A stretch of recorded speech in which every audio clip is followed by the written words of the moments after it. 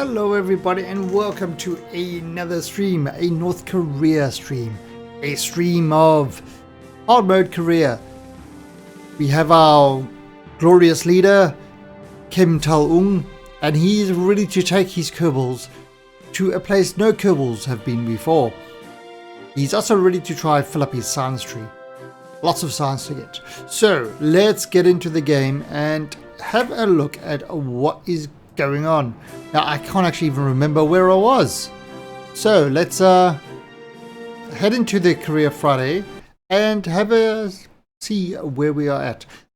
I'm still running on 1.22 for this career. Eventually we will have to go to 1.3, but you know, wait for the mods to get sorted out first. Hey Gypsy.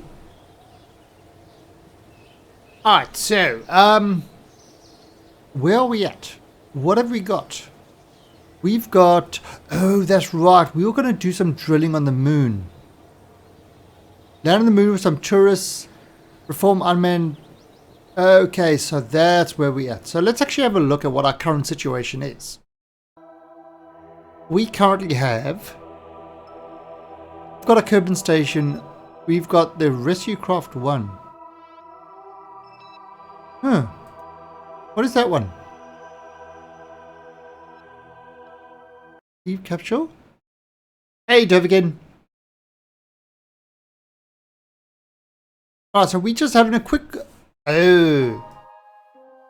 Alright, so this one... I could actually... can I... mark this as debris? Oh!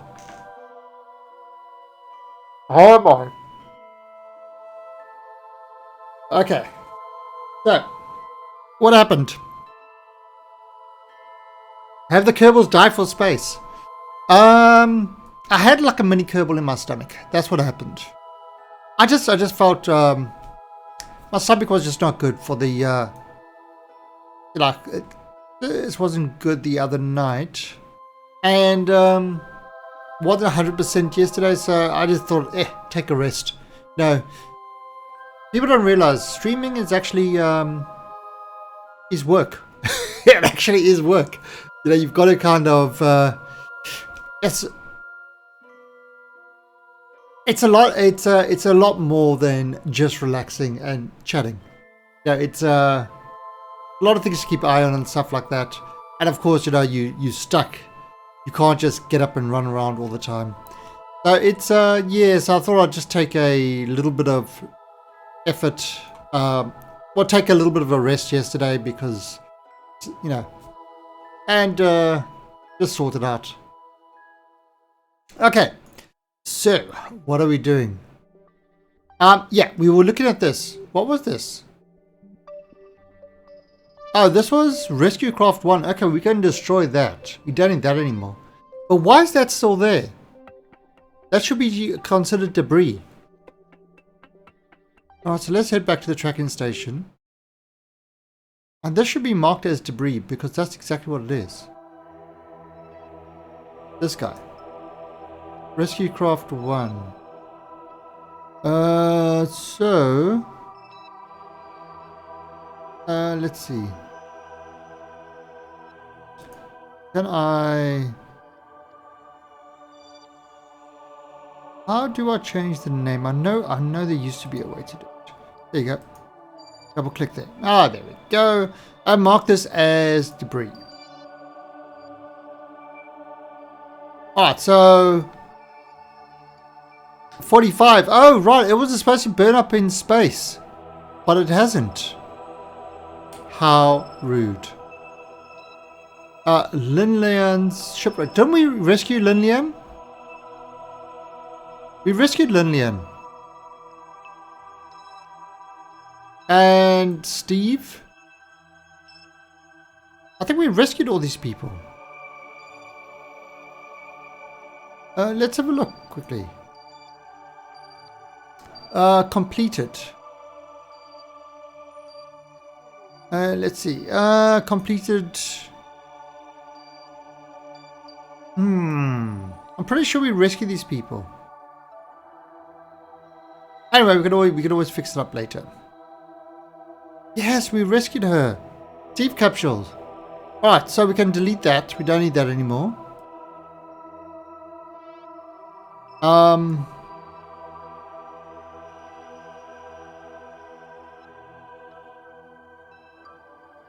And Lilian, we also rescued her. Oops, did we rescue the wrong one? Yeah, we rescued Lilian as well. So let's have a look. Go into this.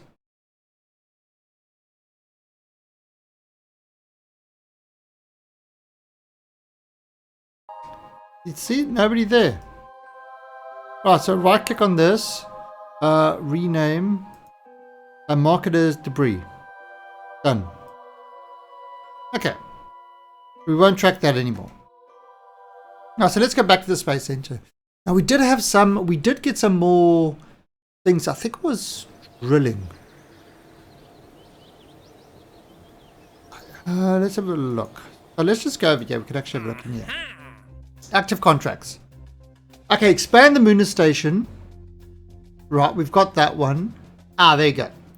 Extract 800 units of ore from the moon. Land on the moon with 3 tourists. Build a space casino. Alright, so these are the 2 we want to do. We want to build something to extract 800 units from the moon. Now, what does it say? It says we detected some ore on the moon. Extract 800 units of it.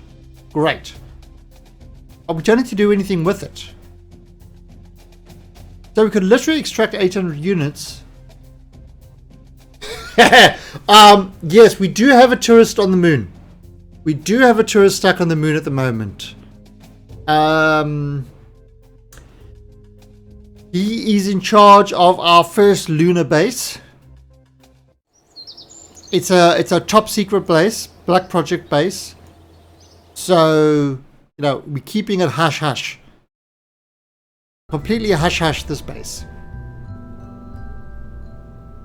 Now we were starting to build it. Where was it? A thud test. Unmanned moon smash. Alright. I don't think we were building it. Alright, so. Hey, the Magman. Alright, so this is what we've got to do. We have got to build... we've got to take 3 tourists to the moon. So we've got to take 3 tourists to the moon. Right. And then we've got to drill 800 units of ore. So if we take that, that would be our pilot, and that could get some tourists. And then we could take that. Alright, so that is 1 pilot and 3 tourists. 1 pilot, yeah, because this could take 3, so this is 5 Kerbals. This has a capacity of 5 Kerbals. However, in order for the drills to work properly, we actually need an engineer, so that can't work. So what if we have, yeah, our usual type thing. How did I get away from Cool Cat? I gave him lots of snacks, and when he had so many snacks, he got sleepy. And so now he's sleeping. Now he's sleeping. I just fed him lots of snacks. And now he's very happy and he's sleeping. A very content cat. Oh. So, Cool Cat cares. So Cool Cat decided, because he cared so much, last night he was going to wake me up every hour just to make sure I'm okay. So every hour he woke me up. He made me get out of bed. And then he went back to bed.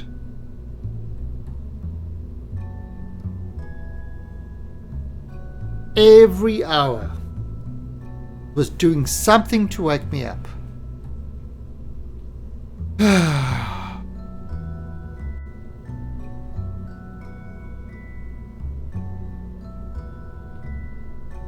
That's cool, cat. Alright, so right, let's have a look at what. Now we've got to have sorry. We've got to have 800 units of ore. This holds 300. Oh, this is the biggest one we've got. Don't we have a bigger tank? Radio holding. This holds 75. We don't have a bigger tank at the moment. Interesting. So we're going to call this the Muna Miner.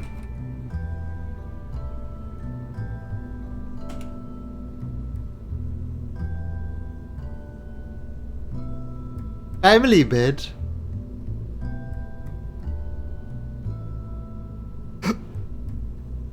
Oh, family bed. Cool Cat allows us to sleep in his bed. Cool Cat uses us as his hot water bottles. So he allows us to sleep in his bed. And yes, at night he jumps on the bed, he scratches the covers until we lift the covers up, then he climbs underneath the covers and goes to sleep. So yes. We have to sleep in weird positions so that the cat is comfortable. That's Cool Cat for you. Right, so we've got 800 units of ore. So we're going to have 4 of these. No, 3. 3 of these. That will give us 900.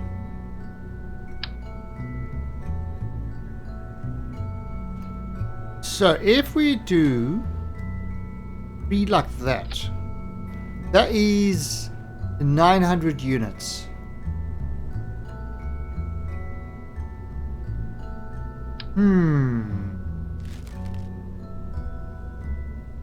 Gotta have a lander that can hold that much. So this is interesting. Now it doesn't say we have to bring this back to it doesn't say we have to bring this back at all. It just says we've got to mine 800 units of ore. We acquire 800 units of ore. Doesn't say we need to do anything with it. So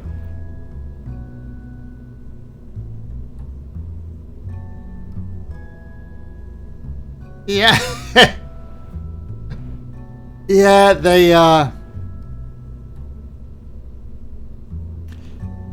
Cool Cat hasn't got his own bed. You see, the problem is we did get a bed for him, but he doesn't like his own bed. So he'll sleep wherever he wants to sleep. A lot of the time he likes to sleep on my wife's pillow or under the bed. That's his. So he literally wraps himself. He sleeps on the pillow between us and he grooms my wife's hair at night. That's what a Cool Cat does. That's exactly what he does. Alright, so I've got an idea. Since it says just acquire, it doesn't say we need to do anything with this ore. Right? It doesn't say we have to bring the ore back or anything like that. The extract 800 seam cells.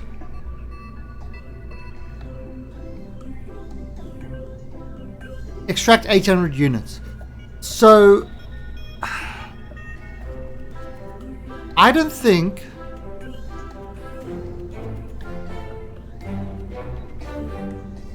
I actually don't think we need to. Sorry, I don't think we need to do anything more than extract this ore. So that gives me an idea. What if we make a lander, land the craft, and leave the actual extraction thing on the moon once it's extracted it? There's an idea. So what we're going to do is if we do something like that, and let's see how much fuel is this.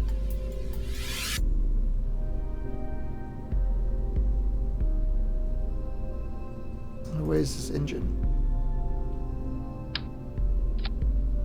Oh, that's 134, 1,800. Oh, that would be plenty on the moon. What is half of this? What if I do this guy? 1,100.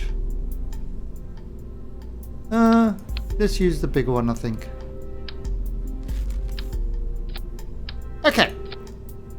So there you go. So this will be our return vessel.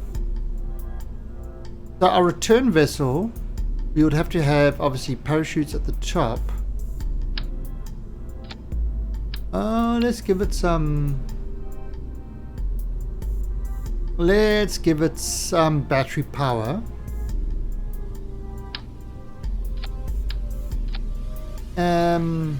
We give it some solar panels. Just give it 2.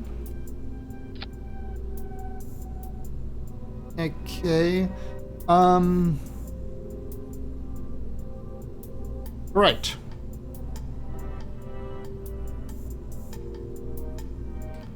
Okay, done. All right.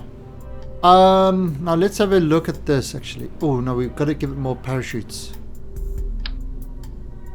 Got to give it more parachutes. What if we give it 3 parachutes like that? Let's have a look at this.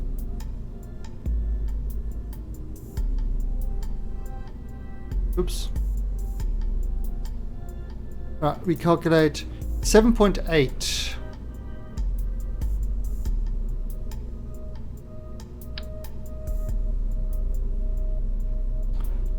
If I do that like this, calculate.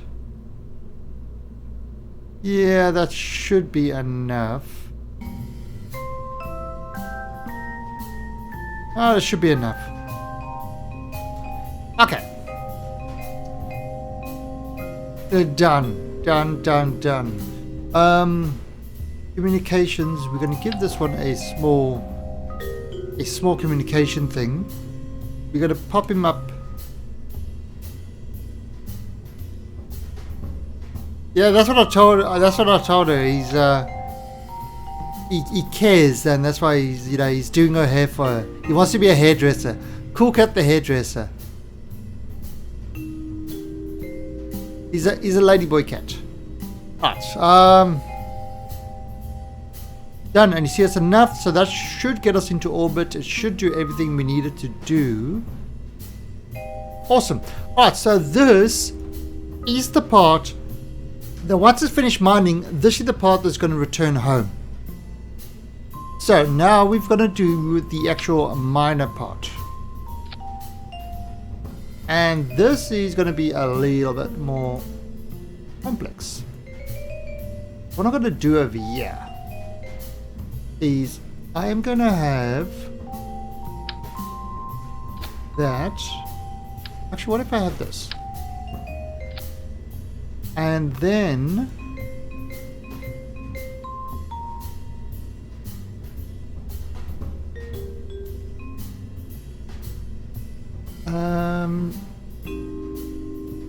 if I use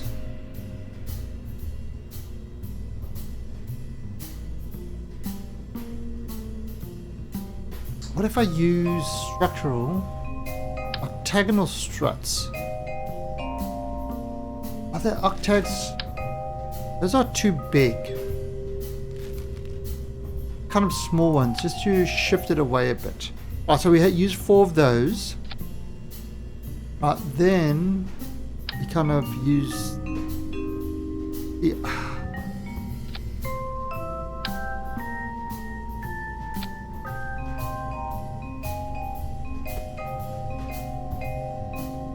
that. All right, and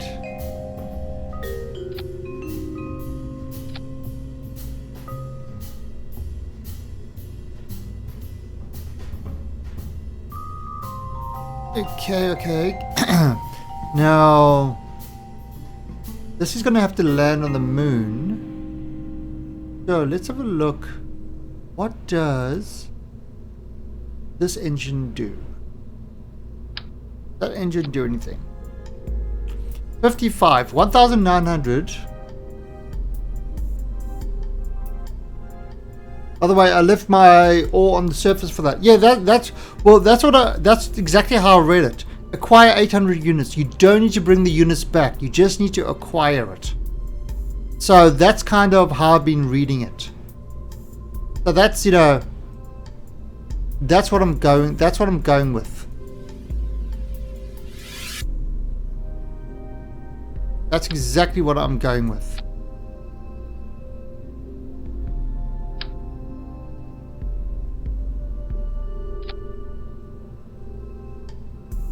You see?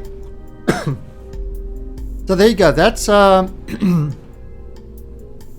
Fibo. So now that's 54, right? Which obviously isn't enough, but it is the last Friday of the month. It is, and so far, what have we got? What have we got? This is going to be.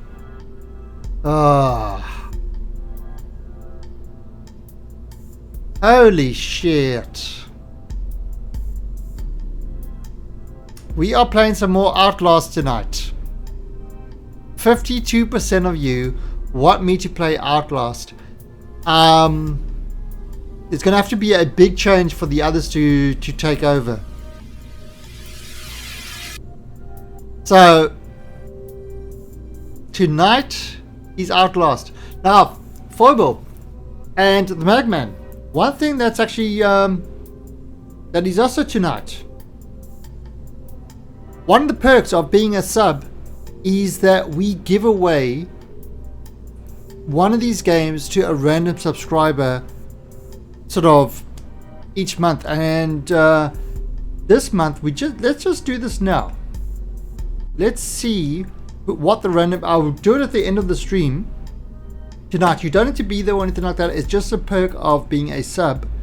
And the sub game that we are going to give away is going to be, where is this random generator? Number 11. Hammer Fight. So call it sub game. Number 11, Hammer Fight. I have no idea what Hammer Fight is. But one lucky sub is going to be getting that. Yeah, let's have a look quickly.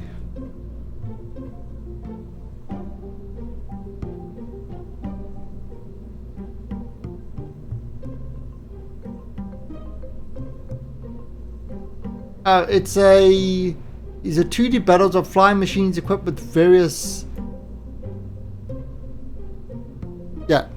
2D battles of flying machines equipped with various slashing, piercing, and blunt weapons.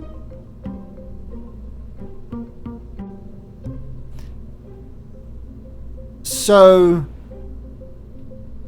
yeah, it's a slightly older game, but really bad game. So it looks like this month.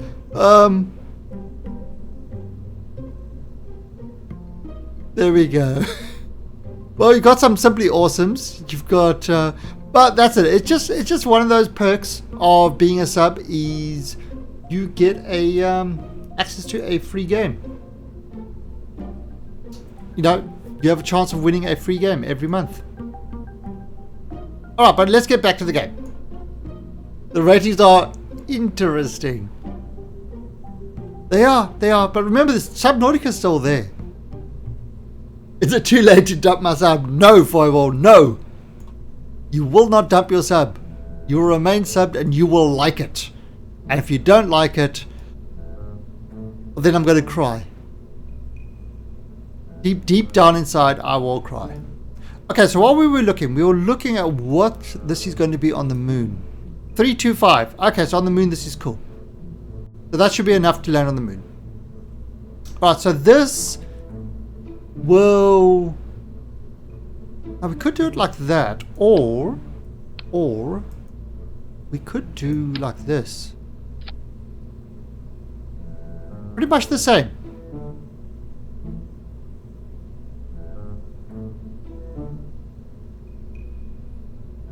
If I don't like it, I'll win something like Super 3D Noah's Ark. Yeah, who would do such a thing? Who would make you win such a game? I mean, whoever that was really rude. If I do this.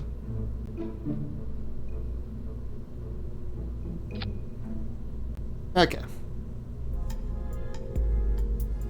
So, oh, so we can do it with 4 engines. I think 4 engines, that's 31,000. One engine, 31,000. Oh, so it actually doesn't make much of a difference. 4 engines is a little bit more costly. However, the thing that I like about it is it's less weighty. I'm not too sure about that.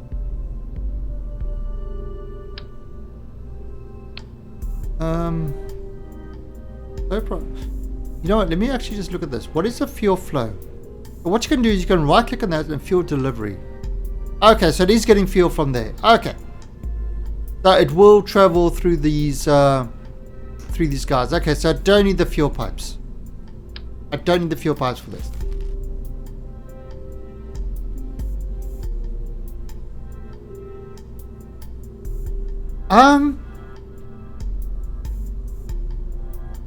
Sort of. Possibly right, Forble. That is definitely a possibility. Anyway, so now we could, I don't know, do we want to use these big ones or do we want to make this slightly smaller? I'm thinking maybe make this just let's have a look. If I use a slightly smaller one.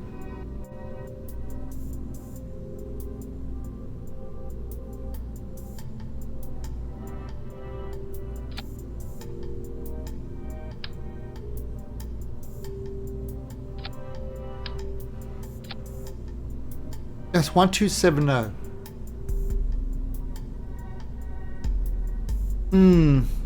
I think I'm going to go with the slightly smaller one.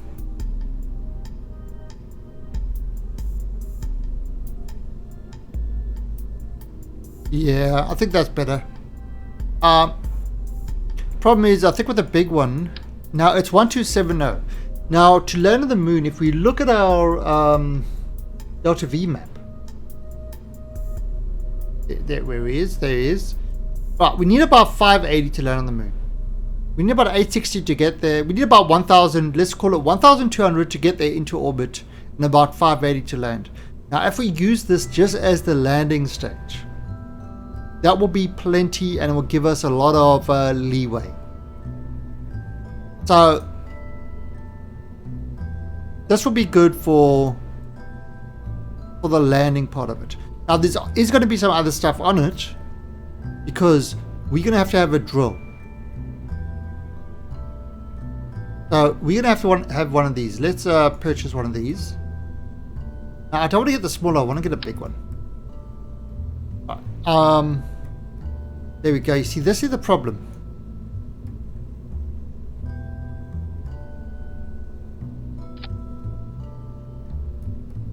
Anyone one.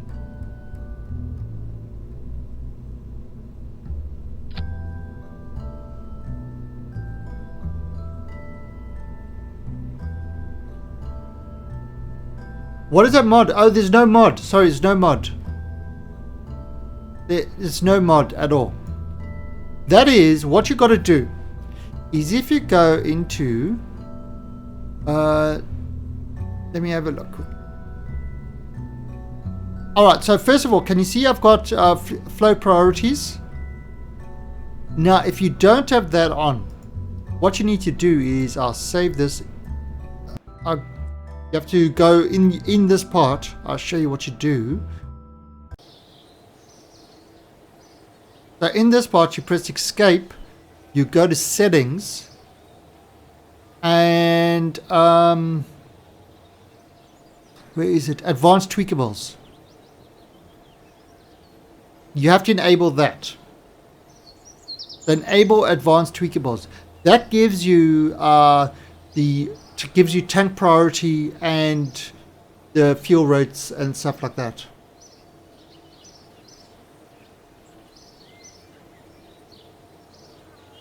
So once you got, see, so if I like turn off advanced tweakables. Okay, so advanced tweakables disabled, accept. Right, go back in here. And I'll right click on this. You see there's no kind of flow priority or anything like that. So going back out, turning on advanced tweakables will give you the whole, all those extra things. Settings, advanced tweakables, accept, go back in, and right click on that, and look at that. Auto struts, rigid attachment, flow priority, fuel delivery system. So yeah, it's all with advanced tweakables. Now the question is, will this actually be alright? Well, let's see. Now if we do a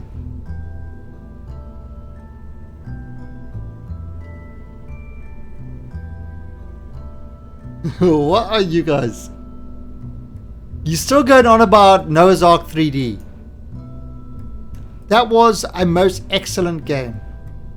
There was no other game that had quite the impact as that one did.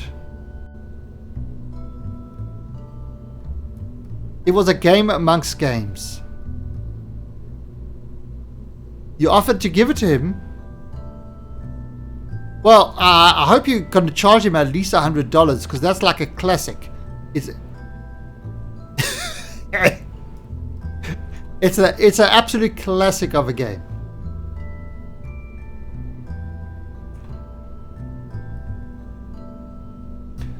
Alright, so what we might actually do is for science take a scanning module and put a scanning module over here.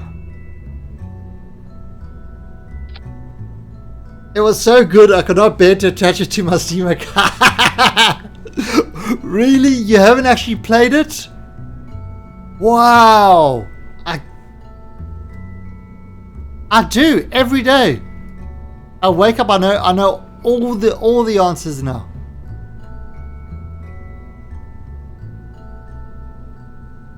You make me sad. And you know what I'm gonna do? If I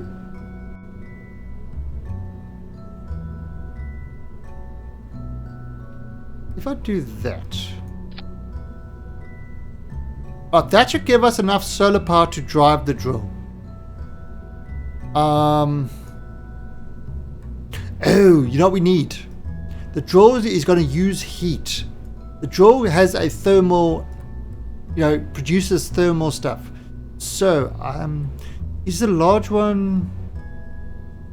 That's a small, medium. Let's unlock this. And I'm going to put this over there. Actually, what the small one would be... I don't know.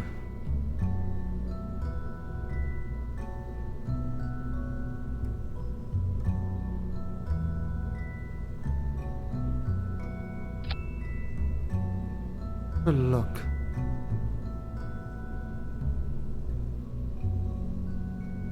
And...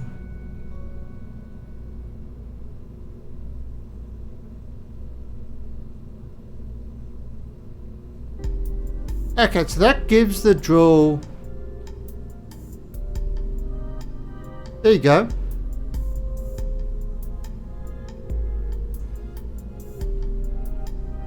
Hey, CT Bram. Uncle Kim. Kim Tal-ung, the glorious leader. The glorious leader is a master rocket designer. Now, what we've got a mission to first of all, we got a mission to land with 3 tourists on the moon. Then we've also got another mission to extract 800 units of fresh, delicious ore from the moon. Hey, Sohirai. Sohirai.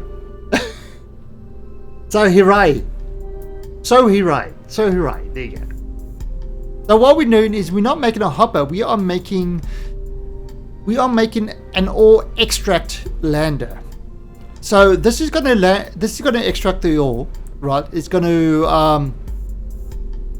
land. It's going to extract the ore. Once it's extracted the ore, the main part is going to return back home. Because we don't need to bring the ore home, we just need to extract it.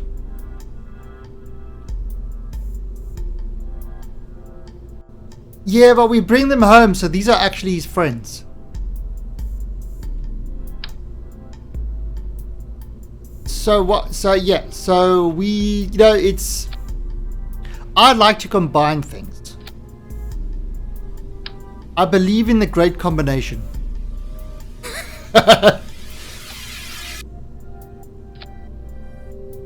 The great combination is the, it protects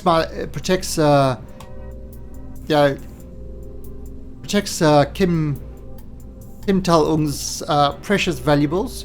So he believes that with the great combination, he can do many things at once.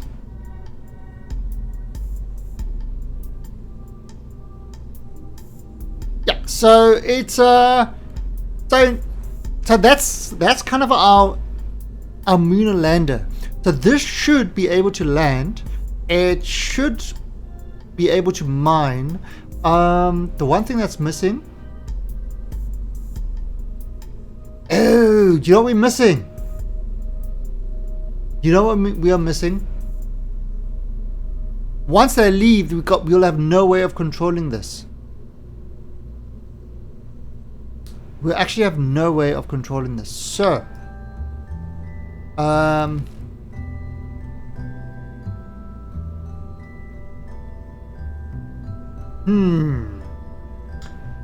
if I use the, you see that's too small. What can I'm gonna have to put a probe on here somewhere. Oh, you know what I'm going to do?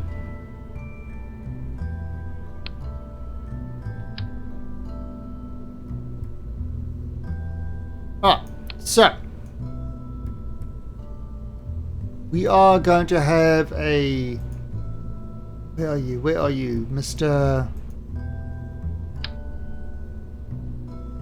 Alright, so we're going to have one of these up here. And we're just going to put this little probe on the side. Can we actually... There we go. So that is going to be our probe. So we have some sort of control over it. Now we could... tuck him right in. There you go. So that's our control of it. Now the other thing we're going to need in order to control it... No, the top part is fine. We don't need a probe at the top part because that's going to have a pilot and engineer and stuff like that. The bottom part is going to have the probe to protect it.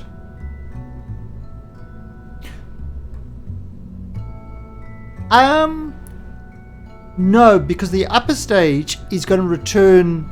Is going to return home, leaving the bottom stage, and without a probe, it won't be able to, do anything. So we might as well kind of use this. Right, so we could do this like this. There you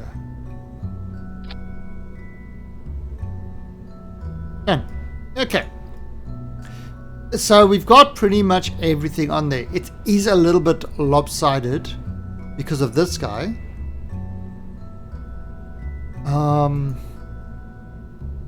How heavy is that thing? 1.25 tons. Bugger.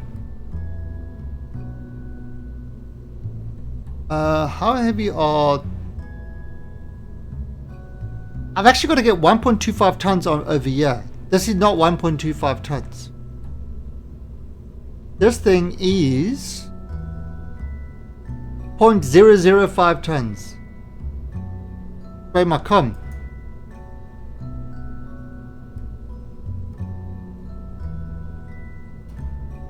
Yeah, I believe it's leading towards that. So I've got to...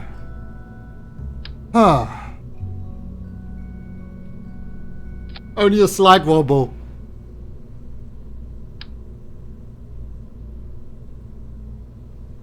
Yeah.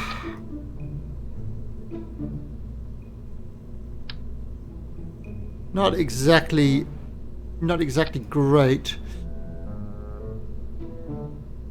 How much are these? How much are these drills? They cost 6,000 each. You know what? In the interest of preventing jiggle physics,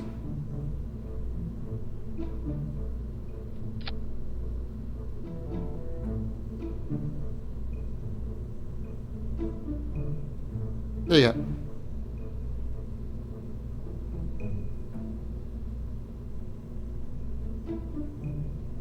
Yeah. So we're gonna go pairs. That's actually not so bad. What it will mean is it will just drill faster. You know, so that's not the worst thing. Not the worst thing. Hey, okay, Barrage. The mission is to land 3 turrets on the moon and to drill 800 units of fresh, delicious ore, which we'll then put into a pie. I have an ore pie. A glorious ore pie. So, I think that works. We've got 1,080 to land on the moon with. Now, this doesn't mean this. So I've just catered that just for the landing. Just for the landing. Nothing more. This is going to be the return. So, what we've got to do now is, yeah, this... I'm actually kind of happy with this. I think this works quite well. This looks good. This looks good. The glorious leader is most impressed. A pie from the moon. A moon pie!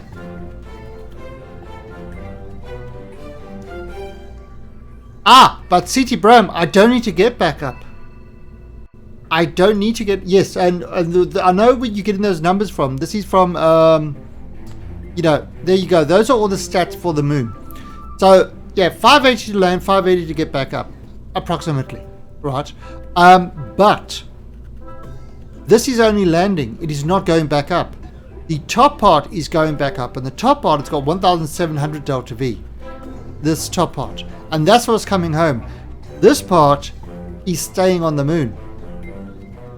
And that is why we put a probe on it. So we still got some control. So we still got the control of it. Alright, so now we've got to get this to the moon and get it to a stage where it is about to land. So we are going to pop that there. We are going to give this Arakaze. Arakaza. Thank you for the follow and welcome to the Alien Army. Alright, so now we're going to get this to the moon and get it kind of in a landing approximation. So first I'm doing that. Now why am I using that small tank over there? So I can do this. Where are you? Where are you? You 3.75. No, you will be fine. Okay. Crap. Really? Really? You're not going to go over that? Oh. Alright. That is going to pose a slight problem with this. This is definitely going to pose an issue.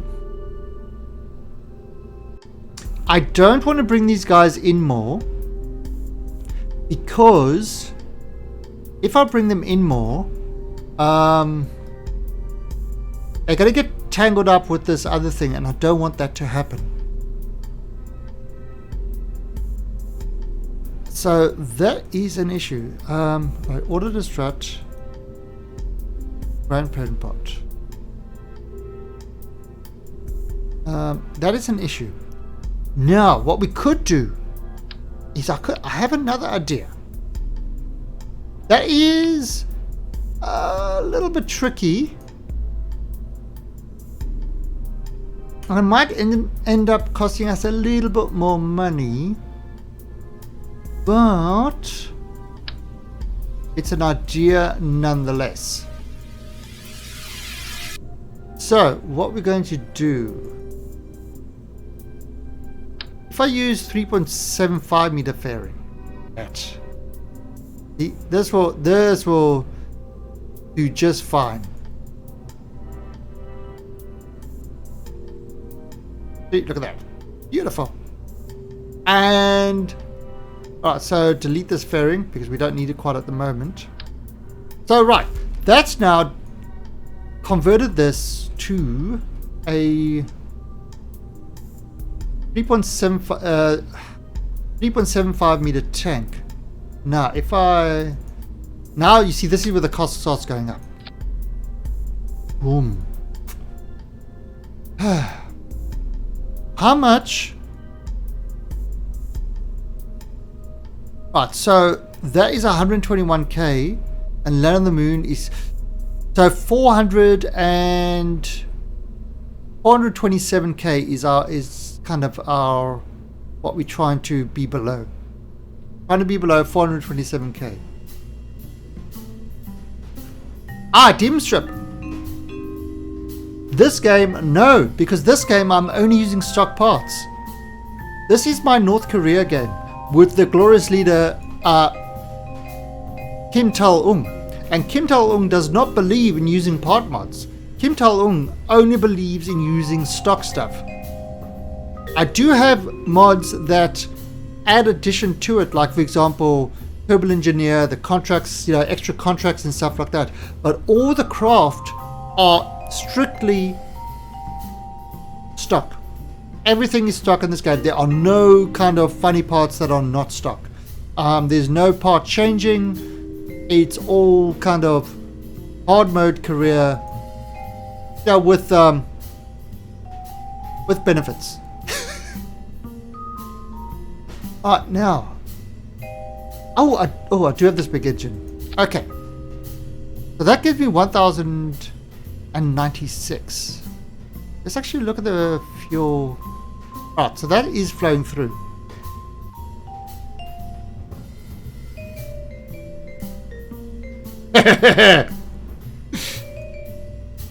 So that's 1,096. That will get us to the moon. I need a little bit more. Hey, Darklands. Can I... This will double that.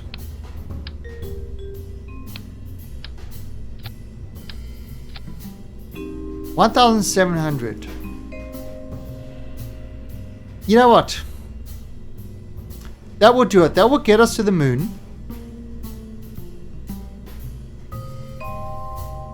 This will get us to the moon. It will put us in orbit around the moon. It will start the landing on the moon. And this will only really go in for the final stages of the landing, giving us plenty of time to stabilize and everything else.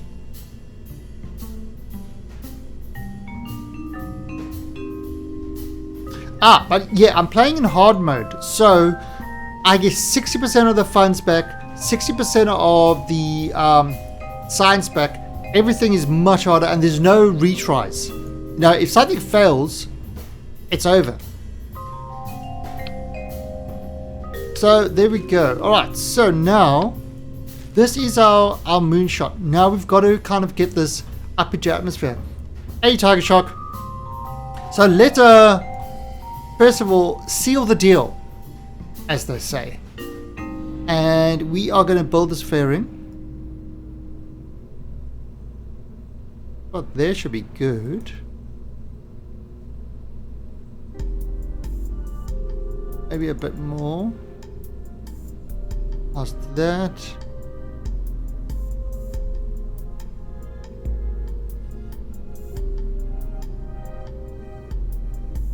There you go. Look at that. So the pilots can still see outside, so that's good.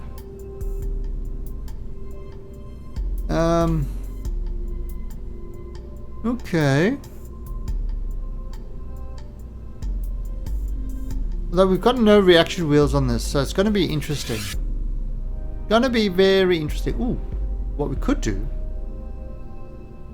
is we could do this. Since we are, you know, we over budget.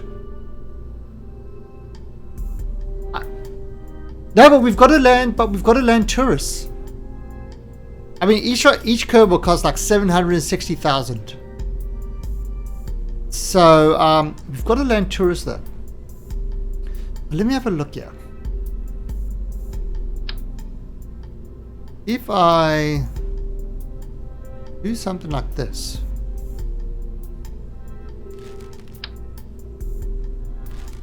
That's 150. That's 60. And yeah,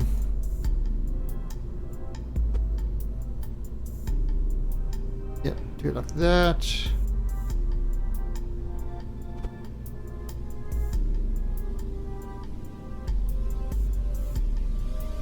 Okay. That's given it some monoprop. And then SAS. SAS up there. Oh, RCS, not SAS, RCS. Alright, so that will help us turn.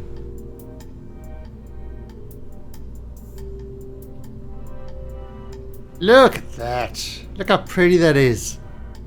So that is the part that's going to the moon. 1.97, that's plenty of power. That's plenty of power. Alright, so now we've got to get this up into... We've got to get this up into the into orbit. So let's have a look here. What's that? This is a big one. Oh, that's it's a little bit too small. So let's have the big one. Just right. Okay. We can undo this tank.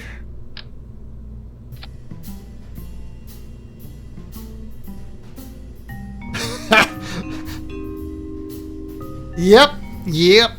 All we need is this thing to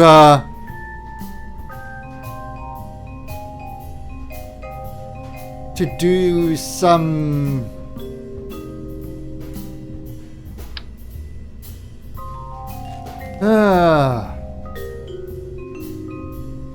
damn it, 115,000 to unlock this engine.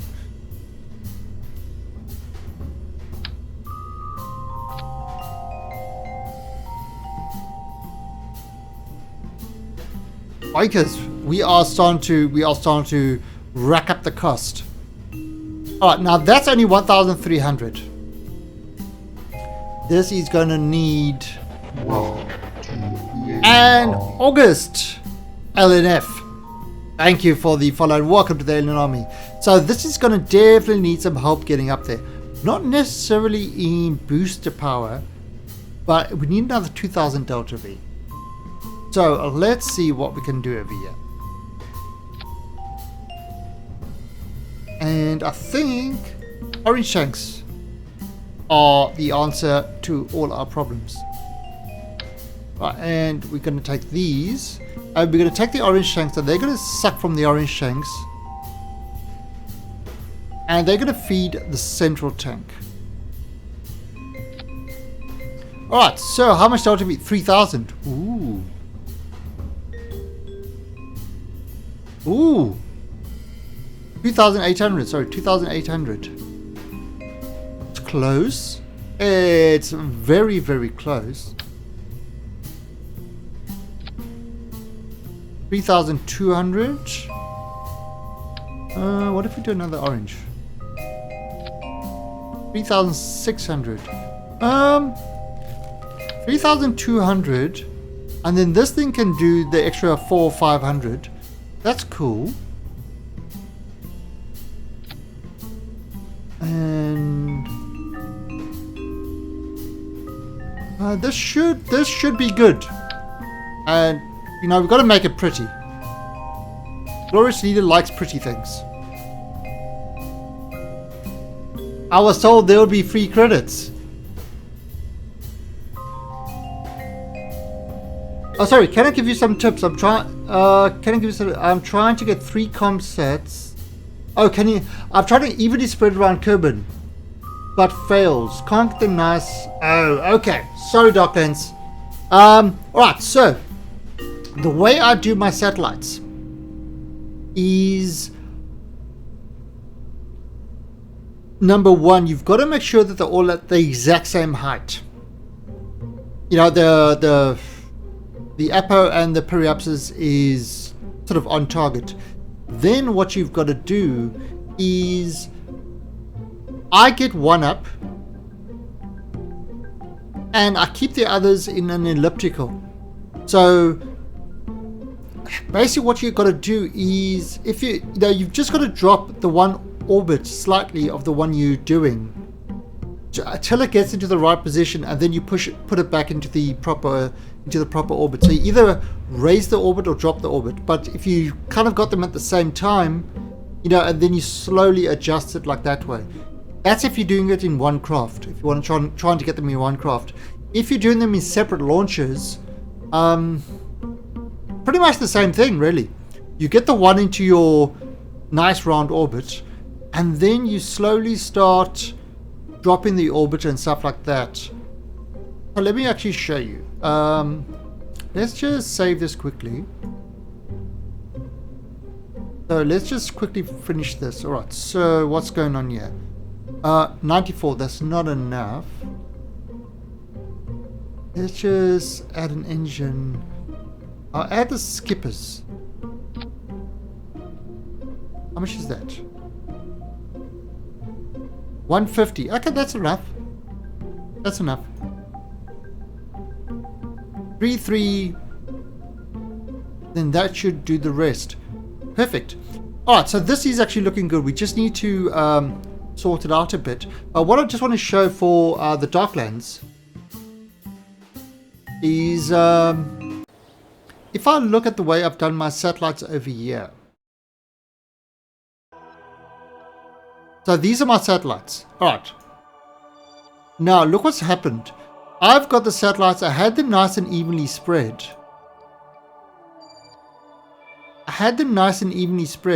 However, the problem is, this one, the altitude, if I go into this one, look at this. This altitude is at 1000, and that's at 1000, 1000. This one, 1000, 1000. This one, 999, 1000. So you can see there is a slight difference, so they are going to go out of position. But now for this one, for example, say I want to get this one, because these two are nice and easy in place. Say I want to get this one, I want to move this one to be over here. So let's just jump to that. These guys are already in good place. So let's just jump to this one quickly.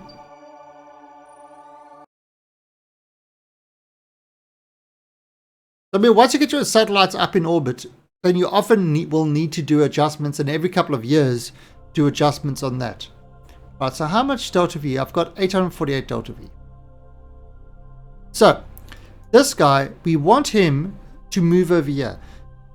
So in order to do that, we want him to kind of go forward a bit. So what we're going to do is we're just going to go and drop his orbit a bit.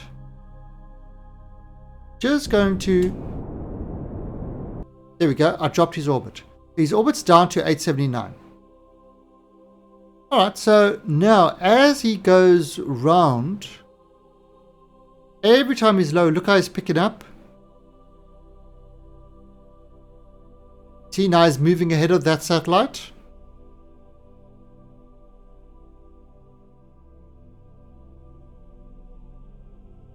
See that? He's moving ahead every time. And we do that until, maybe one more.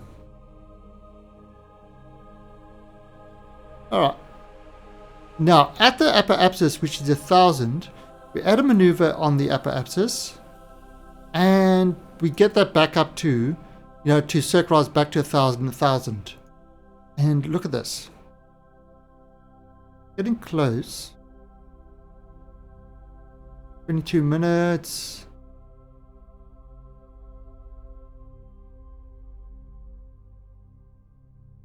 Right, and we're getting really close. I'm going to move this into the sort of target position, which surprisingly enough will be prograde.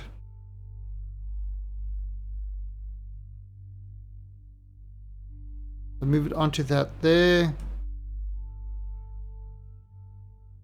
Alright, and let's get this. We're within 40 seconds now.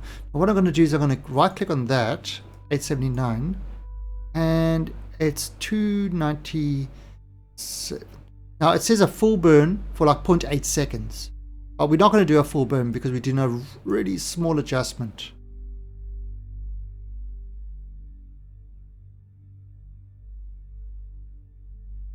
Right, so at about 5 seconds, I'm just going to give it a little bit of a tweak. And you can see kind of how it's moved that onto the exactly on the prograde.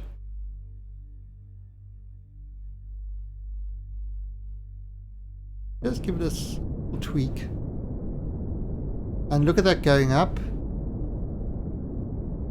When that hits, Control Shift.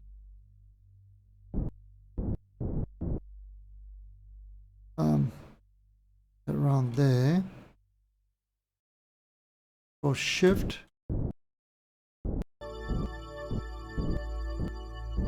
There you go.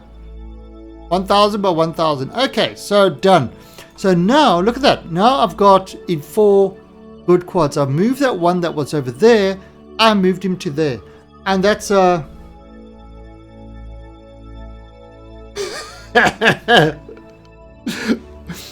really, Demon. Maybe my bot loves you.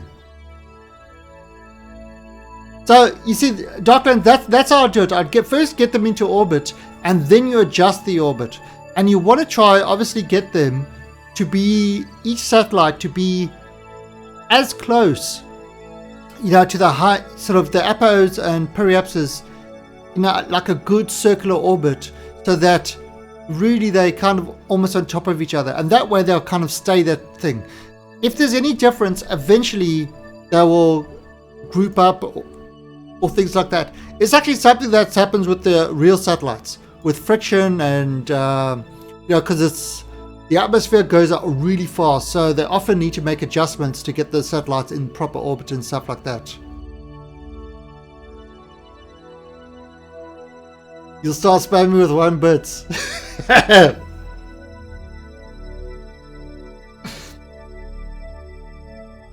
Really, really, Demon? Try the slot machine! Exclamation point slot. The Darklands, will that help you with your satellites? Now the cool thing with this is, look at this. See, I've got that nice square there. What are the odds? You can't lose with slot machines. Look at that! You just won 75 credits.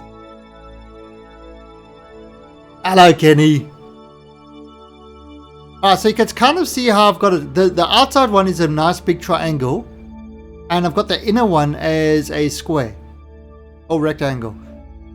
Yeah, that's kind of, I always tend to do a square as opposed to rectangle, sort of as opposed to triangle, because the stuff will get out of position.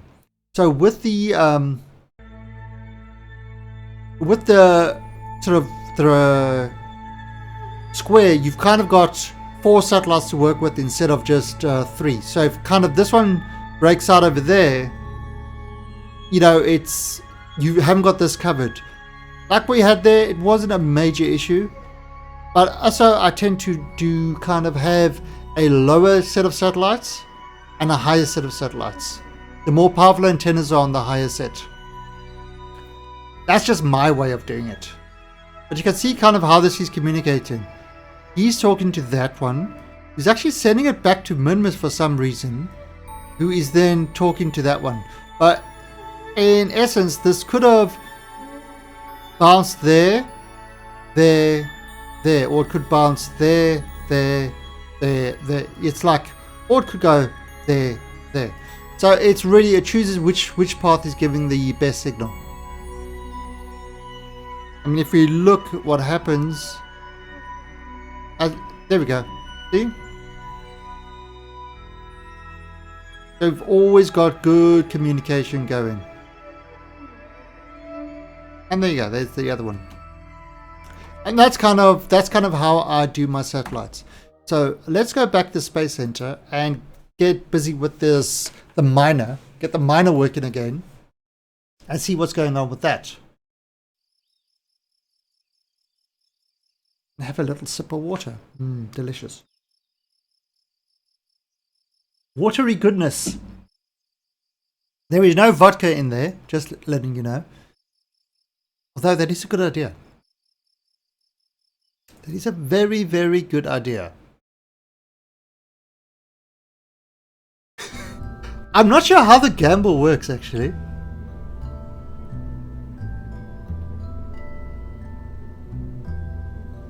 I'm actually not sure how the gamble game works. I'm with slots. Slots is a slot. Slot. Slot is easy. Oh yeah, but there's. You see, because those you don't pay anything. You just, which is a bit of a problem. You should actually have to pay something. Alright, so let's have a look.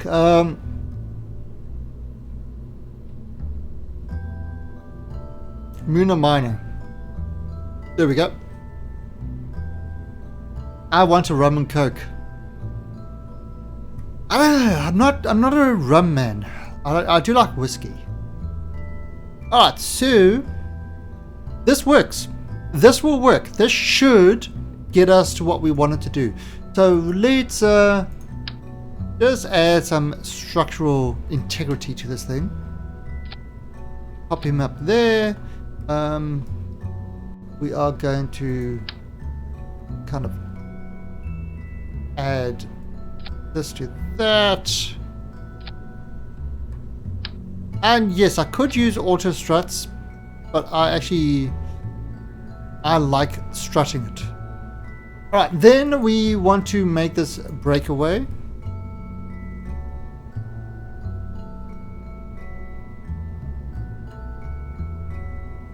Nope.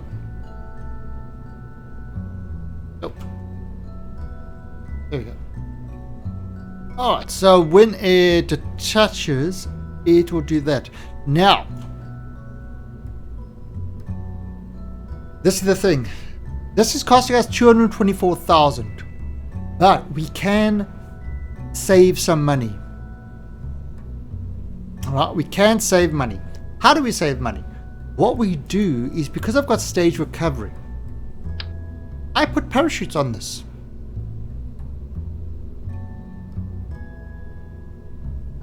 Oh, I've actually got to... Oh, I forget. Let me just adjust these parachutes. So, minimum pressure 60. And make this about 1.6. Minimum pressure. Make this about 1.3. That should be good. Okay.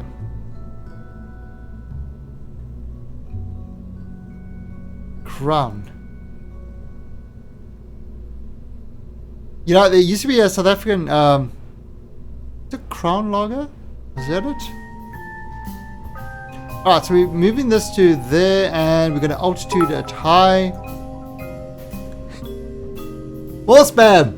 One more spam. Thank you, Diva Strip.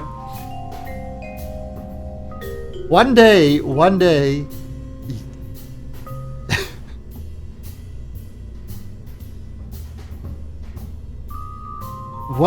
you will win something. Alright, so let's put this over here. So I'm just dumping a whole lot of parachutes on this thing. And all these parachutes are going to be sort of when this thing breaks away. This is part of the stage recovery. Now, if I look at stage recovery, it says there is a 57% chance of saving those pieces. So let's add more. Now, each one is 400, so it is costing us. Recalculate. 86% chance.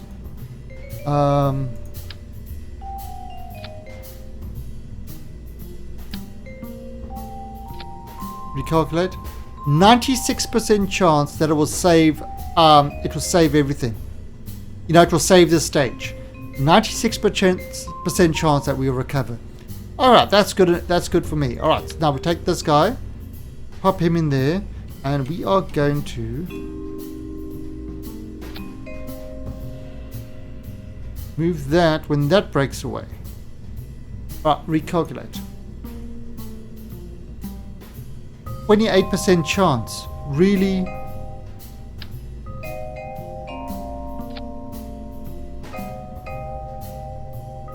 %89 chance. Alright, so what we've done is you just put on a pile of parachutes, and we've given these guys a good chance of recovering. Now, these are the expensive bits on the rocket. So there's a good chance that it will recover those bottom parts. And you know, we'll get some of the money back. But this looks good. This looks good. We are going to auto strut the root part. This will auto strut to the grandparent part. I don't trust that too much, to be honest. What I'm going to do, again, because I don't trust auto struts. There you go, 4. Do that.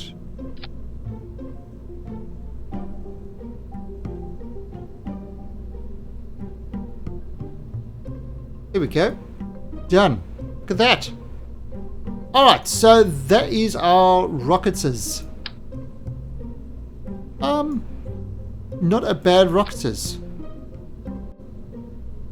Alright, so we've got a choice. We can either launch this just like this, right?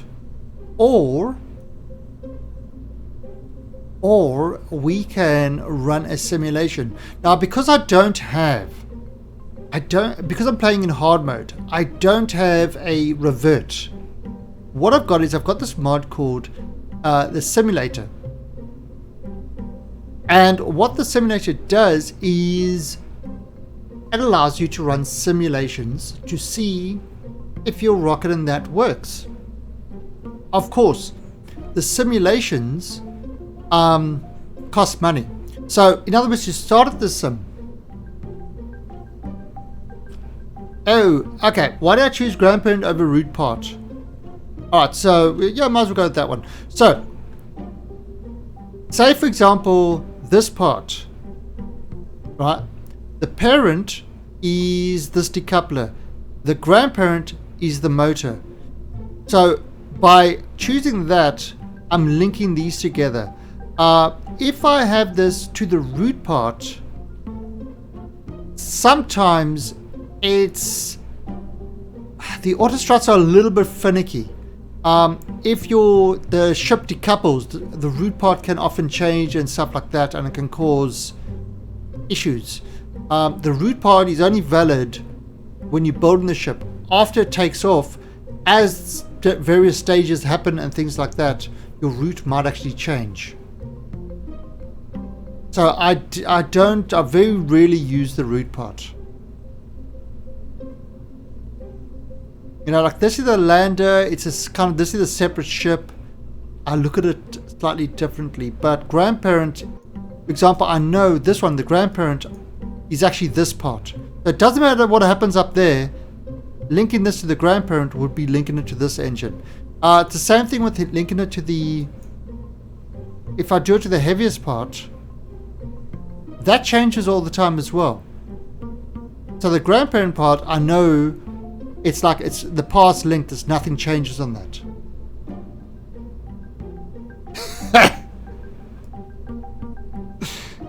Alright, so what we're going to do is we've saved this. We've got our whole thing in there now. Let's actually have a look and see how this thing flies. But what we're going to use is we're going to use the simulator first, just to make sure that there are no kind of wobble issues.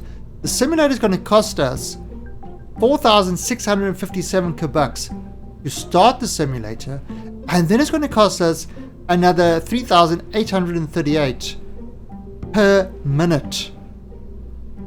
So it's, you know, the longer you run a simulation, the more costly it is, and that's kind of to me, that's a great alternative, you know, than reverting, because you only run simulations when you really need to.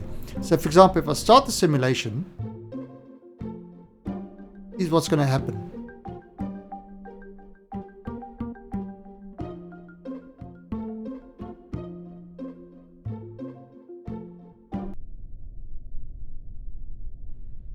Yeah, load the passengers.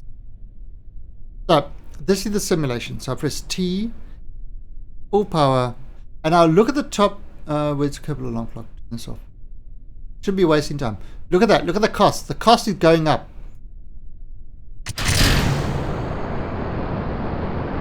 Right, so I'm looking for any sort of wobble. I can turn on my...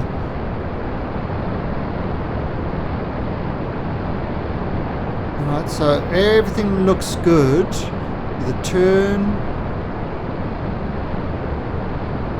I am seeing no wobbling. I'm not seeing any wobbling. This is looking good. Cheat mod. Nice demon strip. Alright, so it's... Alright, so there's no wobble happening. I mean, it's really costing us more than some rockets cost. So that is actually working just... I lean it too much. Needs a little bit too much. I've got to watch that lean. It's kind of too low there.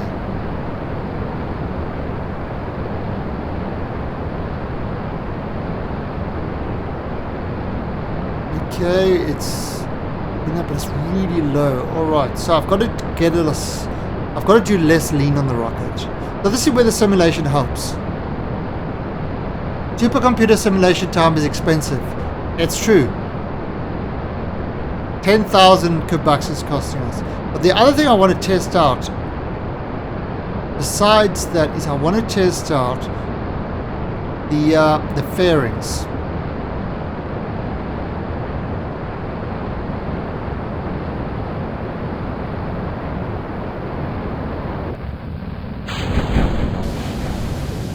Those work great.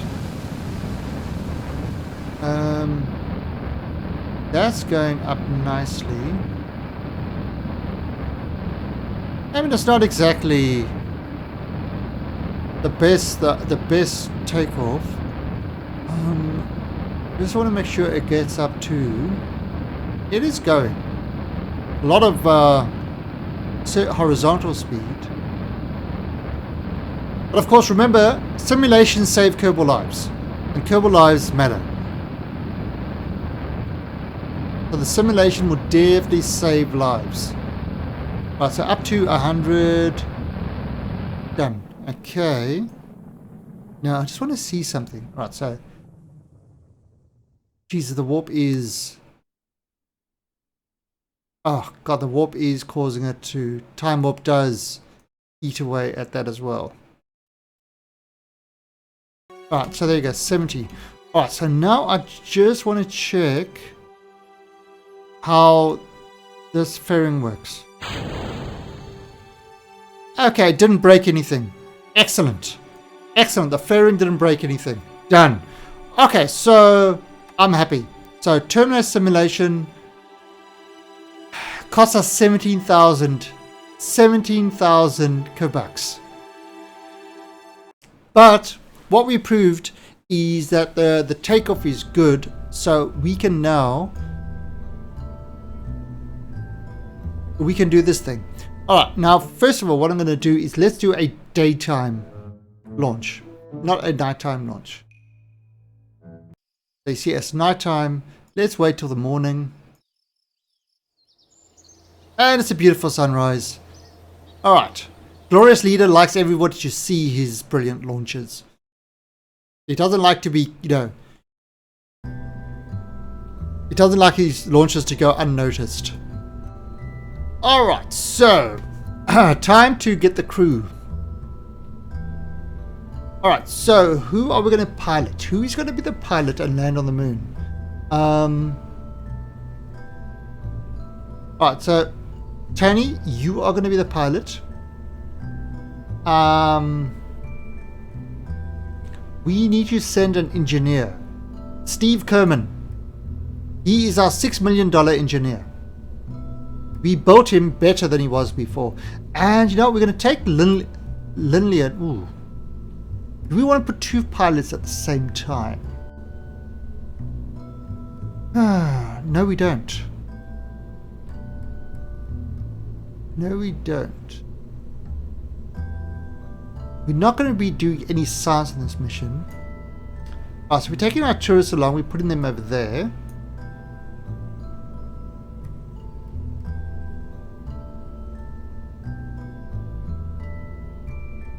No, you're not good enough, Kenny. Sorry. This is in this one we're not actually using user things. All right, so there we go. Done. Sorted.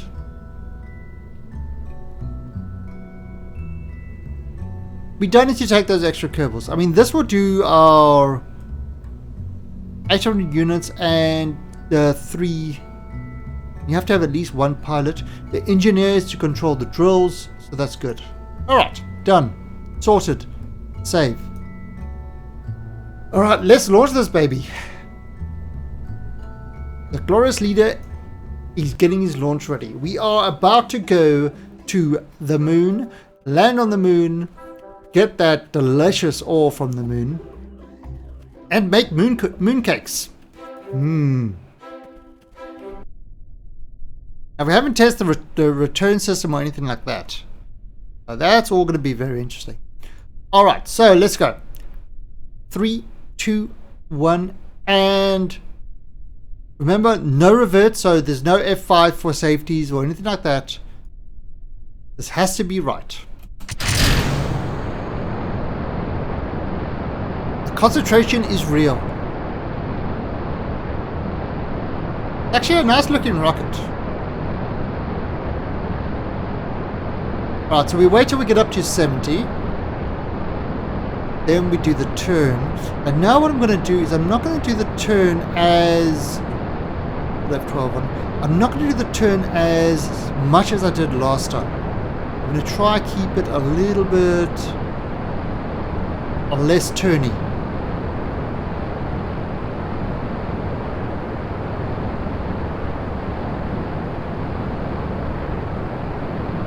So last time actually worked out, didn't work out too, alright, so maybe a bit more turning. Last time didn't work out too bad, really. Because ideally you want to get to about between 10 and 15 kilometers at that 45-degree angle. Right.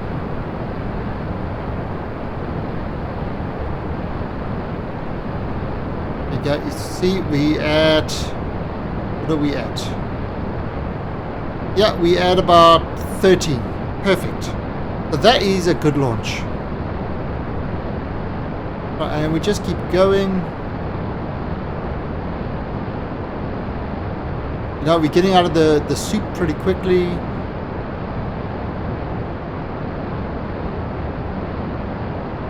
That height is going up nicely. Right, get rid of those things. Look how pretty that is. Right, now those should try save themselves. We'll check later. We are getting this guy up.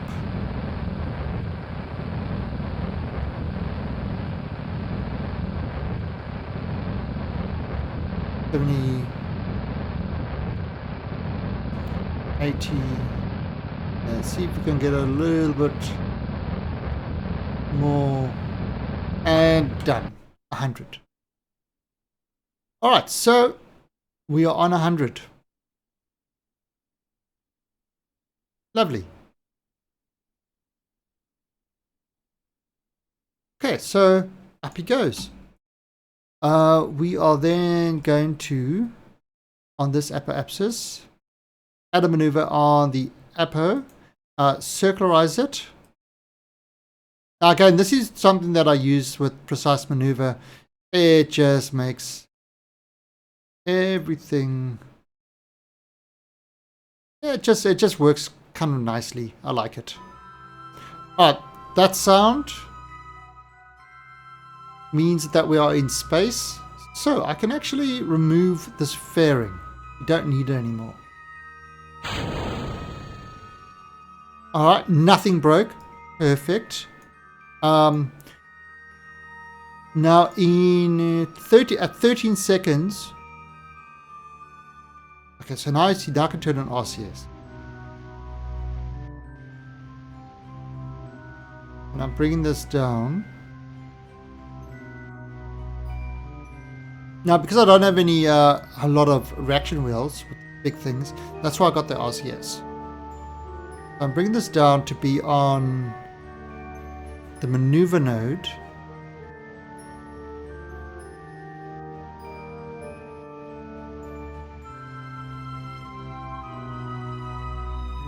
RCS off. Let's give it a little bit of a next step. Alright, so at 13 seconds before, we are going to do a burn for 26 seconds. It's a burn of 689, and we are on 578, so that means we will lose this stage, which is exactly what we expected. You killed yourself, Kenny. That's rude.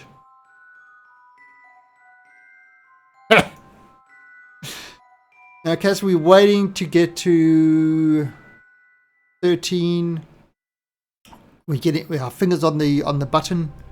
We've got to burn 689. And there we go. 21, 20, 19, 17, 16, 15, 14, 13. Boost.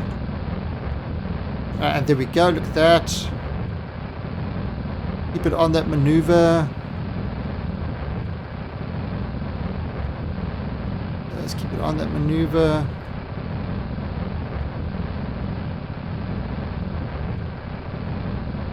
Right. Get rid of that.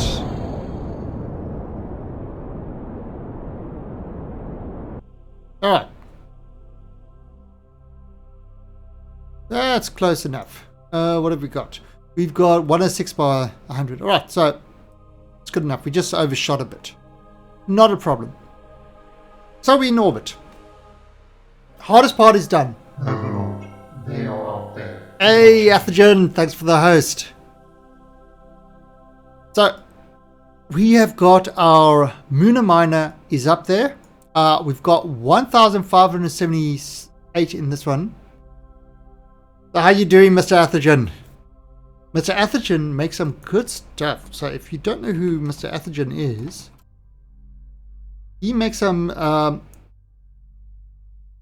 things for Star Citizen. In fact, he does a lot of. Athergen, what is it? Is it when is the props? No, I know you do a lot of CGI stuff. You don't do any of the props or things like that as well, do you? Or is it just the CGI? He takes a lot of the assets of Star Citizen and he plays around with them. It's pretty cool stuff. Alright, so what we're going to do now is we've got ourselves into orbit. So now we've got to move over to the moon. We're going to set it as the target. Right, and we're going to go over there and we're going to get ourselves into orbit. Now, we look at where the moon is. It's over there. By the time we get to it, it's probably going to be over there. Yeah, that's right. Yeah, that's what I remember. I remember you with the armor. That's the first thing I remember. That's why I was like, am I getting you mixed up with the... There's another guy in Australia that does a lot of the props. You know, but I remember you with doing some props as well.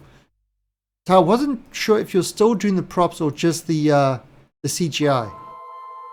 Just the CGI. It's like, I can't do the CGI. So it's... Mr. Combustible, that's it. Never remember. Yeah, he does a lot of the props, and I wasn't sure if I was getting. So I remember you doing something like that, and I wasn't sure if I was getting it mixed up. Because I don't, I just see the stuff in passing. A lot of the stuff I don't kind of get myself too caught up in it. All right, so there we go. We've got our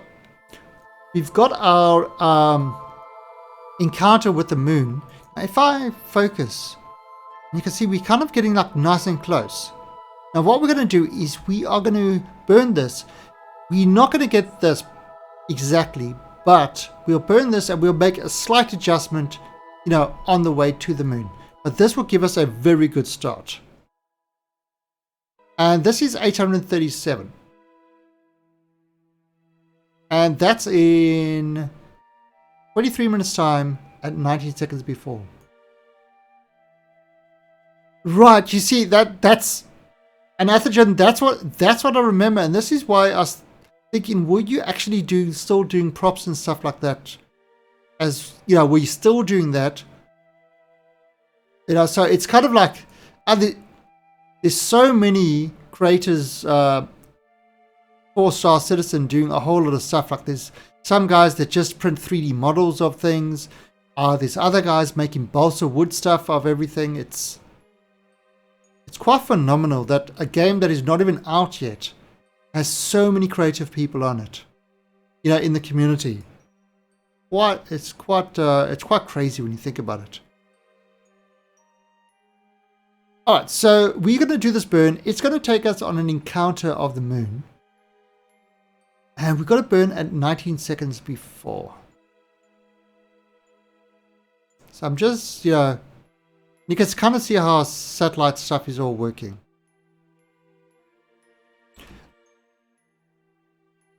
Yeah, and that's the thing, Athergen.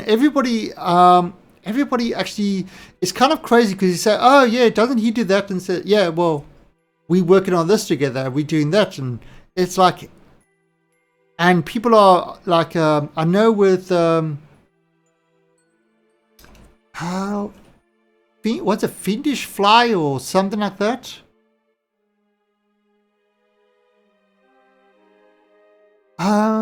Fiendish feather?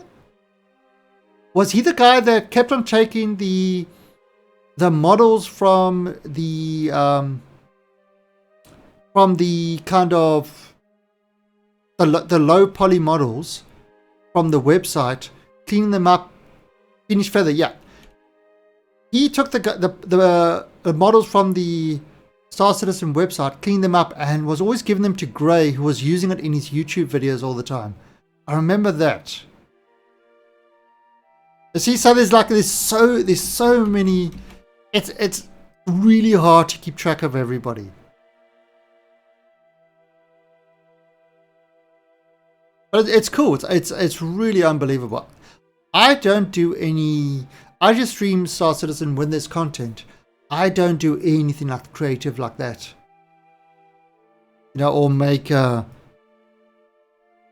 mean, you got Fast Wheels who does his whole spreadsheet thing. Loves them spreadsheets. You know, you got other people that do talk shows. Like GHD is a great one for that, for his talk show.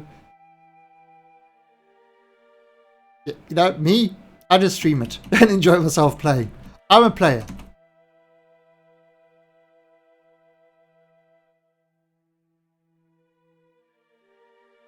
Yeah, go for it, Atherton. Go for it. Once I finish this burn, I will put it on screen. Yeah, so I mean, there are so many really, really good content creators for the Star Citizen that, in fact, the company actually hires them. The company hires some of them to actually come work with them. Remember the lighting guy, the guy who... I'll have a look now as soon as I'm finished my burn. There was one guy who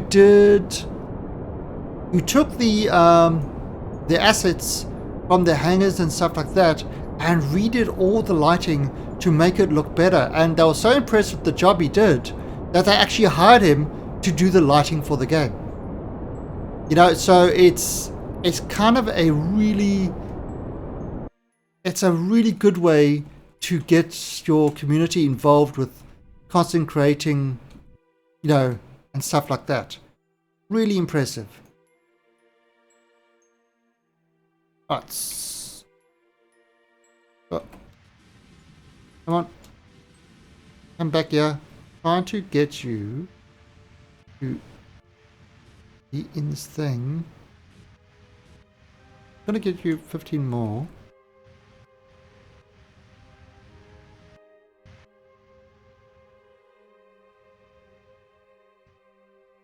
Right. Yeah, just a little bit more. A little bit more. And done. Okay, that's as close as we're going to get it. Alright, so let's see. Wow. Okay, that's half close to 138. That's actually not bad. Alright, so let's have a look. You're still waiting for your invite. Alright, let's have a look at what Mr. Atherton has been making.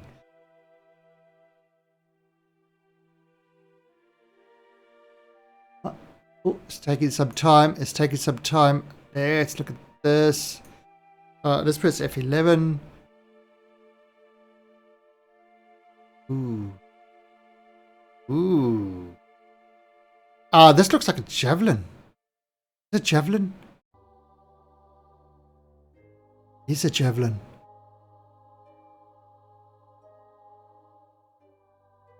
Nice. Well, no, is this it? Idris or javelin? This is javelin, I think.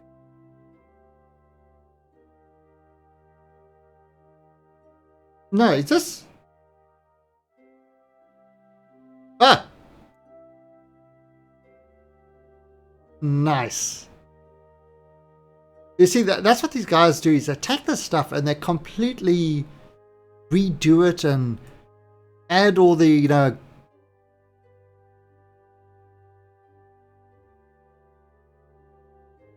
That's a Bengal.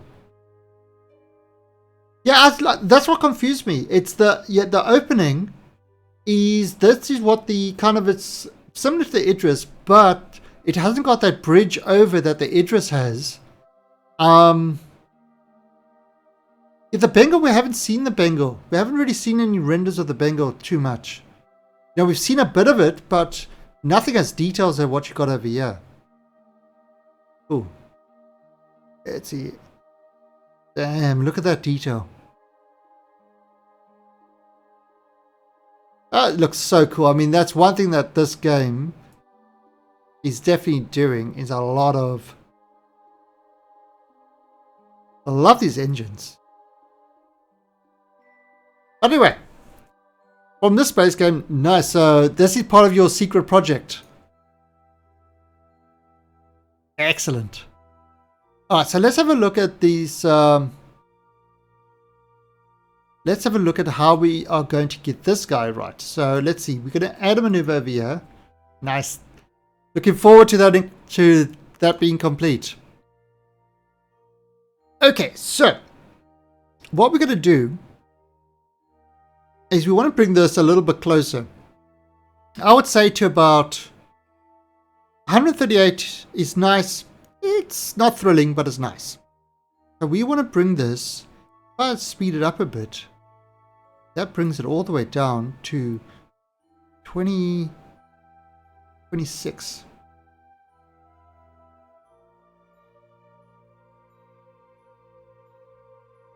Oh yeah, okay. That's a good point. But then again, remember the whole thing about the one thing about Star Citizen is that they are not going for ultra realistic stuff. You know, realistically, a spaceship wouldn't need to look sleek or anything like that. I mean, would you really have one-man spaceships? You know, would you have dogfighting? You wouldn't have dogfighting. In space, everything would be computer controlled. You'll be shooting people at the edge of your sensor range. You know, and taking guesses on probability of where they're going to be on the other side of the solar system when you shoot them. So there's, you know, it's kind of like they've gone the gamification of space, which is fine, and it's, you know, and having the big outside engines and stuff like that. But a lot of the spaceships have engines that you can actually maintain inside. Those are only the thruster parts. Like, for example, if you look at the Starfarer, one of the bigger ships, you can actually maintain those engines from inside the ship. So there might be access to them. Don't know.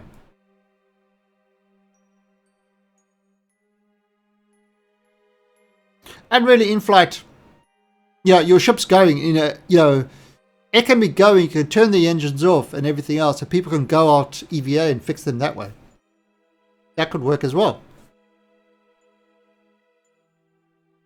And in fact, due to radiation and heat and stuff like that, maybe you don't want any connection inside. Who knows? All right, so if we do that small adjustment of 4.3, right, what is going to happen is we will put ourselves within 23 kilometers. That's good. So we are bringing this there. Now, I should possibly do this slightly differently, in a different way, but I just want to get there first. Right, so what I'm going to do is I'm going to turn on my RCS actually, and just use the RCS to make the adjustment. Although that is pretty slow. Turn off RCS. Maybe I can just do a small bit of thrust. There we go. Alright, that's 27 right now. I could probably use RCS to do that adjustment. See, I've still got plenty of RCS left. The RCS is really just to help us steer and stuff like that. Not something.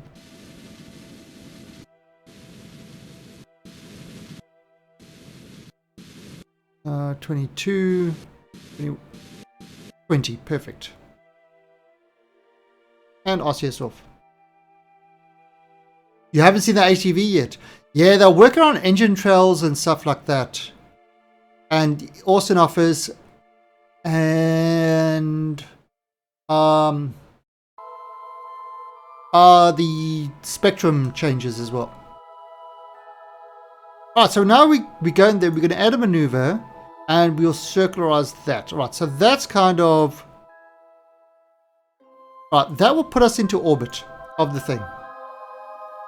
Yep. Enjoy, Earthgen. Right, so that will put us into orbit of the thing, of the moon. Question is, why are we going to the moon? We are going to the moon. I'm going to focus on the moon now. And I'm going to turn this one off. And I'm going to look at the resource. So we want to show the ore resources. So this is where all the ore is. Now we're going to raise the resources up to... There's 80%. You start there. Alright, so that is the maximum amount of resources we've got. 80%. If I go on to 90, oh, 90 there as well. Alright, so that's a good spot for us to land. That's where most of our resources. If we kind of go down, you know, it starts spreading out more. But at 90%, alright, so we definitely want to try land over here. Somewhere over here is where we want to land to do our mining, because this will where we'll get the maximum amount of resources from, the maximum amount of ore. So that's kind of what we want to do. Now the reason I can see that is because I've already got the this polar sat that did the scan of it. Okay, and our orbit, once we get there, will actually put us in line with that. So that is perfect. Alright, so now, this is what we're going to do. We are going to add an alarm. Where's my alarm? When we are getting close to that, so we don't skip past it. That's kind of important. And it's going to be like a 11-second burn. That's tiny. But what I'm doing is I'm going to move myself and 300 delta V, which will mean we've got 300 or something. Slow ourselves down for the landings. Good. 400 left. Ah, perfect. Perfect. This is actually working out really well. Alright, so, and just bring us a little bit down there. Right, so I'm just lining up this. I'm just lining up the maneuver node. Right, now we can kind of speed this up. You can see, look at it, look at him, he's coming. He's coming along.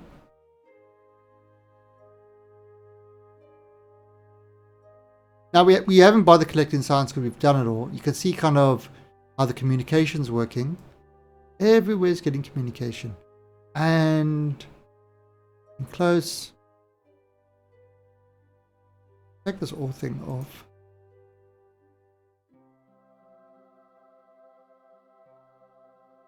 And there we go, we're getting nice and close to it.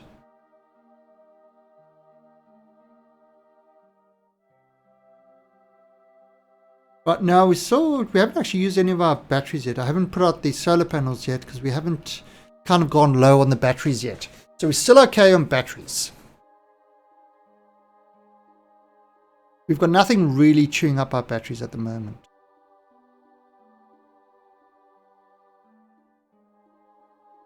Alright, so at 6 seconds before, we're going to start burning to put us into orbit.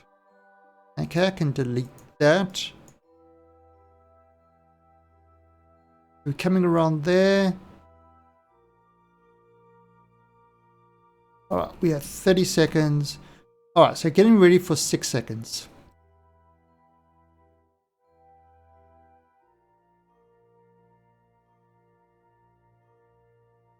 And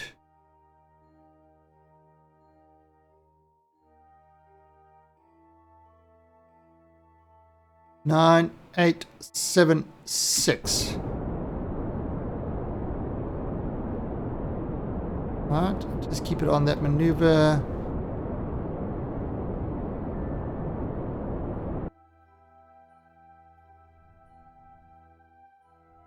Okay. So let's have a look at what we've got. 2018. That's fine. Alright, so there we go. We are now in orbit of the moon. And we've still got 432 left. Perfect. All right, so now we want to land in this area. We want to land somewhere over here. So what I'm going to do is I'm going to add a maneuver here. And I'm going to see...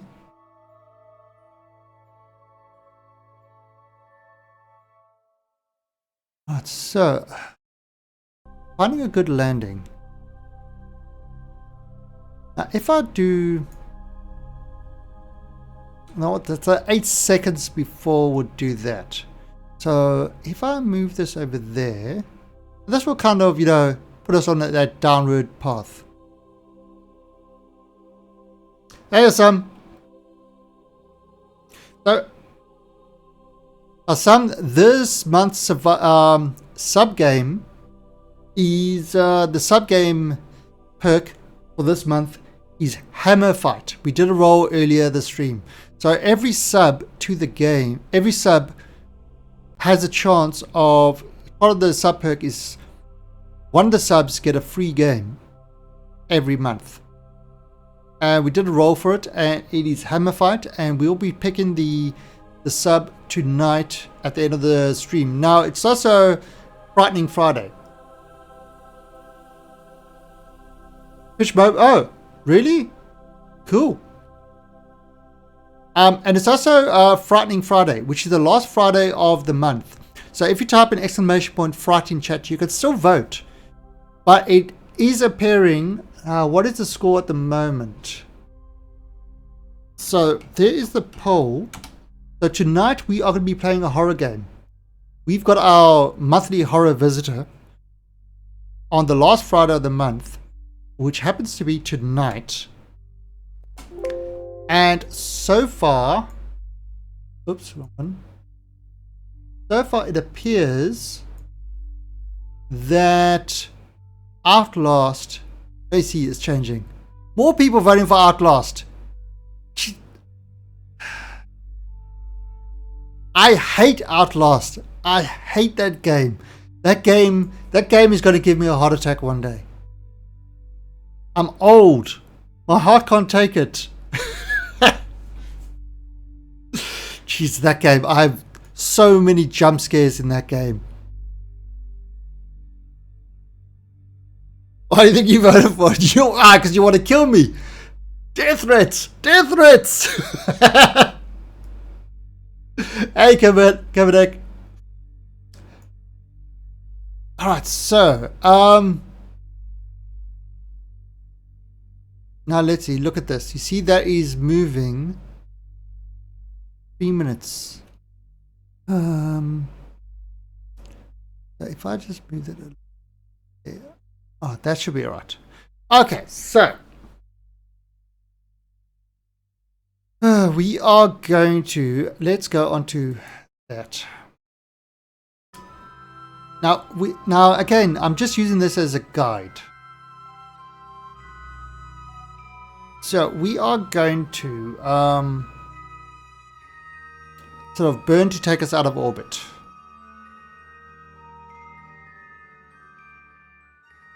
And we want to land somewhere in this general vicinity. I haven't even looked at the new UI, but remember, you see, Twitch has now got Amazon behind it, and Amazon does a lot of apps and stuff like that. So they're able to leverage off a lot of the Amazon kind of libraries and stuff like that. So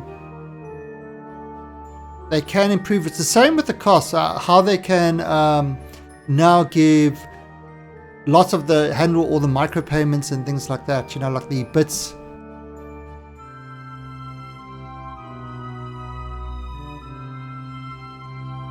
Yeah, it was just a little stomach bug. Nothing serious. A little stomach bug. I caught him. It was all Coolcat's fault.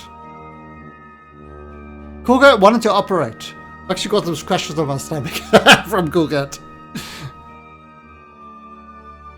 Yeah, I think I just probably getting a little bit sick, and I haven't been sleeping too well lately, so no sleep and you can actually really screw yourself up. Alright, so what we're going to do over here is We are now above that. So let's slow ourselves down. So look at this. I'm burning. Oh, now you see, I'm not even looking at where. Yeah, I'm just kind of slowing myself down there. Now I'm keeping on that horizon line. And you see how that's going up. Alright, let's get rid of this. Now look how that's... I don't even need that anymore.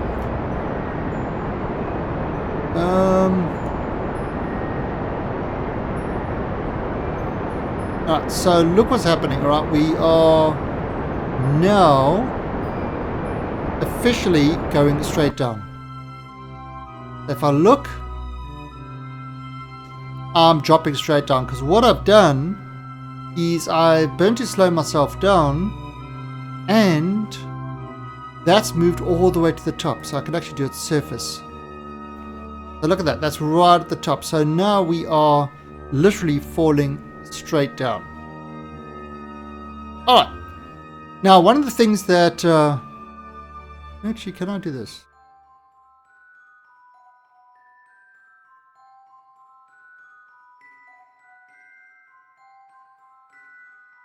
Alright, so one of the things that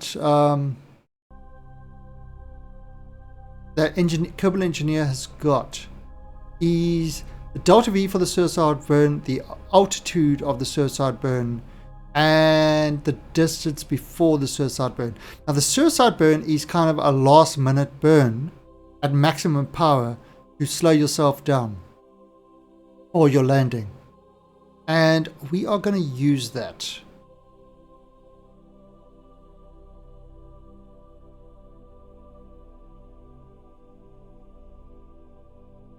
And look at that, we're at 1 kilometer. Alright, so I'm going to stop burning now.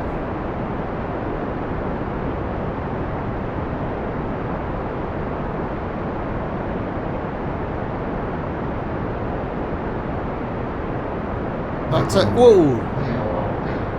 And Mike the Gamer, thank you for that timely... thank you for that very timely host.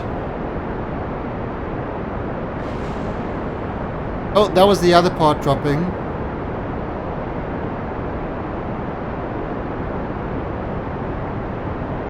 Alright, so we are still a kilometer above the terrain.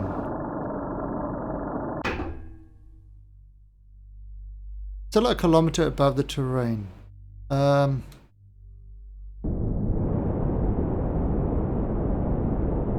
Just slowing myself down. 700 meters.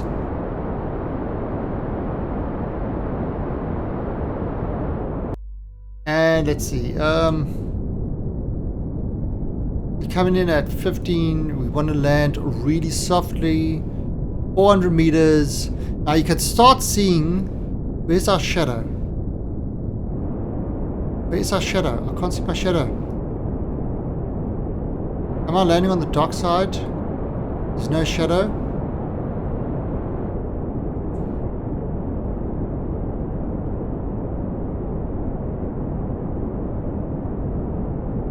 $120 meters. Where the hell's... Oh, there's my shadow. Oops. That was going up. There's my shadow. My shadow's over there.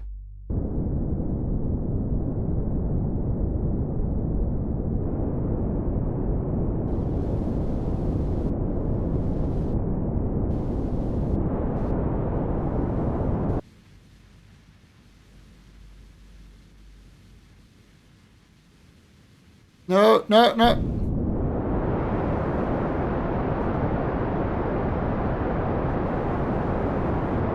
Damn it.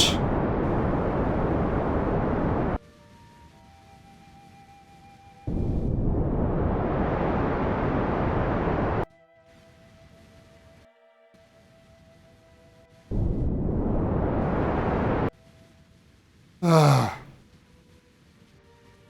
I still got plenty of Delta V left. Okay. This RTS is killing me. Oh, come on.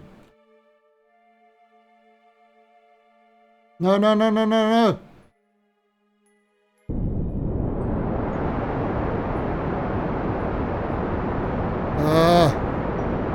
Trying to not land on the slopes.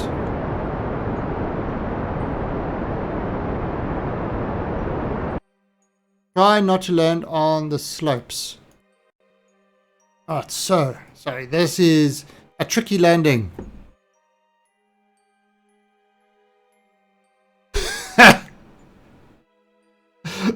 That'll be hardcore.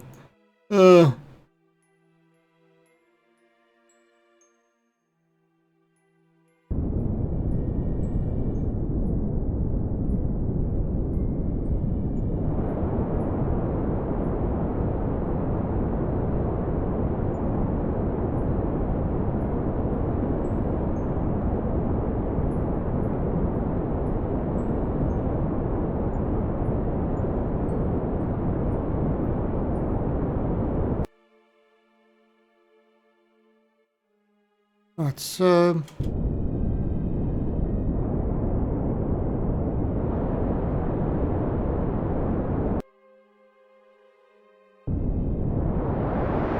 no, no, no, no, no, no, other way, other way, other way, other way, other way, other way, other way. Oh!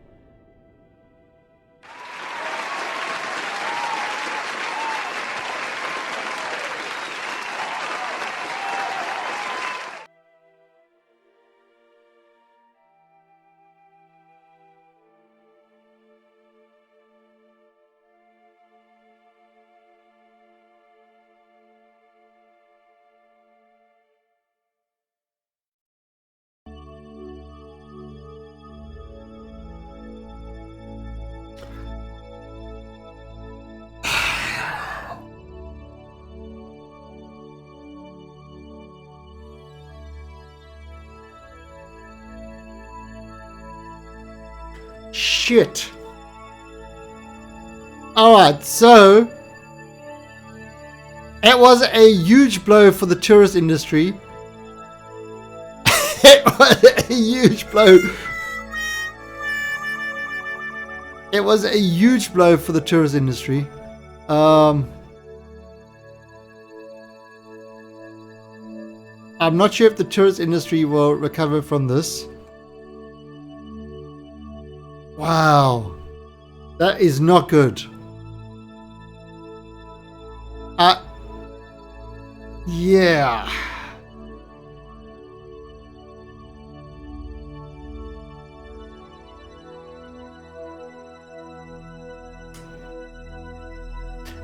I mean, look at the size of these slopes.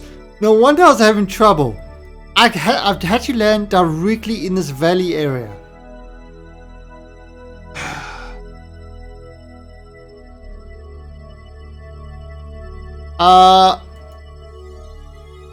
So that was 300k. No.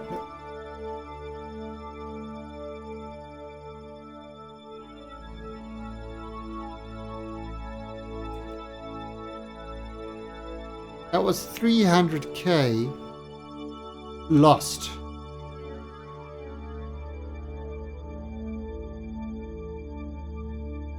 Yeah, we gotta rescue these people.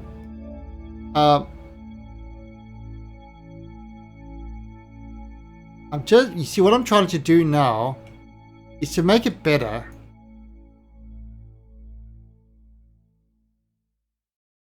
Let's see. I'm just trying to get this guy into the valley.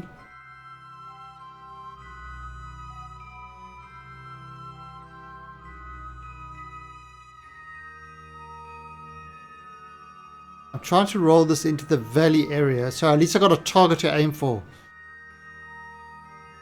That was a... I'll just leave them there. That's...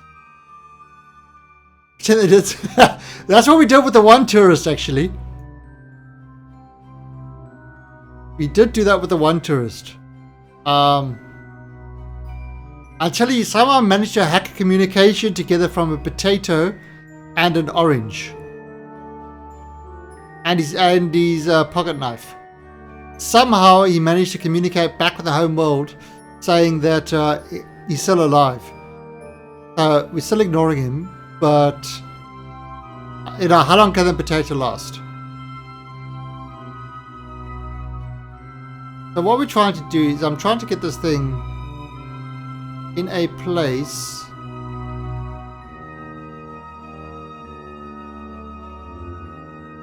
so yeah, I'm trying to get this thing into the valley so that at least we've got a... The Captain Crunchy, you're just in time. Thank you for the follow, Captain Crunchy. You're just in time to see us crunch our tourists. So what I'm doing is I'm trying to get this away from the hill in this like little valley area. And then we're going to do a targeted landing, which will be far better at targeted landings than trying to find flat terrain. We're terrible at finding flat terrain on the moon.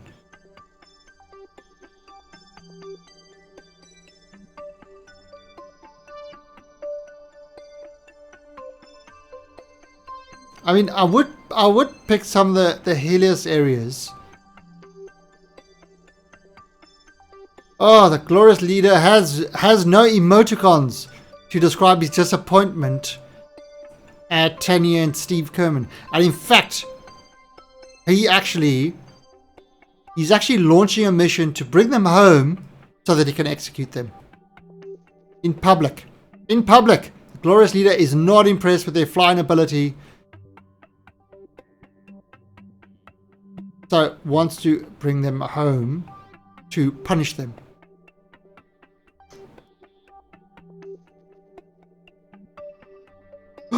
No. Don't. Oh, jeez.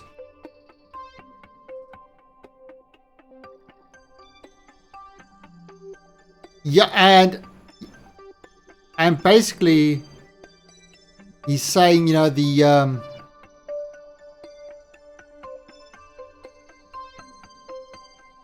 he's given the guy... Oh, I'm running out of power.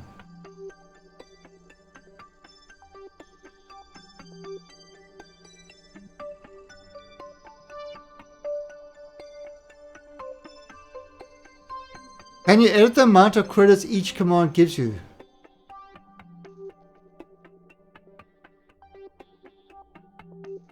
Yeah, I can change each thing.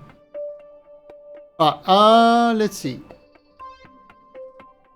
But you guys have been making a fortune from roll and stuff like that. Oh. Wow. I mean, first I try to land up there. Not, you know, at that slopey part. Then I try to land on this slopey part. This seems to be the flattest area around. So we're going to try land over here. Okay. So, if I look, not there, if I look at this. Land on the moon with 3 tourists. Well, it said I landed. It said I landed. Yeah, we could do it that way. Although the lander did have a pretty high base. The problem was, it wasn't the base of the lander. The problem was the slopes were vicious. Alright, so let's have a look at what we've got here. That's a leg. That's a leg. That's a leg. Alright, so there's only legs. There's really not a lot of survivors. So we're going to rename this vessel to Muno Minor Rescue Me.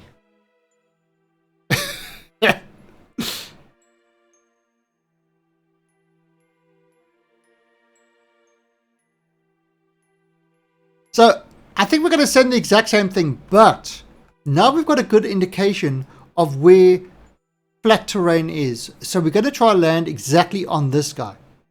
So I think if we do the exact same ship and we land on this guy, it's probably going to be better. So let's head back to the Space Center. Oh, the glorious leader is not happy. He's not happy. He's a sad camper.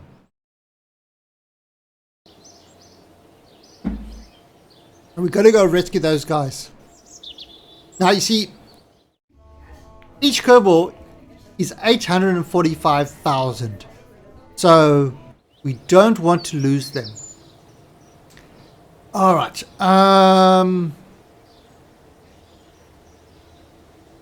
Oh, look, it's dead. Oh, do we have any more tourists that want to go to the moon? Let's have a look. There's some Tourism Plus. Land on the moon with one tourist. Okay, you're in. So we're taking more tourists. We're taking more tourists to the moon. Only one this time. Twitch glitch. I just jumped ahead in the stream. Oh no! Did I survive? Alright, so, Lindian. Margaret, you are going to pilot this. We're going to take Eddie the engineer with us. And Sambo the tourist. You're the only tourist willing to go. I mean, might have to use the same thing. We had the craft done. I mean, it's got a good base. It's a good craft. It does, however, possibly, just possibly, let's just, could be one minor change to the craft. Just a small change. Like adding in a bigger reaction wheel.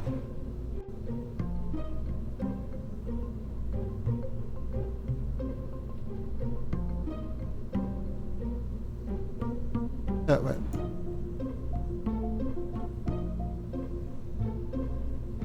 So just adding in a reaction wheel. So that's kind of the small change that we're going to do. Other than that, we should be good.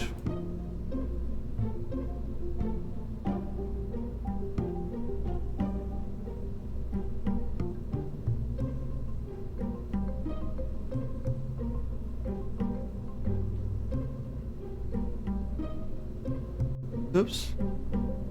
Up there.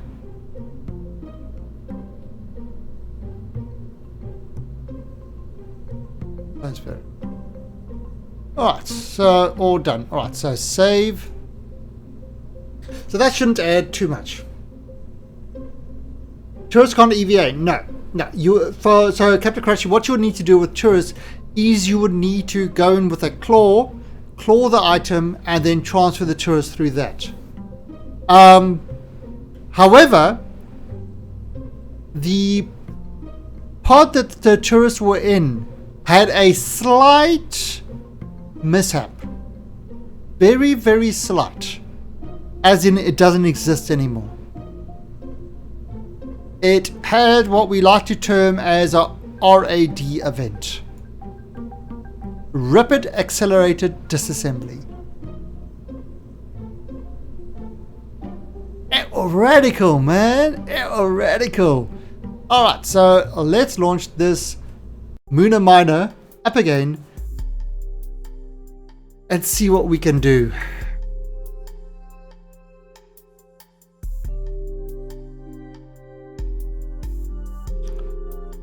Can we bring the other Kerbals home? A slight mishap. Time to actually some engineers. Yes. Alright, so time for 1, 2, 3. Let's launch. Oh, I forgot to even check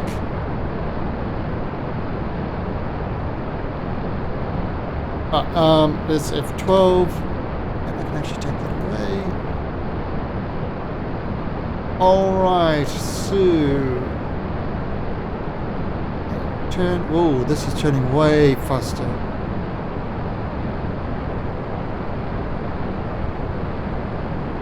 And this is the thing with hard mode Kareer, is you screw up, it's painful. Look at Mike spamming the emotes.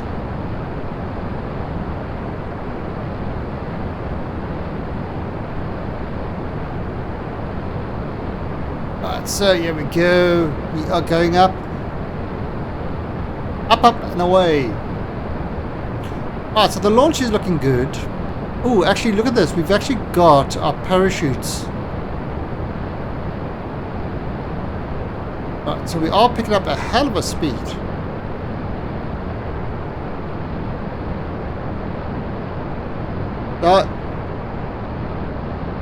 The previous mission was a complete success. It was all a it was a mission to show our superiority in sort of, we don't just execute prisoners. We think that we make them to make them think that they're going to live, and then we execute them at the last minute. Beautiful. And now we are showing our skill at finding retrieval of things from the moon. One thing getting to the moon, but we are actually able to retrieve our Kerbals from the moon. So we want to show the world how good we are at retrieving, in case anything goes wrong. This was all planned. This was all planned. Executed the criminals.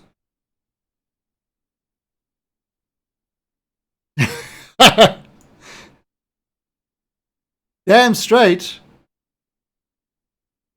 And don't you forget it. Right, so let's see. Now on the upper apsis. Hello, Mr. Upper apsis. We are going to circularize on you.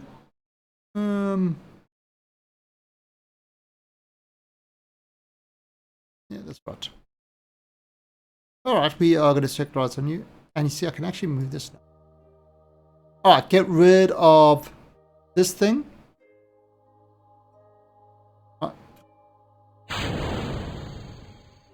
Perfect. Right, let's move.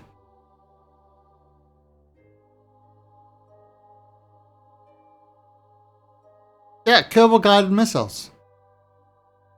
You see, we are proving that we don't need AI. We don't need it. We use actual Kerbals. We use actual intelligence. And we have many, many, many wonderful volunteers.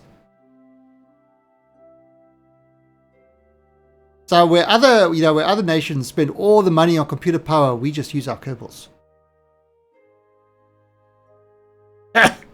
We never fail. Exactly. Exactly. They signed a contract to show that they will, they'll paint those checks on their heads and everything else and be crash test dummies. It's in the contract. How can it be wrong?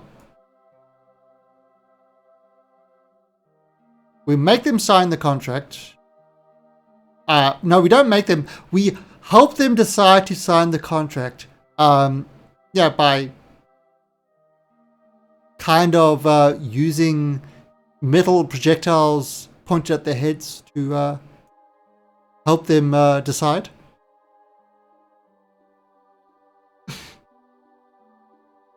We try to show that that there is no failures. There are no failures. There are only success stories built upon more success stories.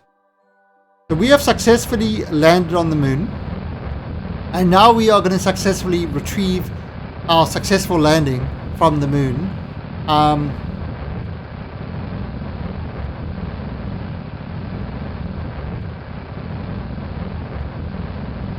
So let's see.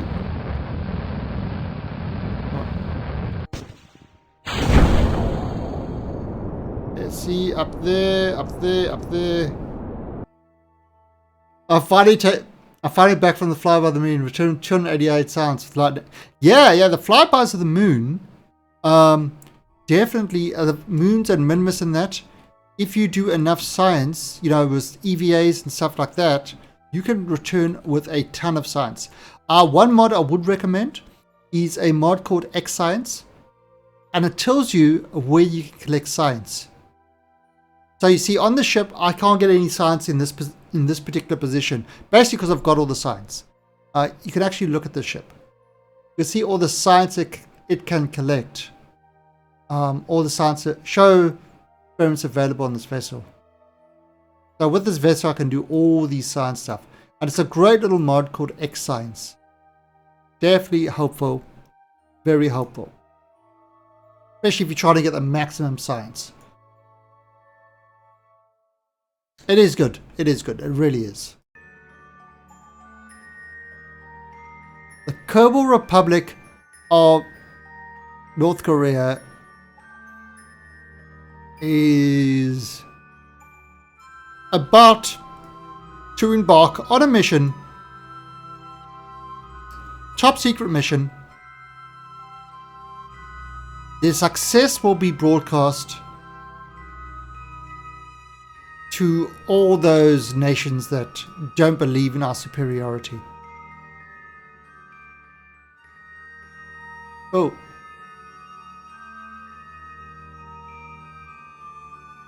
Let's see that. I'll do that a little bit more.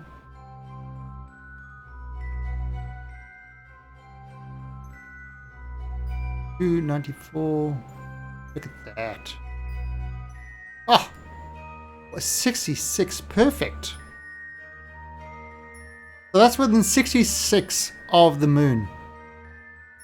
So I only have to do a tiny adjustment from there.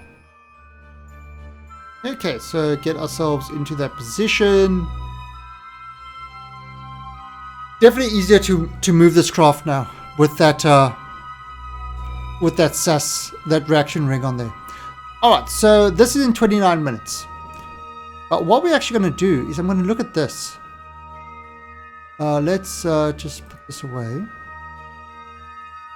Let's look at this. Alright, so remember when we were launching? Alright, those side things that fell off. They were worth 14,600. When they landed, we recovered the value of 12,000. So we had recovered 82% of the value for those side things. So those four side things together, we recovered the value. We lost 100 reputation for killing Kerbals. We don't need reputation. We are leader of our own country. Don't need no reputation. Damsey. No. And this is the big stage that was worth 52,000. And we got 5,000 back. That's a pity. And those other stages from the first launch. Oh, okay. So that's kind of how that stage recovery works. So we actually got some cash back. In fact, what is our current assets looking at? Oh, we're down to 1 million. Were we at 1.6 million when we started the game? When we started today? Shit. We are doing perfectly. Perfectly. The Glorious Leader is very impressed by his ability to make it seem like he's losing money. He's only making it seem not really losing money. So he's already had a chat with the with the mint, and they are about to print some more money for him. So he's got all the money in the world. The Glorious Leader never runs out of money. He just prints more as he needs it. He's a legend amongst legends. Alright, so, oh, there's that other stage. 9%. Shit. Yeah! The glorious leader, he, it's, I mean, what's money but, his image printed on paper. So the glorious leader is not worried about money. He just prints it as he needs it.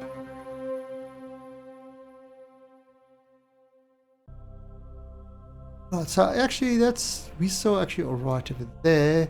Now in 19 seconds we are going to do the burn. No, you can't counterfeit you can't, if you're in a country and you print, if you're the president of the country and you control whether to be print money or not, that's not counterfeiting.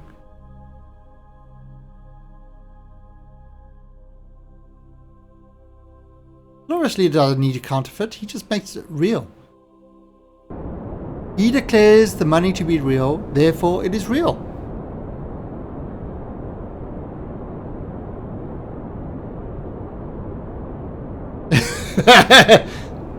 The glorious leader doesn't listen to you, Foible. He's got his own advisors, and his own advisors agree with everything that he does. He does check. He checks with the advisors, and he only keeps the ones that agrees with him, because those other ones are very annoying to him when they don't agree with him. So he sends them to training camp on how to agree with him. In fact, 4 of the ones that didn't agree with him just went to the moon. We called them tourists, but they were in fact people that disagreed with him and his ability to print the money. So he sent them to the moon. Free trip. All expenses paid. Right, so this is 63. So we want to drop this down and maneuver over here. And we are just going to bring that a little bit down there.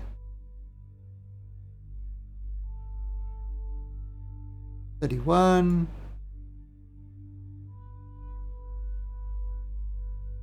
That's exactly right. You've got it now, Foible. You've got it. You understand, you see. The glorious leader is a master of strategy. An absolute master. He knows how to work a government, to get them to do what needs to be done.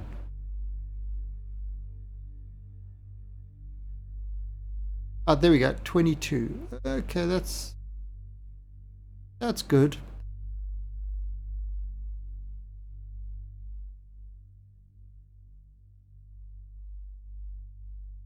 All right, so that's at 22. Excellent. All right, so we're just going to do a small little burn.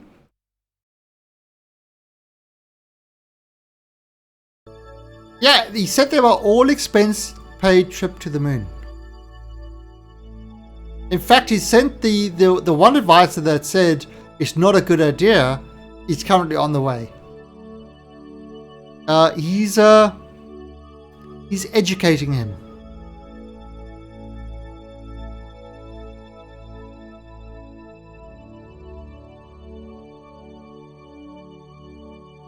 Right, so let's move that up there. Now what's it? 5. Actually a bit more.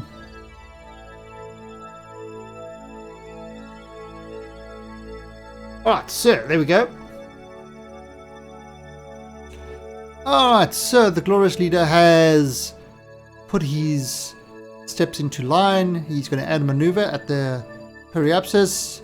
Going to circularize and just a slight change there. Done. Okay. So all that is done. Add that alarm and let's go again. We will land this ship.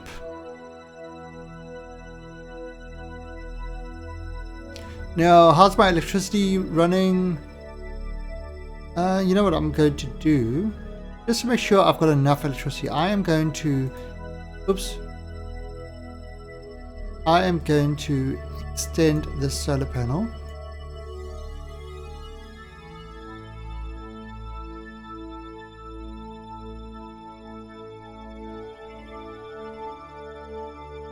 And look at that. Alright, so that should just make sure that we've got enough electrical power.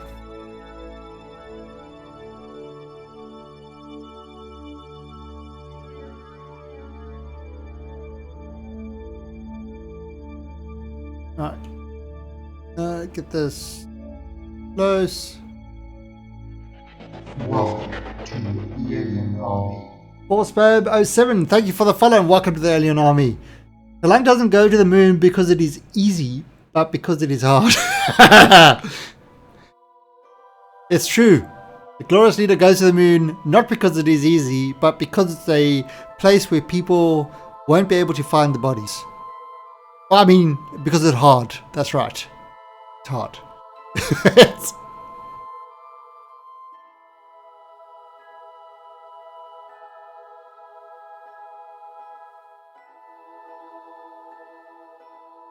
And welcome back, Atherton.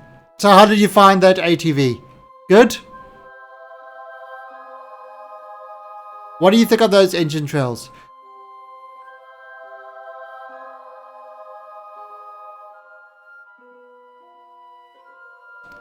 Okay, so 5.3 seconds before we are going to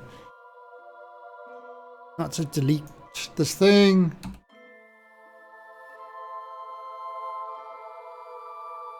Okay, 5.3 seconds before.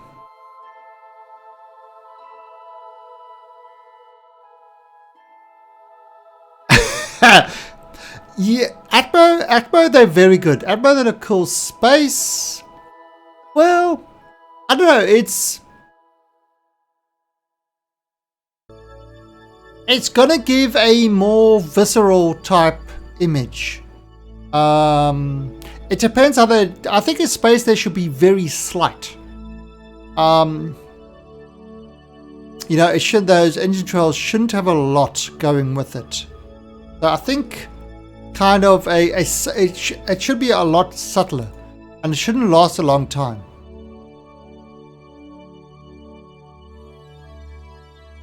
But I don't mind engine trails, to be honest. It definitely will help with the dogfighting, and it will actually give some really cool imagery. You know,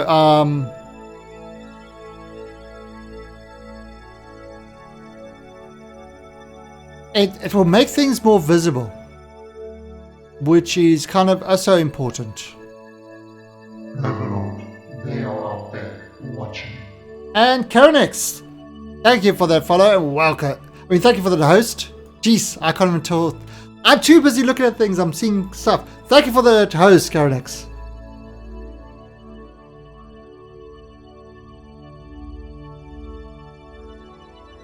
Yeah, so in atmosphere, I mean, just think about this in atmosphere. You're sitting down, you're sitting looking up. You get a couple of ships hit the atmosphere. You see kind of the flares from the ground. Thank you, Sam. So you see the flares from the ground, and then all of a sudden you just see trails.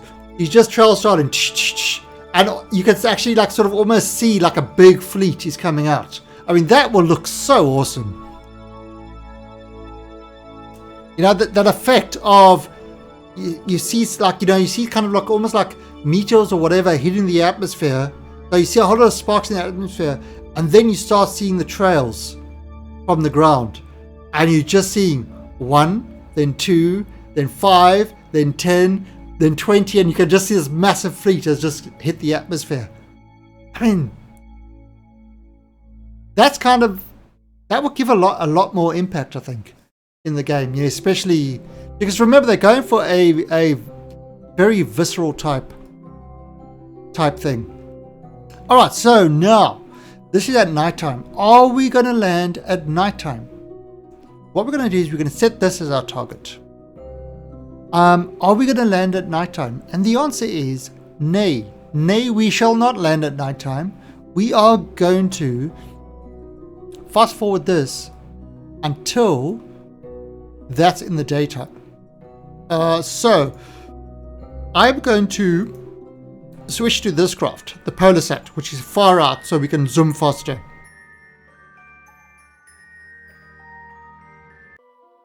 Alright, you see, this is the guy with the scanner.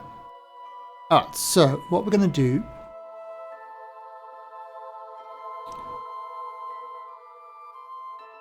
where are we? You see, that's still, and look at that. Alright, it's hit daytime. Okay, so now we can go back, not to the rescue me. Now we can go back to the Lunar Miner. So what I did was, I basically just, I didn't want to land in the evening because I don't have lights on the ship. I forgot to put lights on. Right, so we can retract this.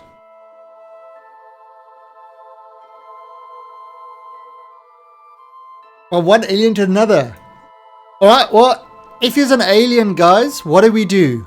Exclamation point invasion.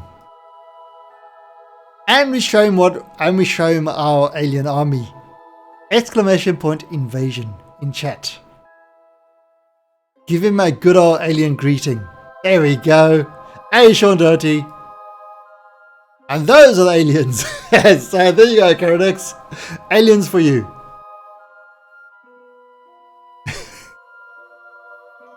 Yeah, there they go. There they go. They're all the aliens all over the screen.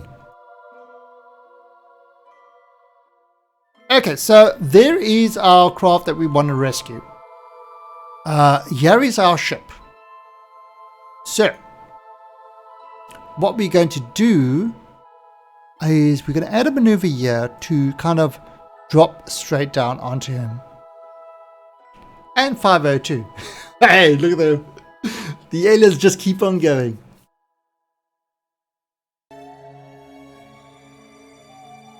Alright, so yeah, we are bringing this all the way around. And actually, wait, Kareer, I've seen you streaming. I've seen you streaming Kerbal.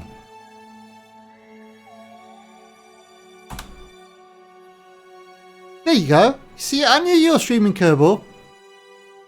That's why I definitely recognize the name from, when I look at who's streaming Kerbal. Definitely see that name on the list. Alright, so we're going to try land on this guy. Now it seems it's a little bit off, so we might need to just, change it a bit like that. But that's kind of what it is. Alright, so to bring us down like that, 26 seconds before. That's the burn time. Now that's 8 because it's going to use the big engine. So if I start burning at about 20 seconds before, that will kind of get me in a similar position. So this is what we're going to do. Welcome to the Alien Army. Is this Ryan? Thank you for the follow and welcome to the Alien Army. So what we're doing is we are bringing this guy right around. Right, and remember, hard mode. But at least we know that that part is actually on a flattish piece of ground. We're not going to land on a hill if we get this right. Otherwise we're going to land on a hill and we're probably going to have to send a rescue to rescue the rescuer. I picked a very, very bad spot to land in. Alright, so what we're going to do is about 20 seconds before. Alright, so what I will do now is I am going to move this. This is how I do my... there's the target. There is the retrograde. Obviously, I set this to surface as well. And I am going to, I don't burn on that thing, I burn on the, now this is only for targeted landings. I burn on the horizontal line. On the horizontal line, on the horizon line. And I push this up. But I use that to kind of get a timing. You know, how much time. And I want to do kind of about there. And that's about 20 seconds before.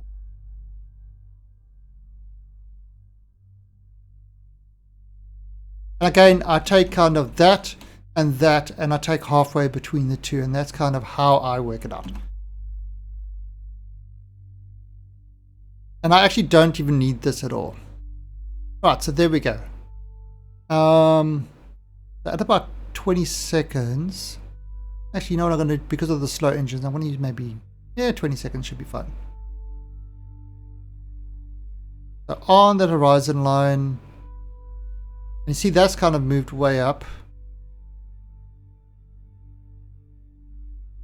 And I want to push it a bit that way. Burn.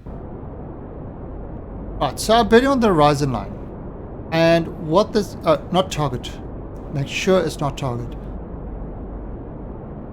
And you see how that's kind of now moving up.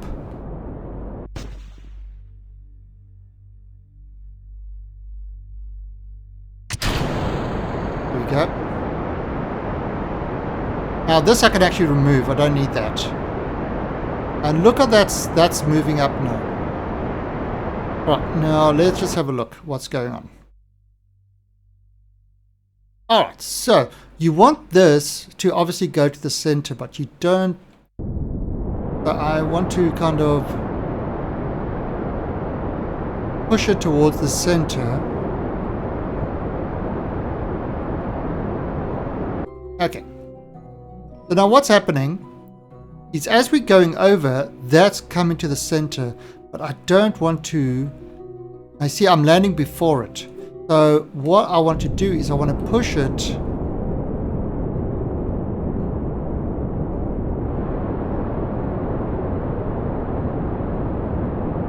I need that to get over it.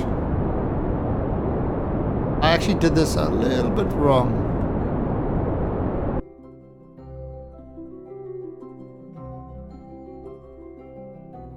And maybe a bit more. We definitely want this to come into the center.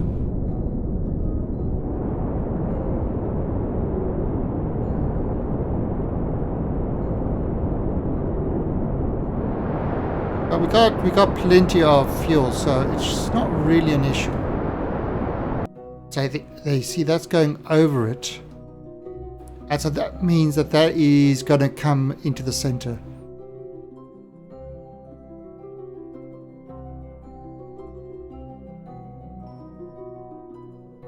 Right, so there it is.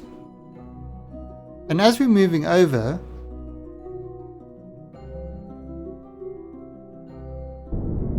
it's kind of feathering this thing.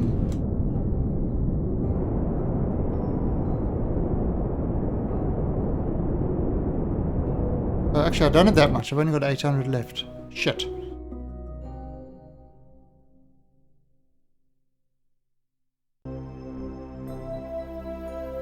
Right, and look what's happening. That is slowly moving towards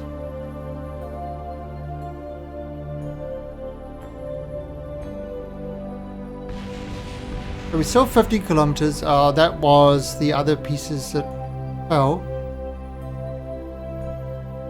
I mean, if you look here, it's still heading over it. Look how that target is moving up there. Moving closer and closer to the line.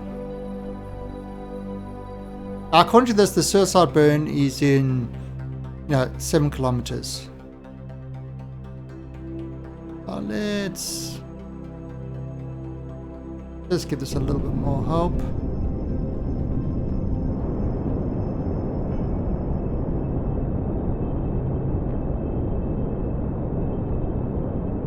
Suicide burn is in 2 kilometers.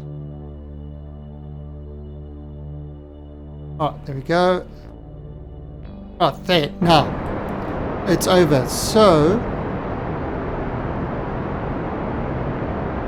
I'm bringing that over.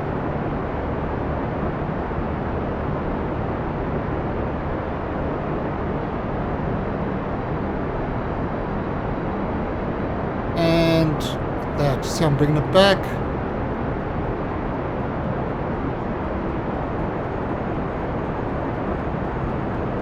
And it's right on top of it. Right. Slowing ourselves down. You see my shadow. See, I'm right on top of it now. Oh, and I still got 500 something left, so that's cool.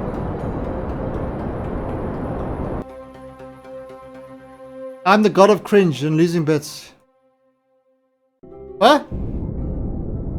To inspect the rates of cringe on the stream. There is so much cringe. The cringe is real. Cringe is real. You can buy extra cringe if you want. At low rates. Let's say, here we go. See, I'm concentrating pretty hard on this, trying to get this thing just...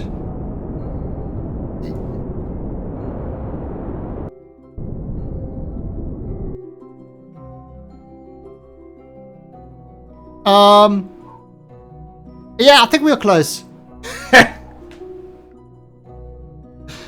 I'm not sure if you can beat number 1. Nah, because I can easily beat number 1. Alright, so there we go. We landed. Now, look at the difference of that. We actually landed on flat ground. And that made all the difference. And we landed pretty close. We landed pretty close to this guy, so that's always good. Alright, so let's switch over to good old Tanny Kerman. Get him up there. So, EVA Tanny. Alright. Yes, I know you all are happy. You're happy because you got a rescue. The rescue still needs to go home. So, first of all, you are going to... yeah, might as well take a surface sample. Why not? Actually, is there anything else available here? Ooh, EVA report. And... Alright, so, put your little RCS on, and up you go. Be careful, don't touch anything. Don't touch anything. Whoa, whoa, whoa, whoa, whoa, whoa, whoa, whoa. Whoa. Come on, come on, come on. There, grab, grab, grab, grab, and grab.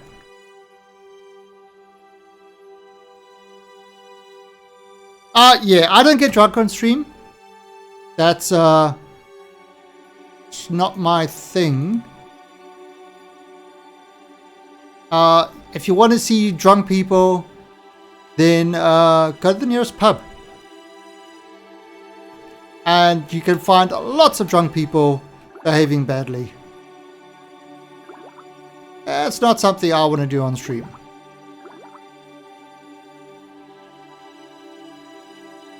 Right, so now this guy and fine. Right, and board. Alright, so there we go. We've rescued our 2 Kerbals. Now, we are going to deploy these drills.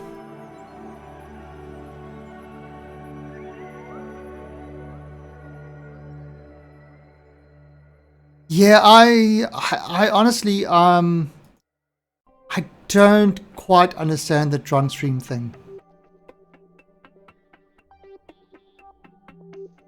Alright, so look at that. 7.21% ore. Alright, so let's extend the solar panels so that we can get some sun. All right. Extend these guys because they're going to need the drills. And we can actually start the drill. Start service harvester. And you see, the reason we've got those... All right, let's just bring this in. So, the reason we've got those guys there is if we look at the drills, what they've got...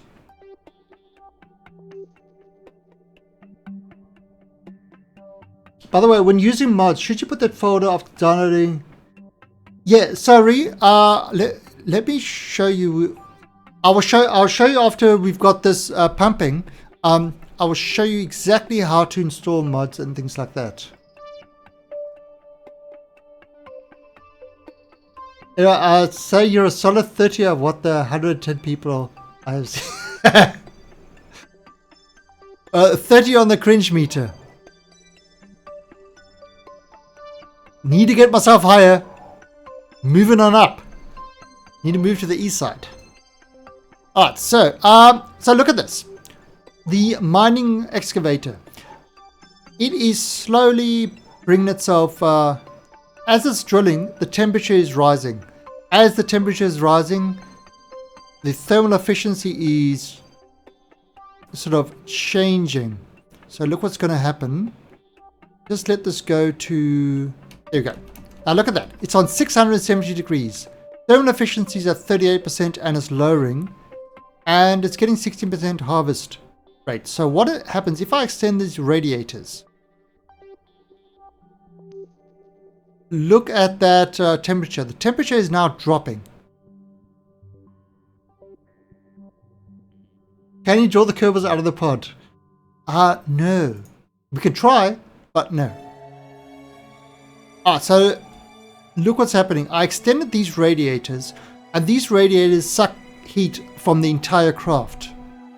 And look how that's dropping. As that is dropping closer to the 500, the thermal efficiency is actually going up.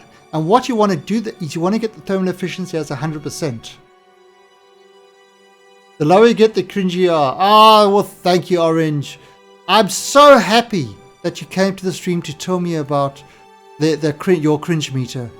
I'm so... It makes me feel so proud that I've actually got people coming in to tell me that I'm cringy. I don't know what I would have done without you. You have improved my life dramatically. Yeah, there's no other way to describe it. That my life without you would have never been the same. Never.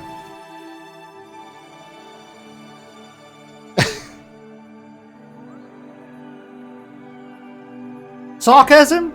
Me? I never use sarcasm. It's not one of my talents.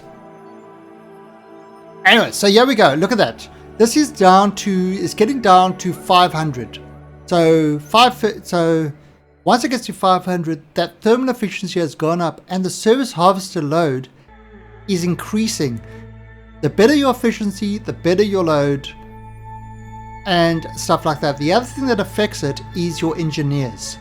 Having engineers do it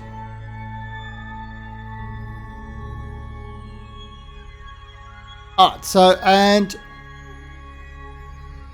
this is busy working. Look at that, it's getting down to 500, and because of these heat things, the heat is increasing. So these are, they can dissipate a certain amount of heat. Look, 7.04 now. It used to be 03. And look at that, that's still going down. Just increase my mining speed a bit. Going down at 100% efficiency. And it's going to get to 500 and boom, it stays on 500. Now, if you don't have enough protection on your heat protection, that will fluctuate. That will definitely fluctuate. But we all got a 45% load. We've got 100% thermal efficiency. The other one should look exactly the same. And it is busy harvesting its the ore. No problem.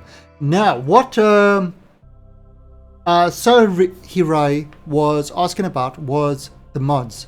Now, what you would do in your mods is let's go over here.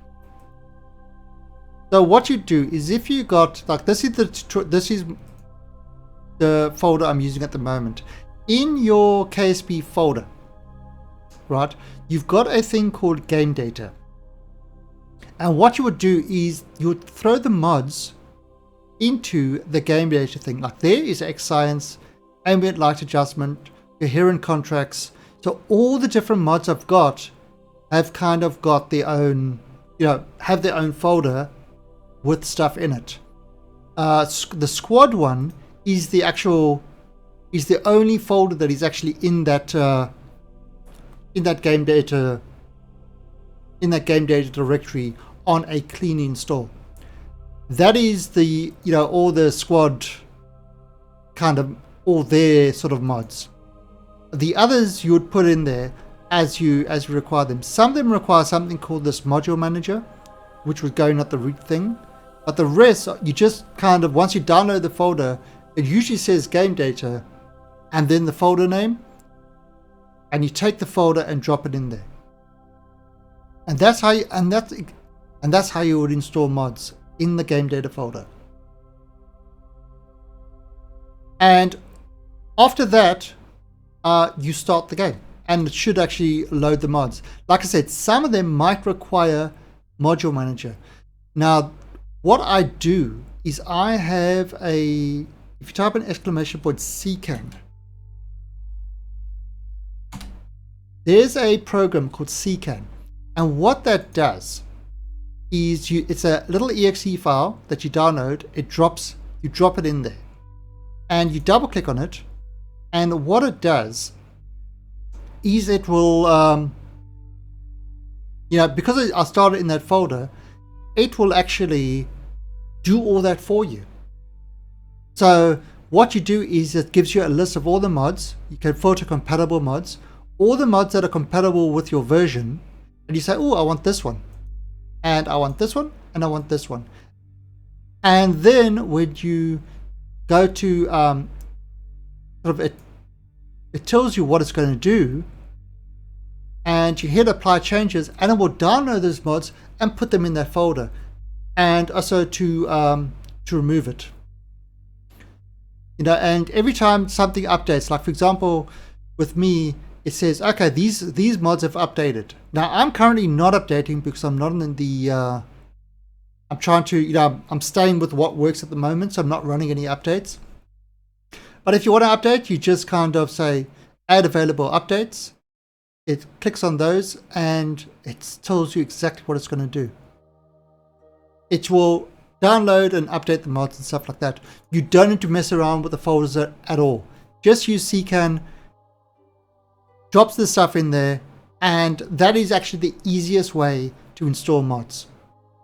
Because it will look at a mod and say, oh, this mod needs this dependency, and it will download the dependencies for it, because some mods actually require other dependencies.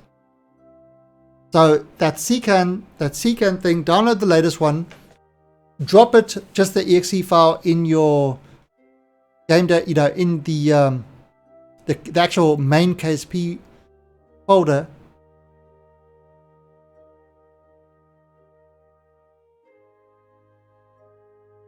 So don't use 0.25. Yeah, you've got to get the right mods, the right version of the mod for the version of your program. That's what's actually good about the CCAN thing. If we look at CCAN, it tells me that I'm using KSP 1.2.2. So only mods that are compatible with 1.2.2 will be here. So if I, for example, want to do X Science, so there you go, there's X Science. It will download the one for 1.2 or whatever. So with 1.3 it looks, you see this one, X Science, actually will work on 1.3. Some of these will work on 1.3. And it's the reason why because I'm still on 1.22, why I haven't actually updated my mods. I don't want any to break. But at 1.3, just go and you filter by compatible, and it will give you all the mods that are compatible with 1.3. You don't need to search any websites or stuff like that. You know, it's all there. Now, there are a lot of mods that don't appear in the CKN thing, and those ones you need to do manually. Some CKN can be a little bit out of date sometimes, but most of the stuff, the major stuff, you know, is in here. And so I highly recommend using this if you're unsure about installing mods and things. Alright, so that help?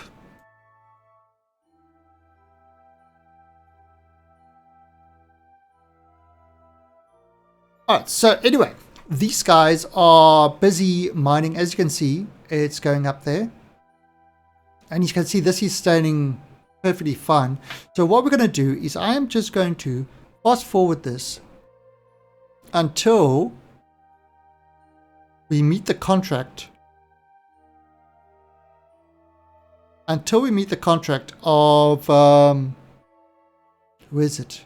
800 units. Oh, there we go. Okay, so there you go. Acquire 800 units of ore. So we've got 1,150. So we've actually done 800 units, no problem. Anyway, so all done. So we've got all our ore.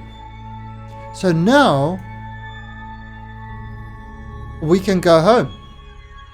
So what I'm going to do is these things, I am going to shut down these engines because we don't need them anymore.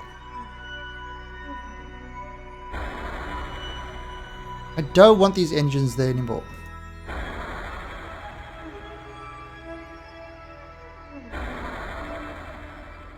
Alright.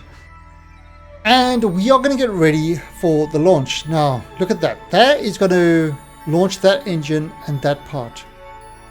But first, I'm just going to take a quick bio break, and then we are going to launch this guy back home. Be right back.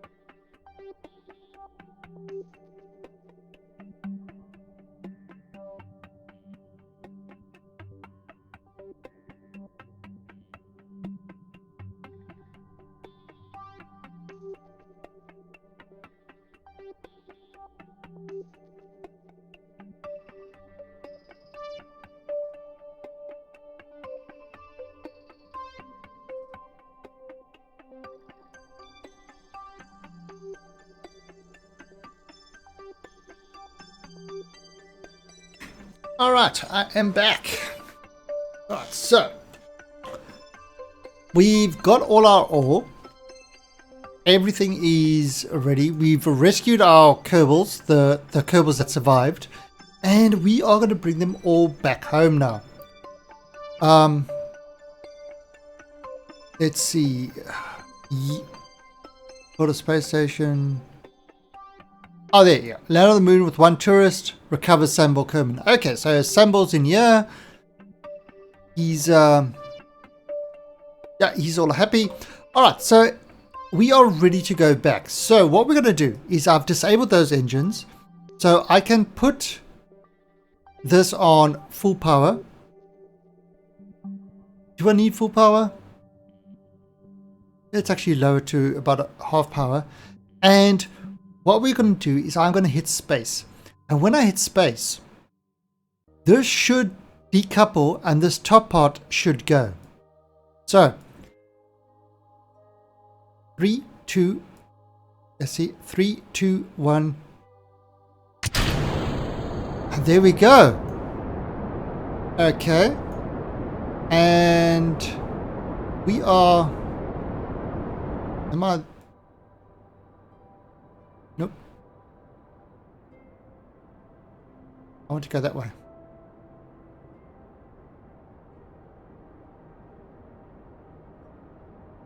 And let's see, that is going up to a height of,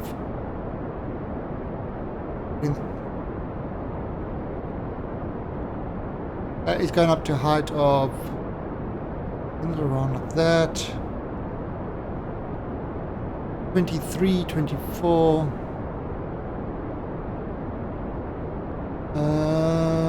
yeah, 35 should be good enough. Right, so there we go, 35.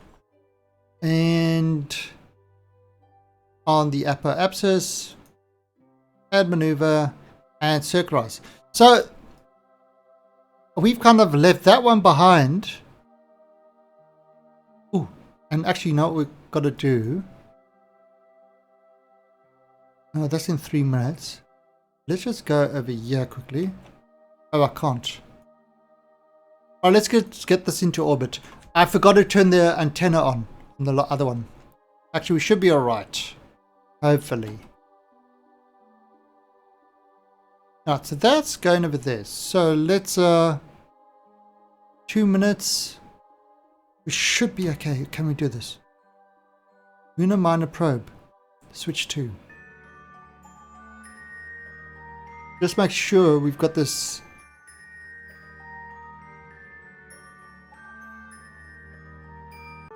Alright, so there it is.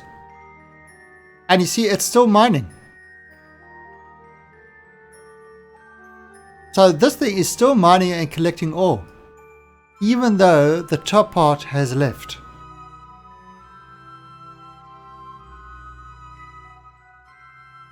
So this guy. So yeah, so that is still, so that part is still remaining and collecting ore and stuff like that.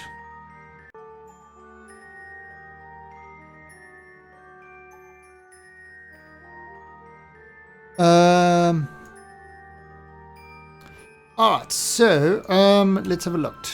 Let's have a look here.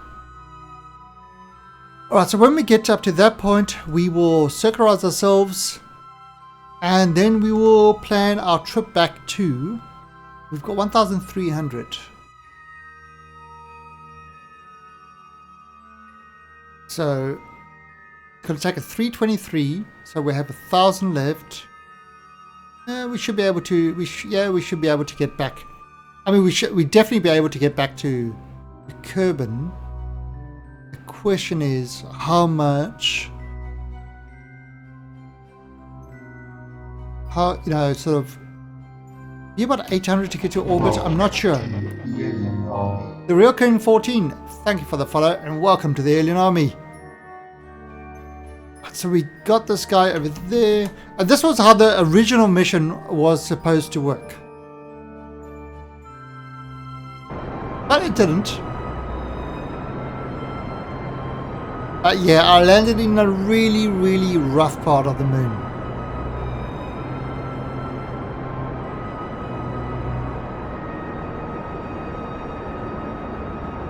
Okay, so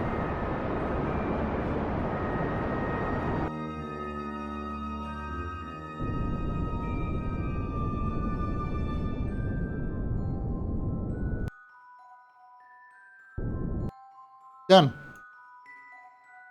All right, so let's see. Yeah, so we are now nicely in orbit. I can go back to my Muno Minor probe.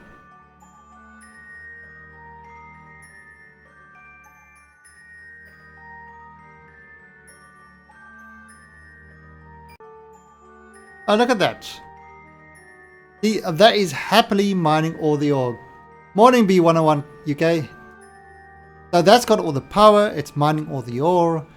It's got a probe on there, so we've got control over it. So, for example, I could stop this miner if I wanted to. Now the efficiency, look at that efficiency.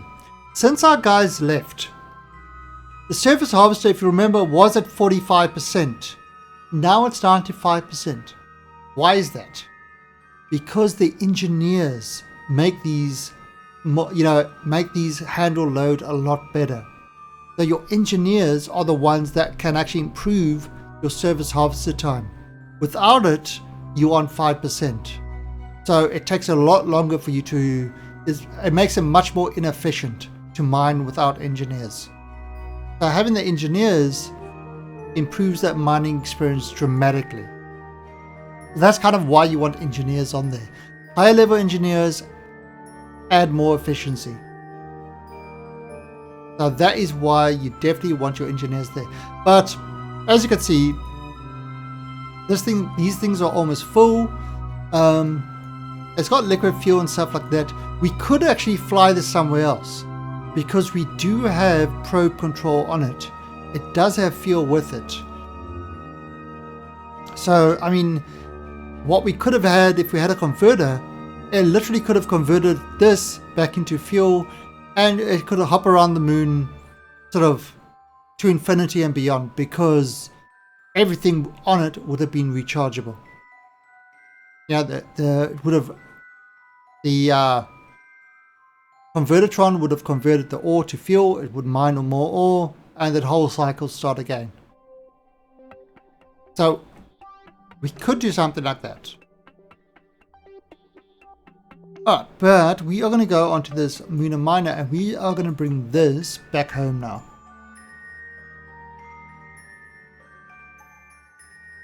Yes, this cost us much cash, simply because we screwed it up big time. Well, we didn't. We got rid of some political disagreeers, let's call it that way. Alright, so there we go. That is 1-0. Alright, so now if I kind of move this until I get a part where it's starting, there we go. So you can see kind of that's the ideal spot to leave at. And we are going, that's 681. Let's add some more. 317.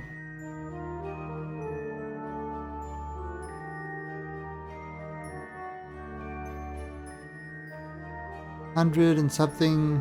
Oh, there, 146. Now, if I move this a bit.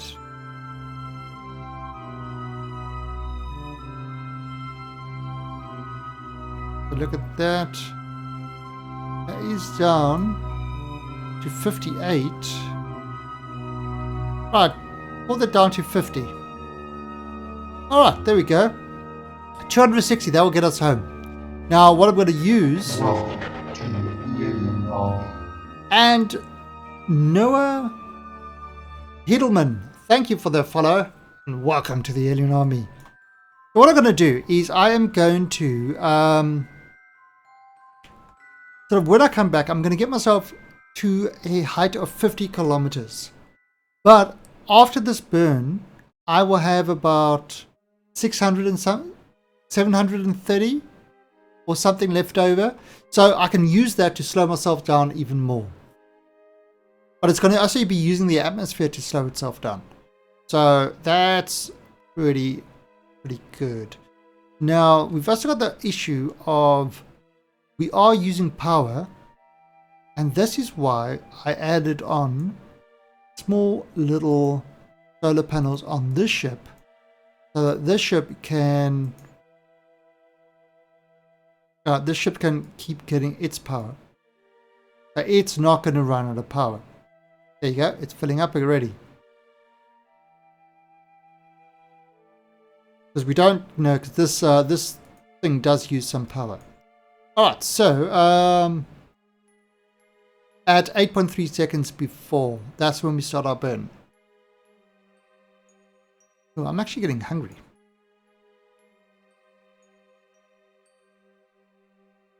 But now tonight is the last Friday of the month. So tonight is going to be, that's in, what's it, 2.5 hours time, my evening stream. That is going to be the Frightening Friday. It's the last Friday of every month we have a Frightening Friday. And that's where we play a horror game. I hate horror games, so I jump and I scare too easily. Currently, we have Outlast is in the lead. You have an opportunity of choosing which game I should play. Everybody's been picking Outlast because they know I absolutely hate it. And it makes me... I actually almost broke my chair. I jumped so high the one time I almost broke my chair. It's not pleasant for me. And I think that's why everybody picks it. But that's what we're going to be doing in 2.5 hours time in the evening stream. Alright, so the burn is burnt. Let's finish it off. Alright, so let's have a look at this. Where are we going? 49, perfect. Alright, so here we go. Let this guy go out.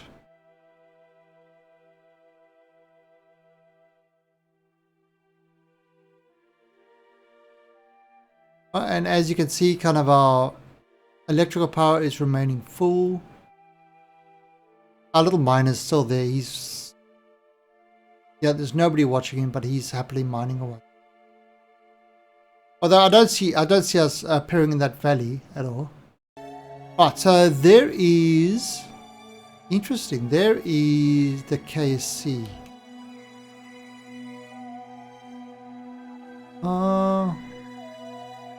No, we won't land near it.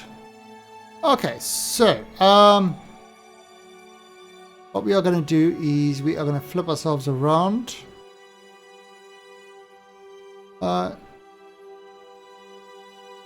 I've got another thing set as a target up there. Yeah, doesn't matter. So we are in orbit. We are 200 kilometers above. Now, what I'm going to do is get myself down to about... and look at that, we're coming in at 2,900. Right, which is fast, 3,000. So this is where we can burn off 733. So we can get us down to about 2,300.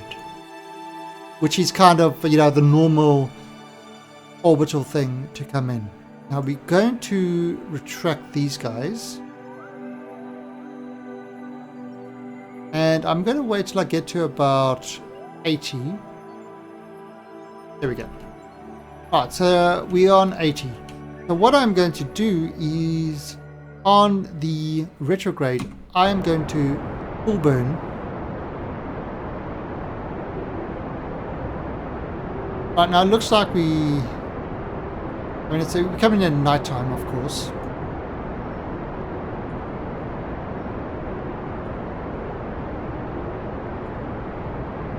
Right, and what this is doing is you can see the apoapsis is dropping dramatically. Periapsis is dropping as well. So this would definitely be landing. Our speed is dropping. We are now in atmosphere.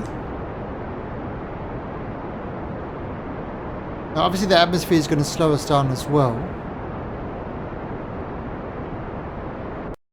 Alright, so we finished the engine, so let's get rid of this guy. And Our heat shield will do the rest. But now, wow, perhaps is down to 4,000. Okay, so this is definitely going to be landing now.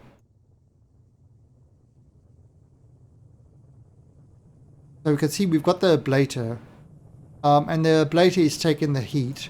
We just want to watch that our parachutes and stuff like that don't get destroyed. And obviously we don't want to open up the parachutes now.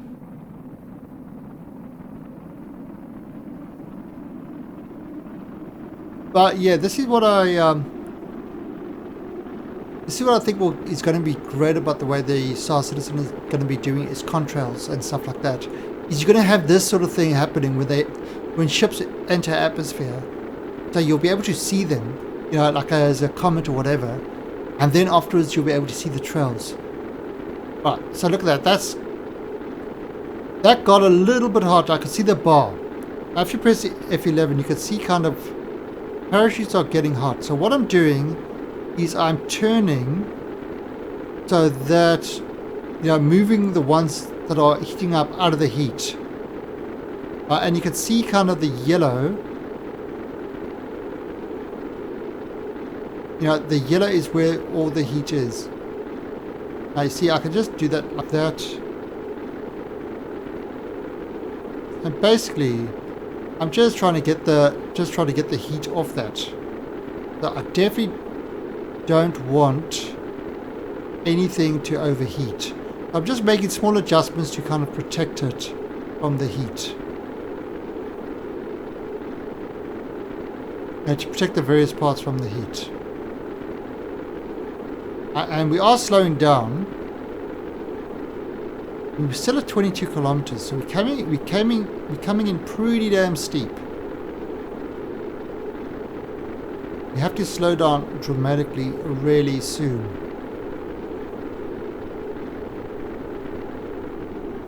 And there we go. Below 1,000, we passed the heat layer. And we're coming in nicely. I can turn off the stability assist now. Let the thing just work organically. Alright, the whole heat thing is over. We are still going pretty fast. We are 10 kilometers up, so we've still got plenty of time. But as it's hitting the thicker atmosphere, it is slowing us down a lot more.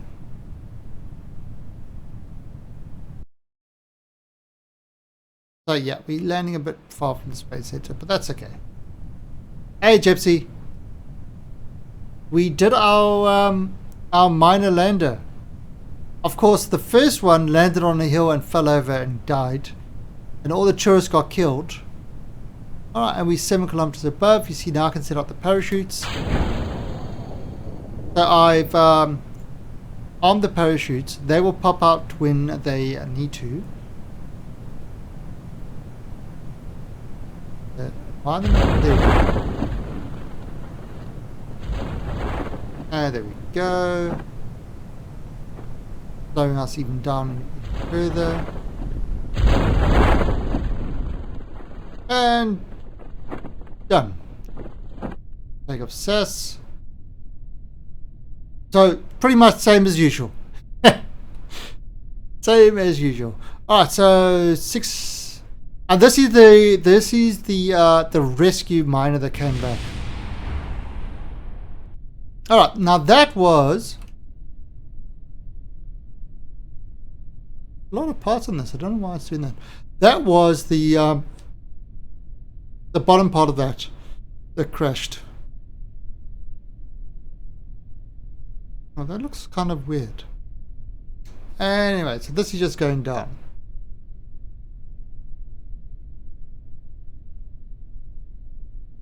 Yay. 400. 300. 5.7. Okay, that's below 6, so that's good. Don't want to kill the other tourists in that.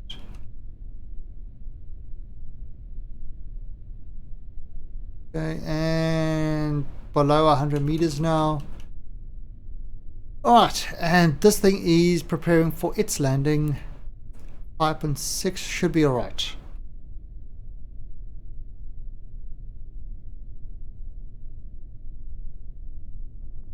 And done. Perfect. Alright, so let's recover this vessel. So that is the other tourist that we brought back now. So one tourist, so the 4 tourists, we killed 3 tourists and we brought 1 back alive. Don't know if that's so good. We got 103 science from that because we got some stuff. We landed 807 kilometers from the KC, so we got 60% of the value of the craft back. And our crew. Sambo. Look at him. That's so done. Okay, so let's have a look at what we did there. Alright, so landed the moon with 1 tourist. The tourist had a great time. 116k for that. Extract 800 units of ore from the moon. 121k from that. And 11 rep. So we successfully completed those missions.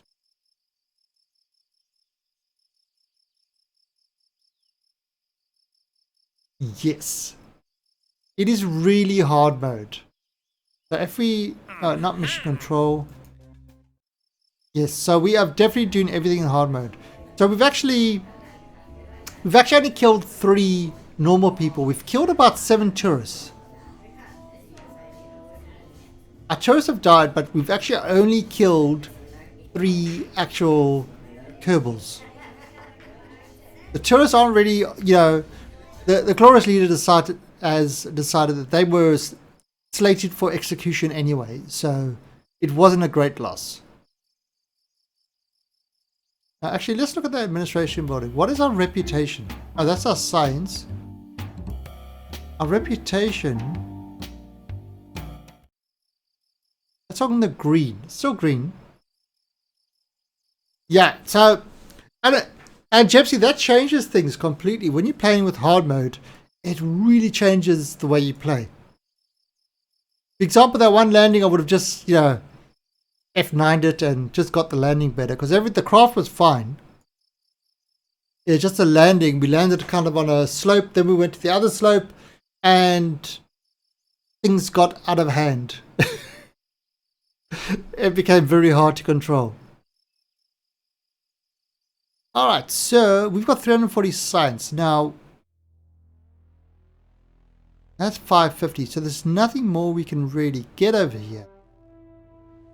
I mean, we're going to need 1, 2, 3, 4,000 science for that. And then 1, 2, 3, 4, 5. So 6,500.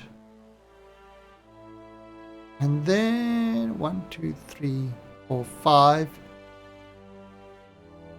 8,000. 1, 2, 160. So we're going to need about, let's call it 9,000 science to complete our tree. We need another 9,000 science. That's a lot of science. What we can do is we can check out what we've got in the meantime. How many days have passed? Because we have got some tracking stations and things like that going. We've still got our e-flyby. Our Duna return is coming back, and that's going to contain a metric ton of science. So if you go to the Duna lander, oh, he's got no. So let's actually get him so that he's actually. There we go. Let's get in the sun there. Okay. So if we go to our Duna lander. We have a look because we've got all these things. Buy science at Amazon. No. No. So this is our little Duna Lander craft. It too had a slight mishap. However, nothing was broken besides the landing legs. And we made this craft when we didn't really have a lot of other things. Alright, so let's have a look at this. He's got 132 sides. So we can transmit that.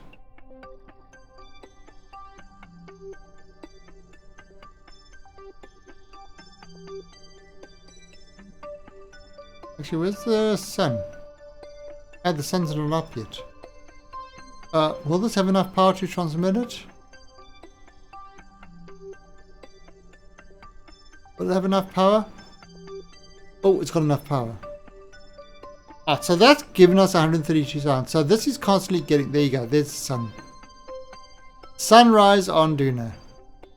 Right, so these guys are now getting sun. Oh, not... There we go. So now they should be getting sun. There you go. Alright. So we've got Nubbles and Roya. They are on a scientist and an engineer.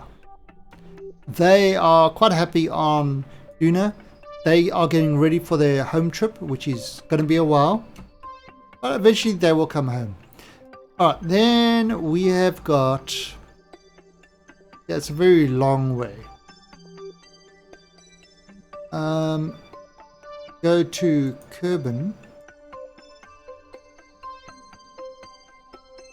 Now we should have a science trick around.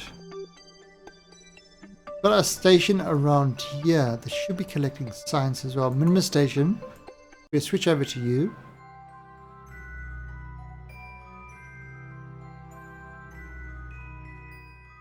And you also running lots of science over here. You've only got 70. Nothing in there. And we are going to transmit this science back.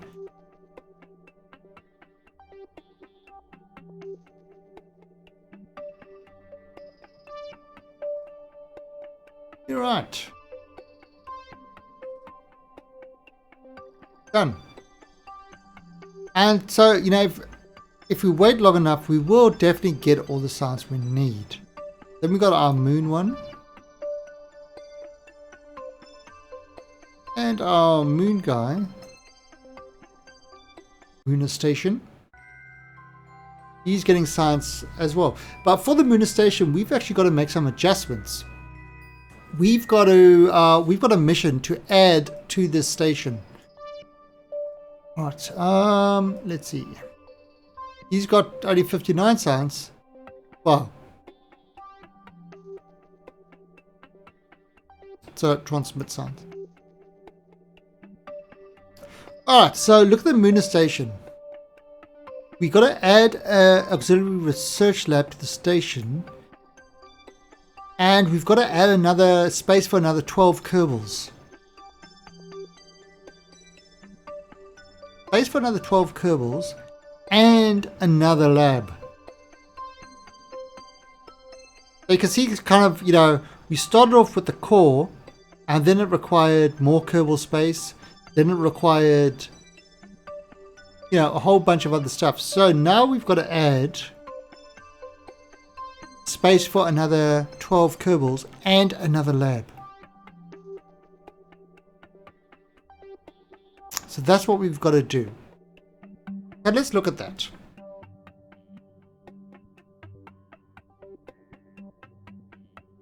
So head back to the Space Center. And that's kind of what a lot of these extra contract mods that I'm using give you, is they give you extra missions. Like, it's no longer just put a station up there, it's put a station up there, then add to the station. You know, so the bases and stations. So, like, send crew to Kerbin Station. Perform a science experiments on Lunar Station. Alright, so since we're going to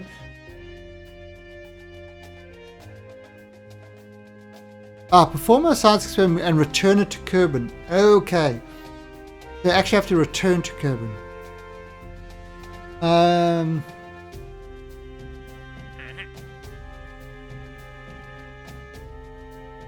Only 75 for that. Wow. I've done this, haven't I? Okay. Now, tourism. Flyby. They see that this is, I would use these tourists to make more money. Satellites, missing Kerbals.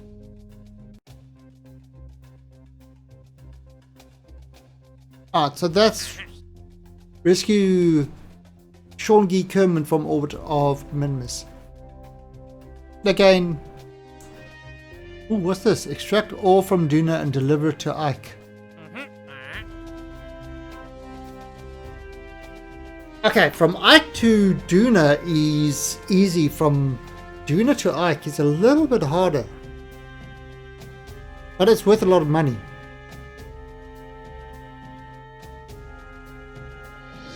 Let's have a look. Let's have a look at this. Now what we can do is, if I use my... What is... Have I got that set in my alarm yet? Okay, Kermit to Duna is 1 year. That's already set. 1 year, 94 days. So if I take that, I'll have to keep it for 1 year, 94 days.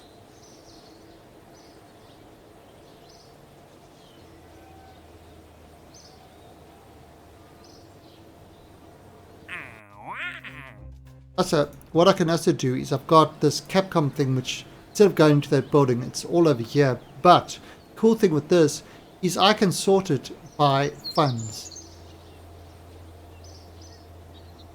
So there you go. Extract all. Okay, so that's right up there.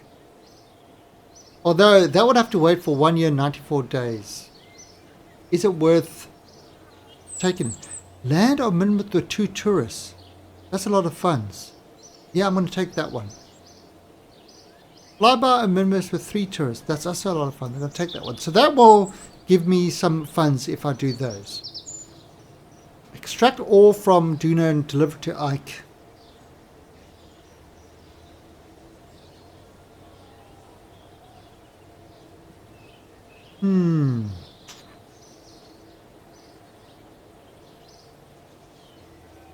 Do we do this? Should we take this one?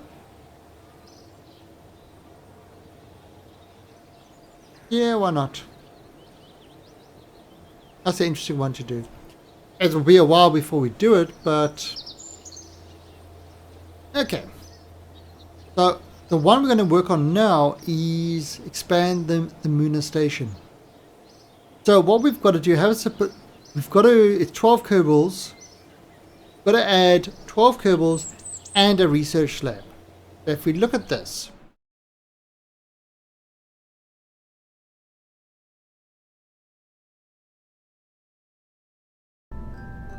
if we do something like that, so that's 3.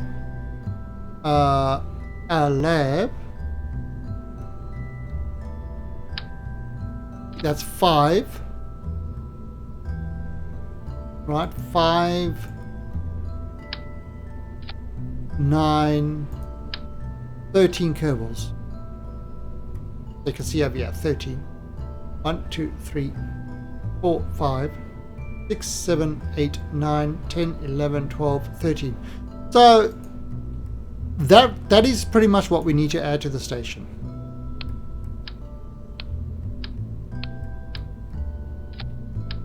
Now, it doesn't mean that we have to actually have this filled with Kerbals, because we definitely don't.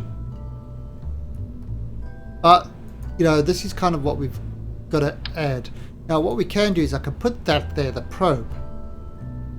And the probe, we can actually control from the probe. So if I set this to the root part, the probe will actually dock, and that we can just send this up alone.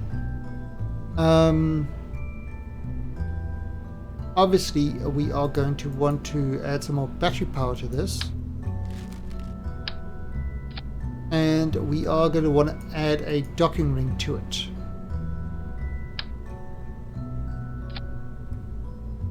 Okay. It's going to need an antenna for control. Now, we don't actually have to have a big antenna on it. We can just have a small antenna.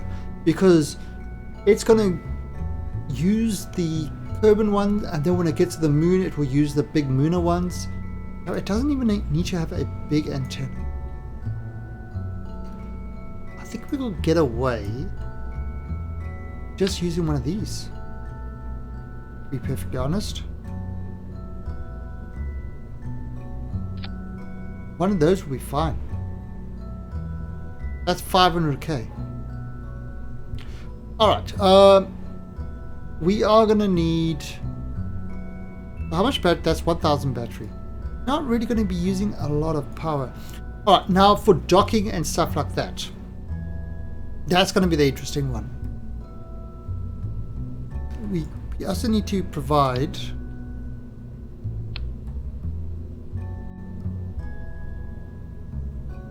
If I do...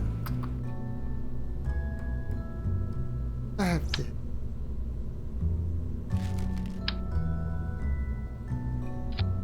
Plunk that like that. And...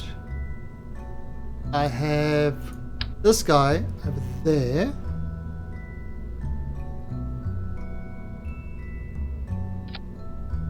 Alright, so that will be that docking ring.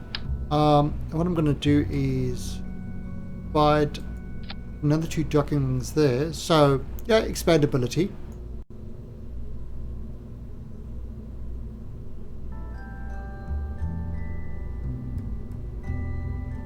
Okay. In fact...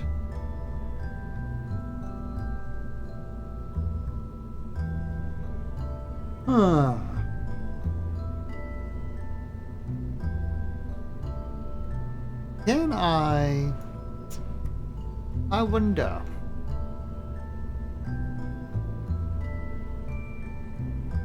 I'll do something like this.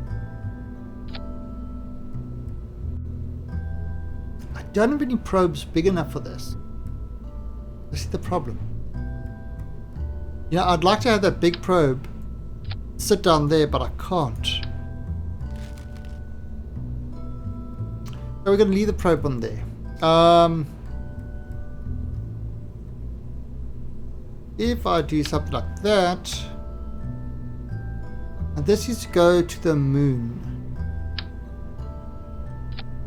So, oh look, don't say just.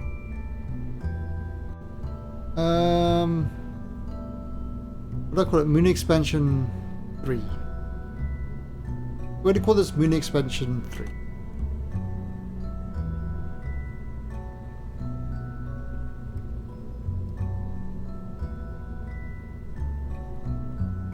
Right, so how much is that? That's 2,000.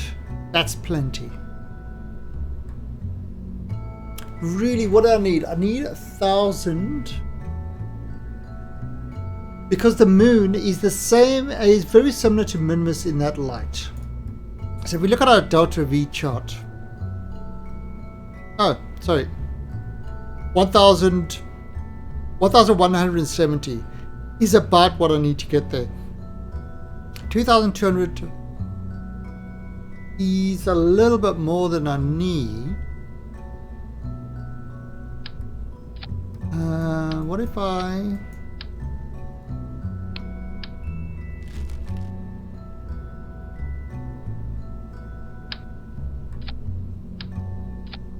$1,300. I mean, that's about right, but just add a little bit extra, just give us a little bit of leeway once I start, because I'm going to have to add in things like if I throw in things like this.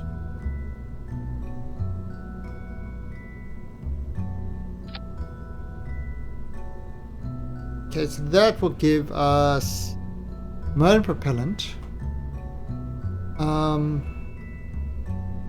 Now also, do we want to add in a fairing on this? I think so.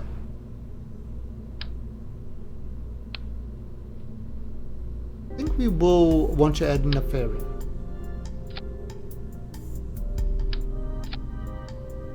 Alright, so you see that's already what down to 1.6.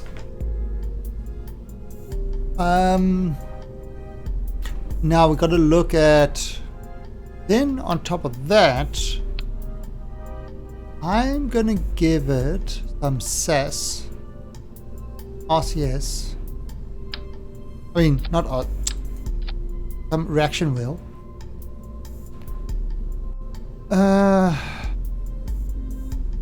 Then let's look at the center of mass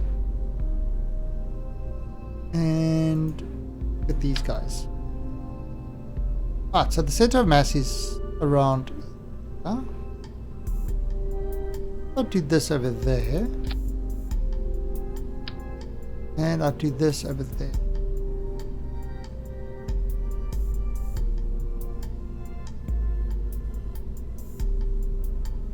About a half one.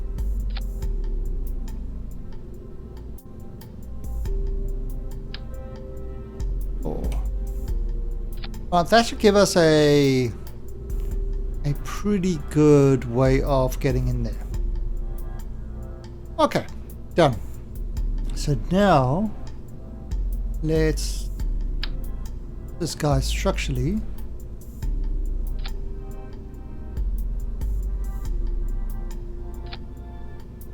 That great. Got the antenna, we got that. Don't need any sort of extra electrical on that. I'm gonna have electrical on this.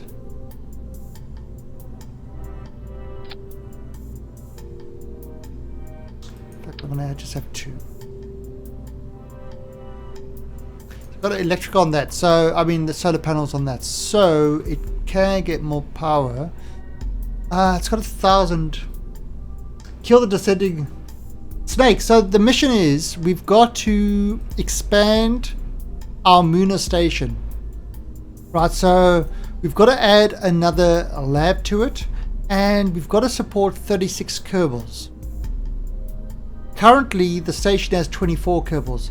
So we've got to add a section that has the processing lab and will increase the capacity by another 12 Kerbals. This section is 13 Kerbals. So we should be good with this. Now it's got an antenna. Everything is looking good. Let's do grandparent part, and I'm going to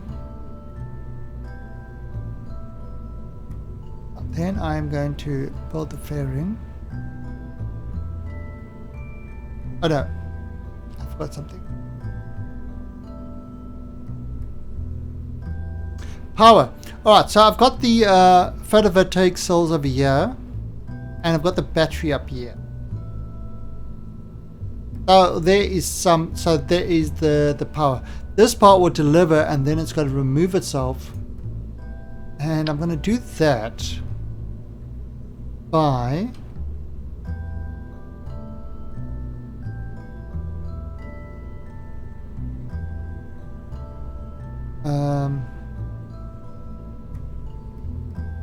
okay. And do that by having these guys fire off when that extracts. So that will send this thing hurtling away. Alright, but now we've got to build this fairing.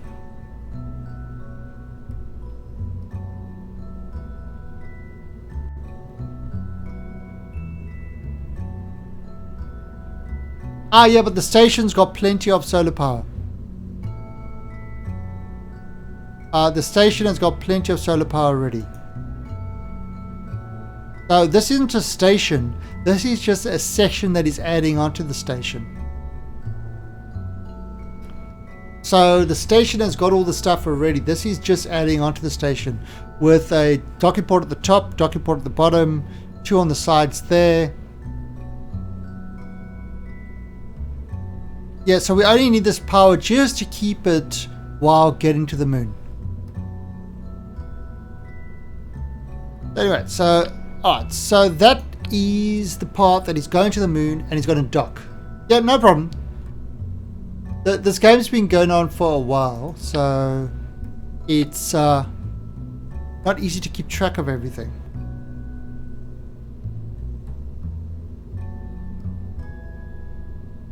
So if I do that, and I have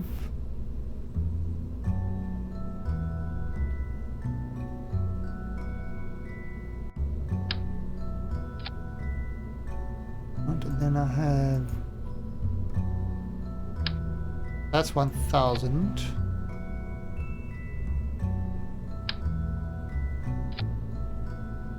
And oh, so that's 2,200. That's not enough.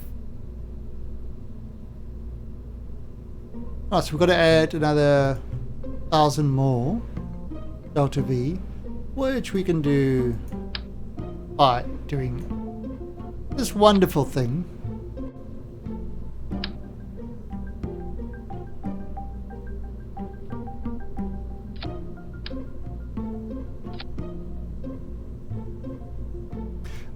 Yep, we are using some boosters.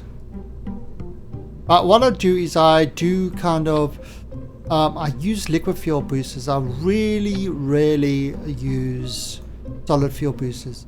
Probably not the best thing, but these give you a very controllable burn. So what it's doing is it will burn from the fuel from there, and with the fuel pipes it will feed it into the main engine. Now look at that. That gives us 3,000. 3,000. And let's just give us a little bit more. 3,500. Perfect. Gives us a bit of an extra snippet. Okay, aerodynamics. Close that off. Okay, now it's 94. Not enough. So what I'm going to use is the T30s. And 150. Which is actually alright. 150 will do fine. I mean,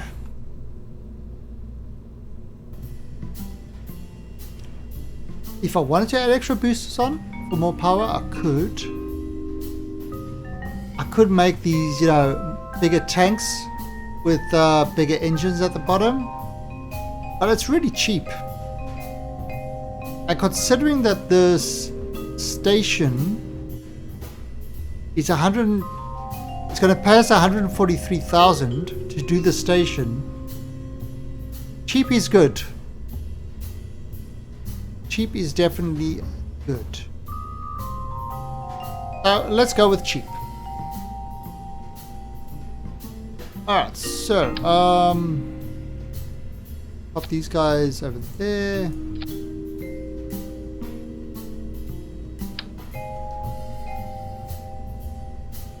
Right, single ones. Yeah, 3,400 for Delta V. For orbit only. Yeah, that's correct. No, it should be okay. Might use a little of the other one.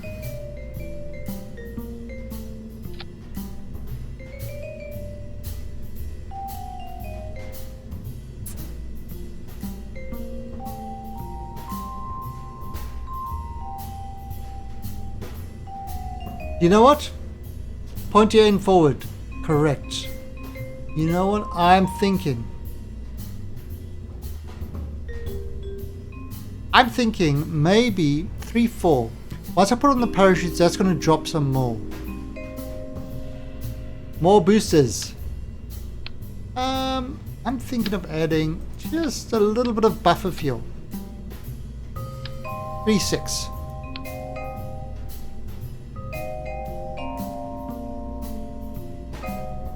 142. So that's on the low end. That is definitely on the low end.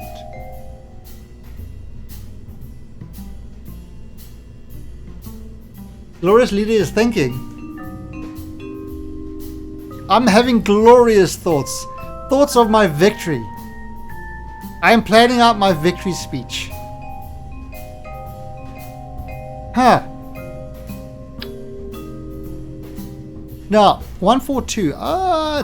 It's okay. But when you can add more boosters, why wouldn't you?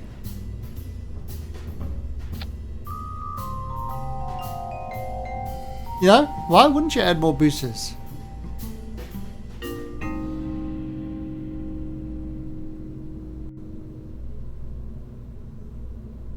There we go, 179. Oh, we can just slow these down a bit. Done.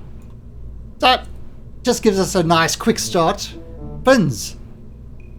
What is this, Buck Rogers? We don't need fins.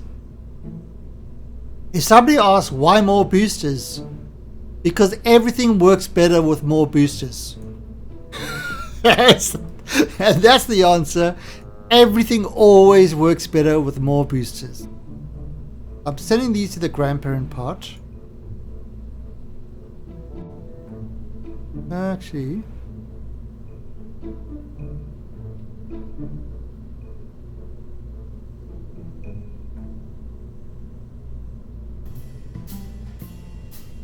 okay.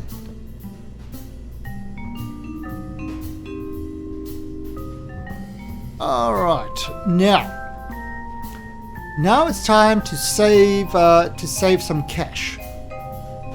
And how do we save cash? We save cash by spending cash, and we spend cash by placing these guys on here. Disable cross feed from top stage. Yeah, it's on the decoupled. When you've got these couplers, cross feed is automatically disabled unless you actually. Well, there's no cross feed. Oh, there you go. Unless you actually specifically go and enable cross feed, it is automatically disabled. So that's not a problem. Alright, so what we're going to do over here is we are going to add some pressures. So that's why it's kind of with those, the default is just always disabled. Right, so we've got that guy over there. We're not worried about these. We're not going to save these. Those aren't worth it. It's a glorious type of crossfeed. Okay, so I'm going to put these on there and on there. Alright, so there is our parachutes. Now if I look at stage recovery, we've got a 98% chance of saving these guys. 98% chance, which is good. We're going to take this now, and I am going to, if I can put it over there. No. And recalculate. 40% chance of saving it. So if I kind of have twice the amount of parachutes, recalculate, 92% chance. And this is with stage recovery, which does help for now. This one, I don't think I'm going to save it at all. I think this one's going to be lost in space. So I'm not going to bother with that parachutes. But these other stages I can sort of save. So that's good.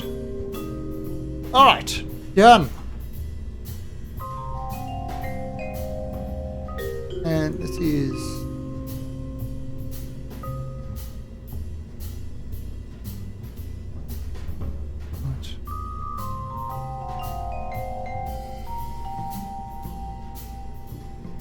Alright, so let's see. I'm going to save it.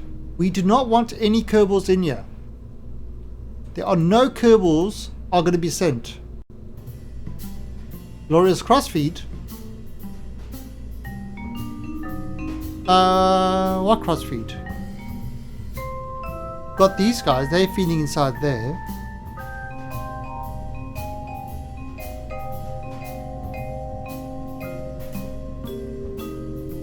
Everything should be fine. Everything is glorious. Alright, the other glorious thing that we're going to be doing in a glorious manner is we are going to be adding these guys over here.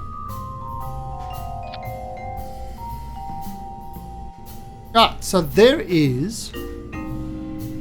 Oh, no.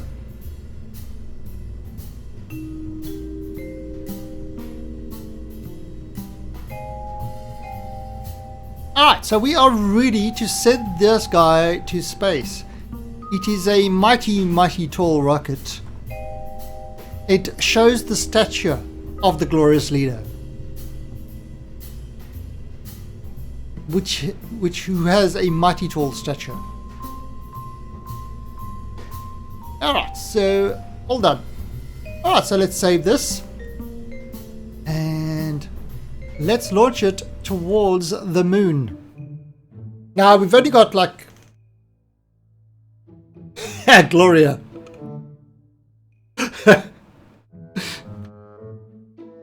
Glorious.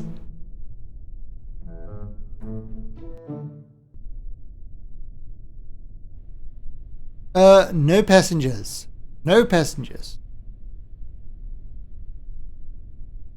This is a passengerless ship. It is basically just an add-on. Gloria Lewis.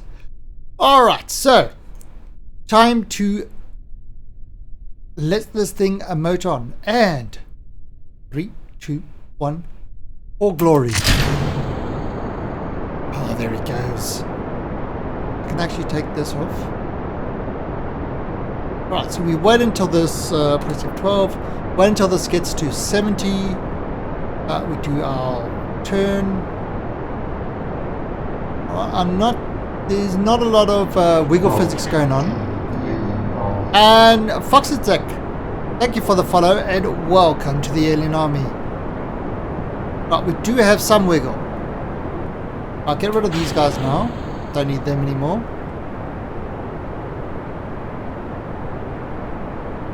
Yeah, when it's long and thin, it wiggles.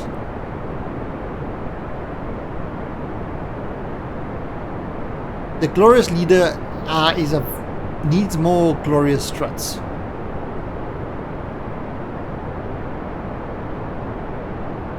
So he's heading into. All right. We are 10 kilometers. It's some mighty fine wiggling you are doing there. We are keeping it under control. Get rid of those guys. That's awesome. That is some serious wiggling.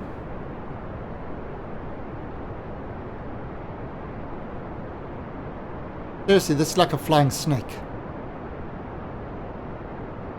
Come on. You are not aerodynamic when you wiggle like this. Stop wiggling.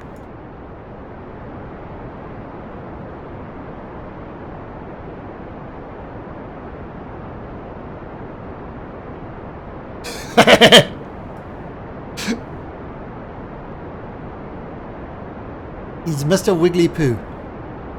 Oh, the tip is glowing red. He has a red tip. It's always a good sign when your tip goes red.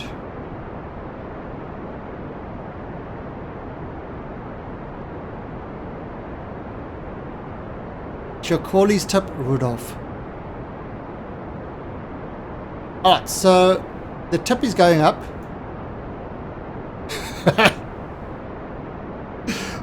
We're at 60 kilometers.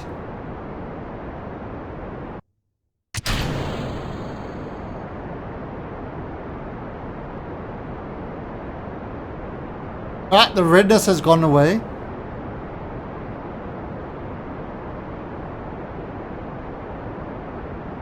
It's for show, for show. It's showmanship. Red tip is all about the showmanship. Alright, so look at that. Getting up to 100 done. Wow. Look at that. That is a nice. That is actually a very nice launch. We go onto the upper axis and we circularize. And look at that. What we are going to need to circularize.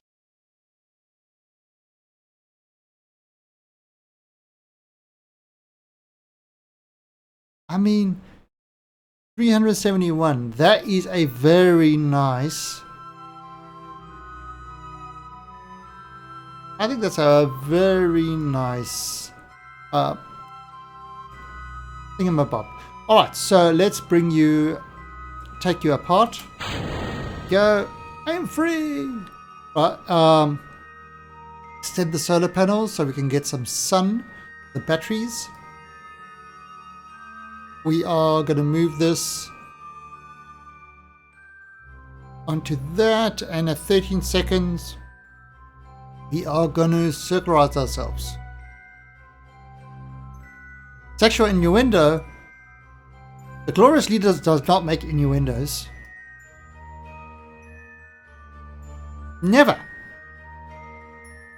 Next you're going to say the Glorious Leader is being sarcastic, which he never is. There is no sarcasm.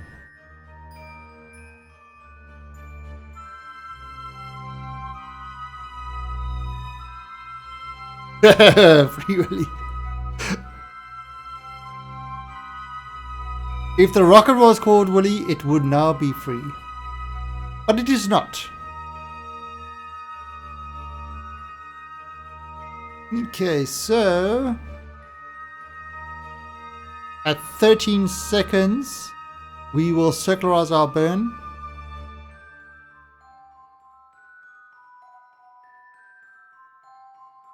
And boom.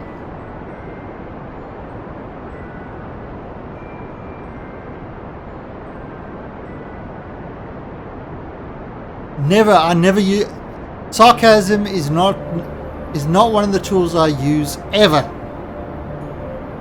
I am not a cynic, and I never use sarcasm ever.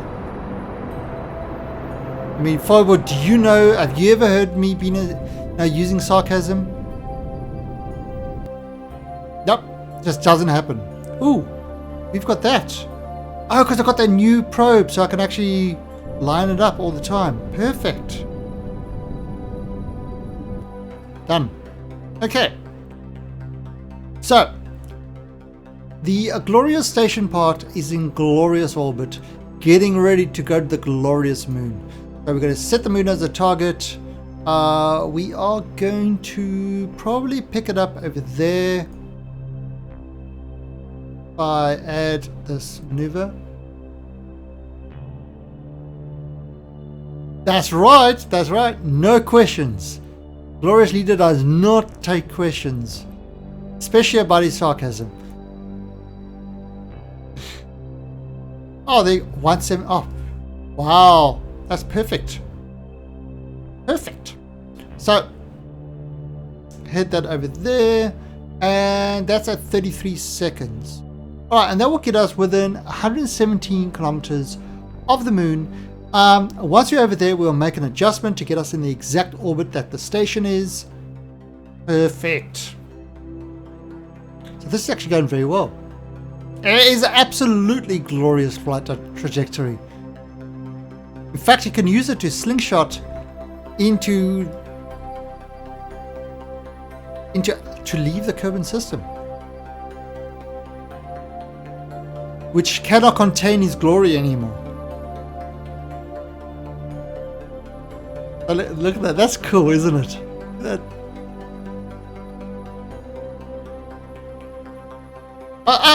Shit.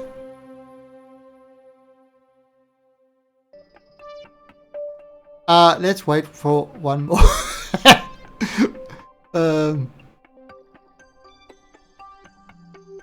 Okay, so the Glorious Leader did time warp beyond his time. It's not a problem for the Glorious Leader. He's so glorious, he can time warp even further. He's decided to do one more lap around the Earth to show everybody his glory.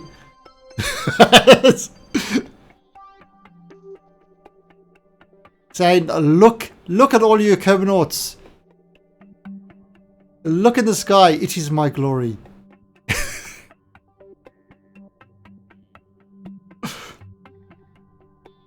Still 33 seconds.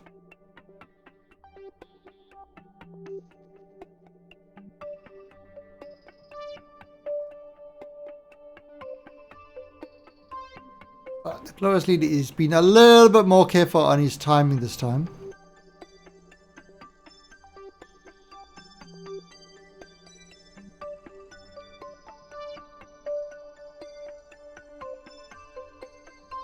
Alright, so he's getting this all ready. And he's about to shoot to the moon.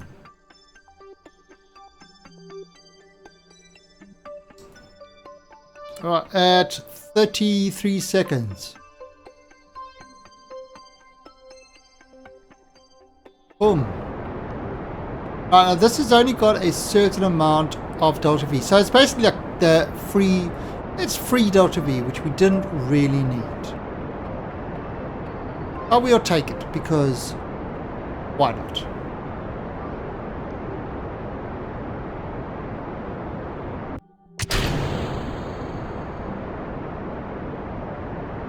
Right, so this is the actual part that is going to the moon.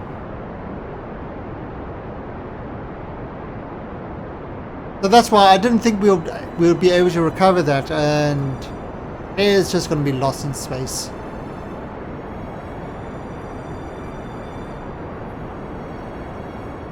Maybe one day it will become a robot, and it will find a kid called Will Robinson, and it will warn him of danger.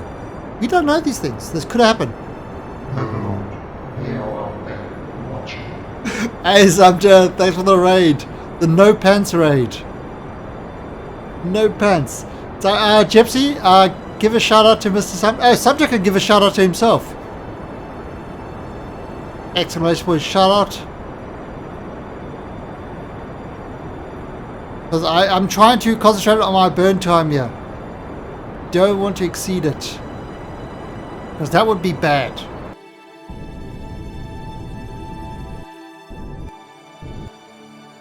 There you go. Good one, Gypsy. So, Samta's another streamer in the Alien Nation.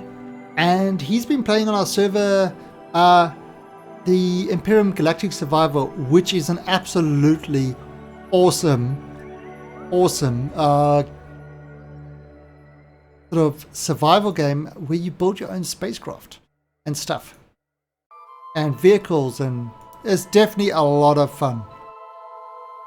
Right, so we're going to focus on the moon. Alright, so let's have a look. This is our target. So that is at 52. What we're going to... Yeah, you see, physics is wrong. In that game, physics is wrong. So what Sumter did was he made this giant ass ball cube. And he was chasing my UFO.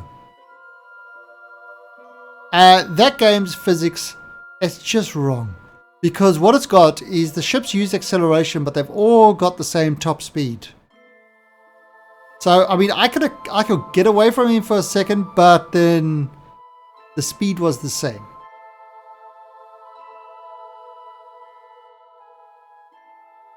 Alright, so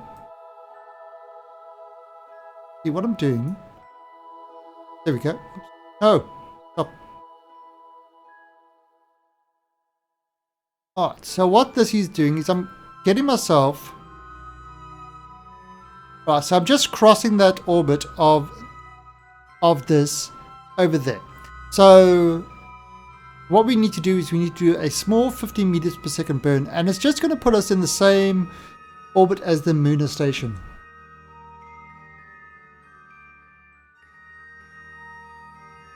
So 12 of the...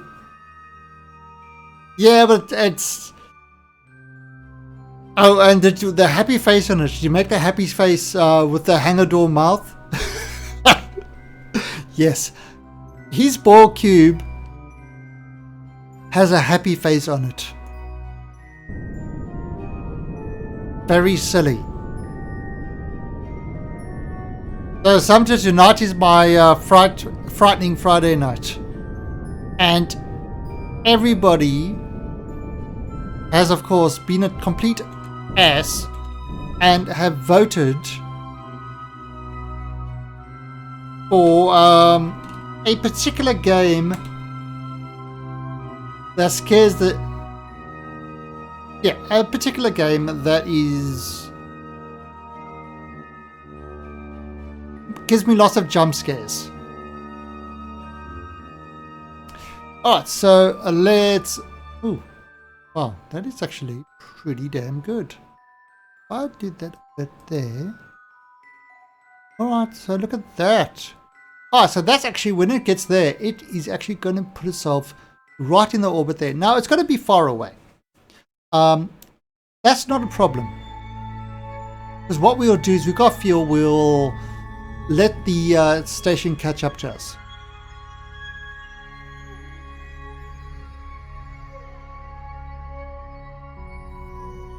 Oh, yes. You're going to assimilate everybody with kindness. Nice.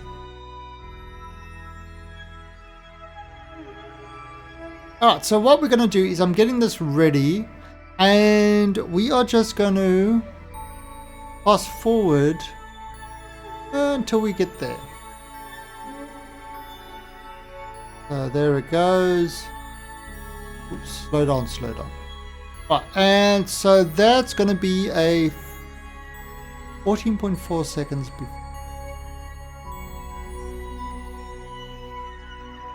About 10 minutes.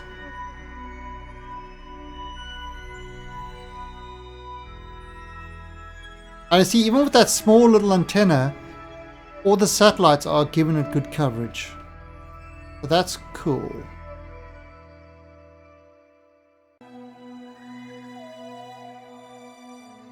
Ooh, I can't miss this. I literally cannot miss this 14 seconds, otherwise I'd fly off. Never be heard it from again. Right, let's stop there. Alright, so everything's in order. We are now going to burn, and this will put us in the correct orbit. Done. Yeah, eventually, yes. So what I might do is I've put myself in the correct thing, but what I'm going to do is, because I need this to catch up to us, I am going to put myself just a little bit. So that's 23 kilometers. Maybe a bit more. Right, so I've put myself 30 kilometers above the I put myself 30 kilometers above that. So what's going to happen is every time we go in orbit, this is going to get closer to us. So look what happens. When we go higher, it's going to catch up. You can see kind of the stuff is getting closer. So look at this. When it goes through on the next orbit, it's going to be even closer. Right, so look at that.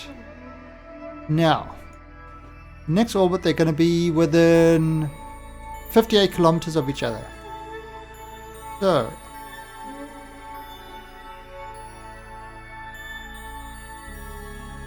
right, now, this is the key. Right, so you see that's actually going to, if I leave it, this guy's going to move ahead. So what we're going to do over here is I'm going to add a maneuver, and I'm going to slow us way down until, and look at that. That is separation of 3 kilometers. So if I bring it down a bit more, Right, now. Let's bring this. And you know what? I'm just going to have... Oh, over there. There you go. So speed it up. Down a bit. 5, 4. Oh, there you go.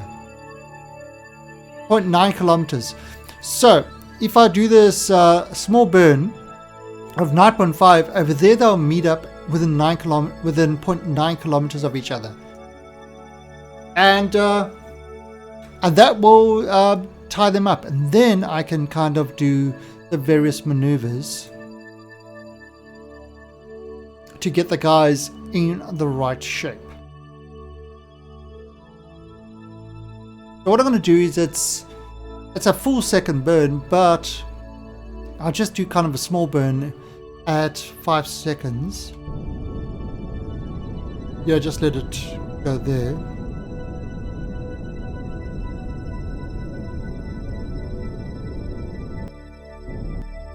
Alright, and let's have a look at this. 0.9 kilometers. So, he is at 59. We are still going up. So he's catching up to us. 54, 52, 36, 28, 20, 10 kilometers. All right, so now we can go over here. And what I can do is... Where is he? F4. How are you?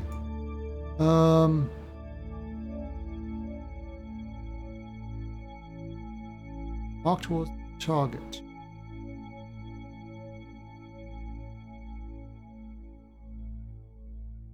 Oh, there you go. Okay. So, alright, so we are heading towards that. It's 6.6 kilometers. Now we are heading at 21, which is okay. We've got plenty of fuel, so that's not an issue. We're going to just speed this up a bit. And we do that by pulling the prograde onto the target. Alright, now if we look on the outside, now that's down to 0.02. And we just wait for this to get closer. We're 1.2 kilometers away. Right, so now we can slow ourselves down. And what we're going to do with that is we will go on to the retrograde and we will push that onto the target. You can see it coming in.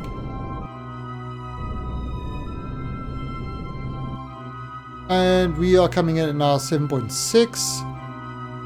So you can see what this whole station looks like.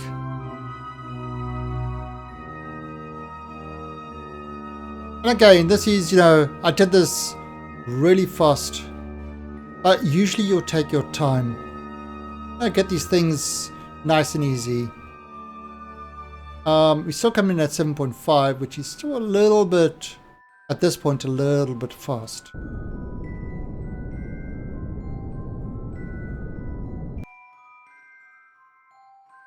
I mean, a lot of these things, it's all about slow and steady wins the race.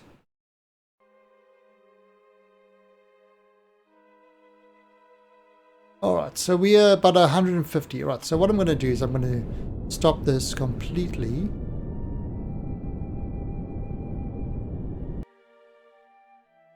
Alright, 04, that's enough. Okay, so now what we're going to do is we are going to control from here. This is where we're controlling from. Control from that docking port. We are going to... let's dock over here. On that port there. Set as target. And then we're going to use this thing called docking alignment port indicator, which is pretty great. So what this does is it tells you when your ports are aligned. So see, there's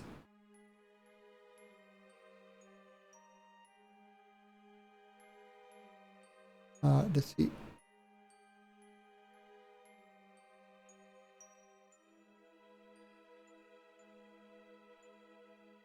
But there you go. There are our ports aligned.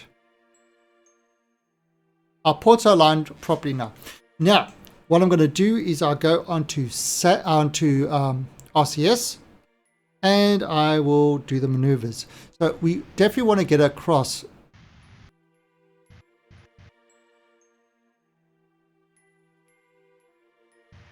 What I'm doing is I'm moving myself sort of across quickly. No pens raid. April.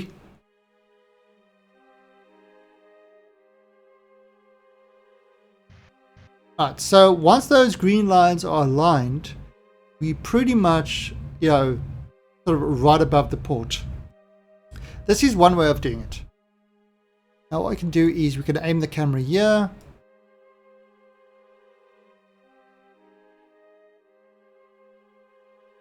Okay, and now we can probably move forward a bit. See, look at this. This is actually coming in at that, you know, it's coming in at that port. So I might want to just kind of stop that a bit, just to because I don't want to go straight in. I want to move across and then go in.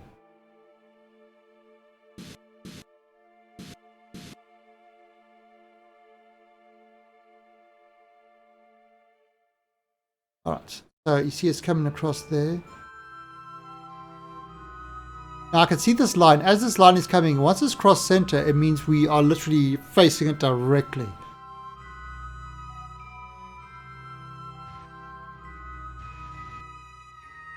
Well, why, instead of calling it a no pants raid, why don't you just call it a commander raid?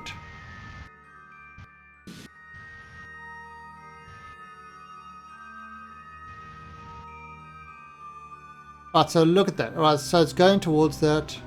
And we are now targeting that port directly. Coming in at a slight angle. Coming in at 0.06. We're 8 meters apart. So what I'm going to do is I'm going to slow ourselves down.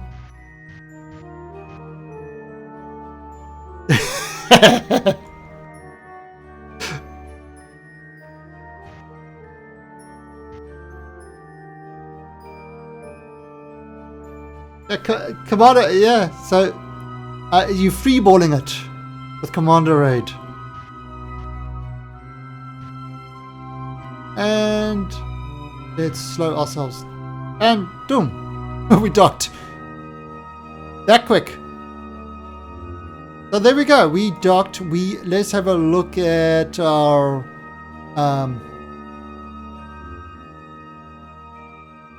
Alright, so Lunar Station. Everything is green. Have facility, so now our facility supports 37 Kerbals. And yeah, everything is done. So that was a nice quick docking and everything else. All done. We've got Kerbals aboard. No worries with this. Now, what's in this? You see what I could do? I've got this monopropellant here, so I can put in, and these guys I can actually send all my fuel out there into that one, because why not? But anyway, there we go. We completed that. So we've provided with the auxiliary lab. Let's lights off, lights on. And like I said, we've got plenty of solar powers and stuff like that, so we didn't need any of that. The John Galt. Who is John Galt?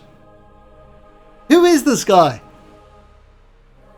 That is the burning question. Who is John Galt?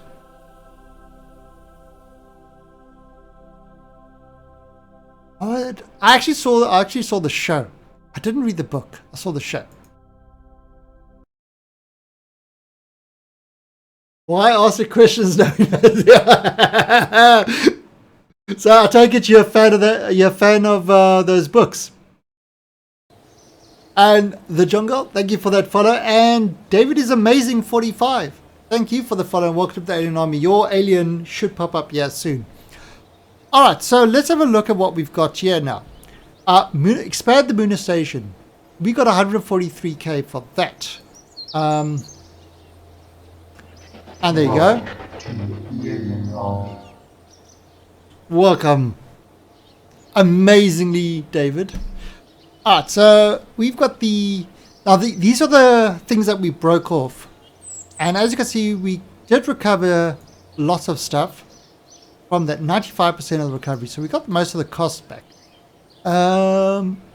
These are the Moon expansion debris. Right? So those would be the solid boosters probably.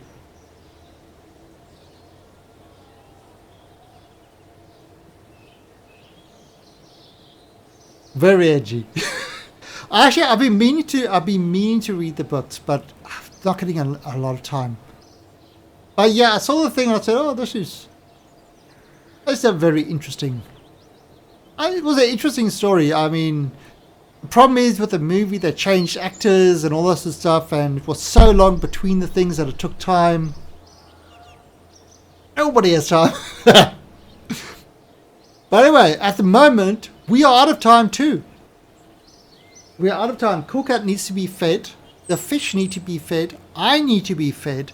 And I'll be back in about an hour and a half for Frightening Friday, which at the moment, now if you want to vote on this, we have until the stream starts. And Wicked Twix, thank you for that follow. Now, at the moment, Outlast is winning. So Outlast is what we're going to be playing in an hour and a half. Frightening Friday is something I do at the last Friday of every month. And it is play a horror game. Because I hate horror games. And I jump scares too easily. Thank you for that follow, Wicked Twix. So I jump scare way too easily. So at the moment, Outlast is winning. We are going to continue playing that. Outlast Friday. Yeah. Alright, the Jungle, you have a good night then. Now, if you don't catch me on the later stream, I am on at this time every day of the week.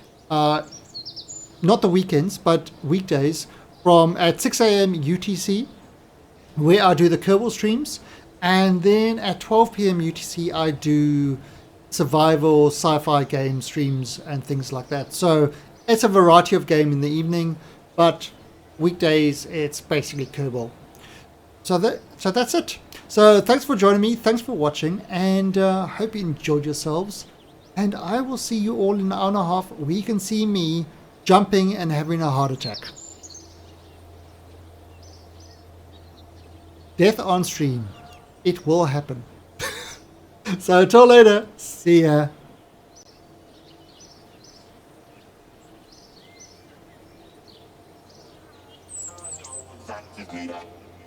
All I know is you just need up. All I know is we just need up. All I know is you just need up.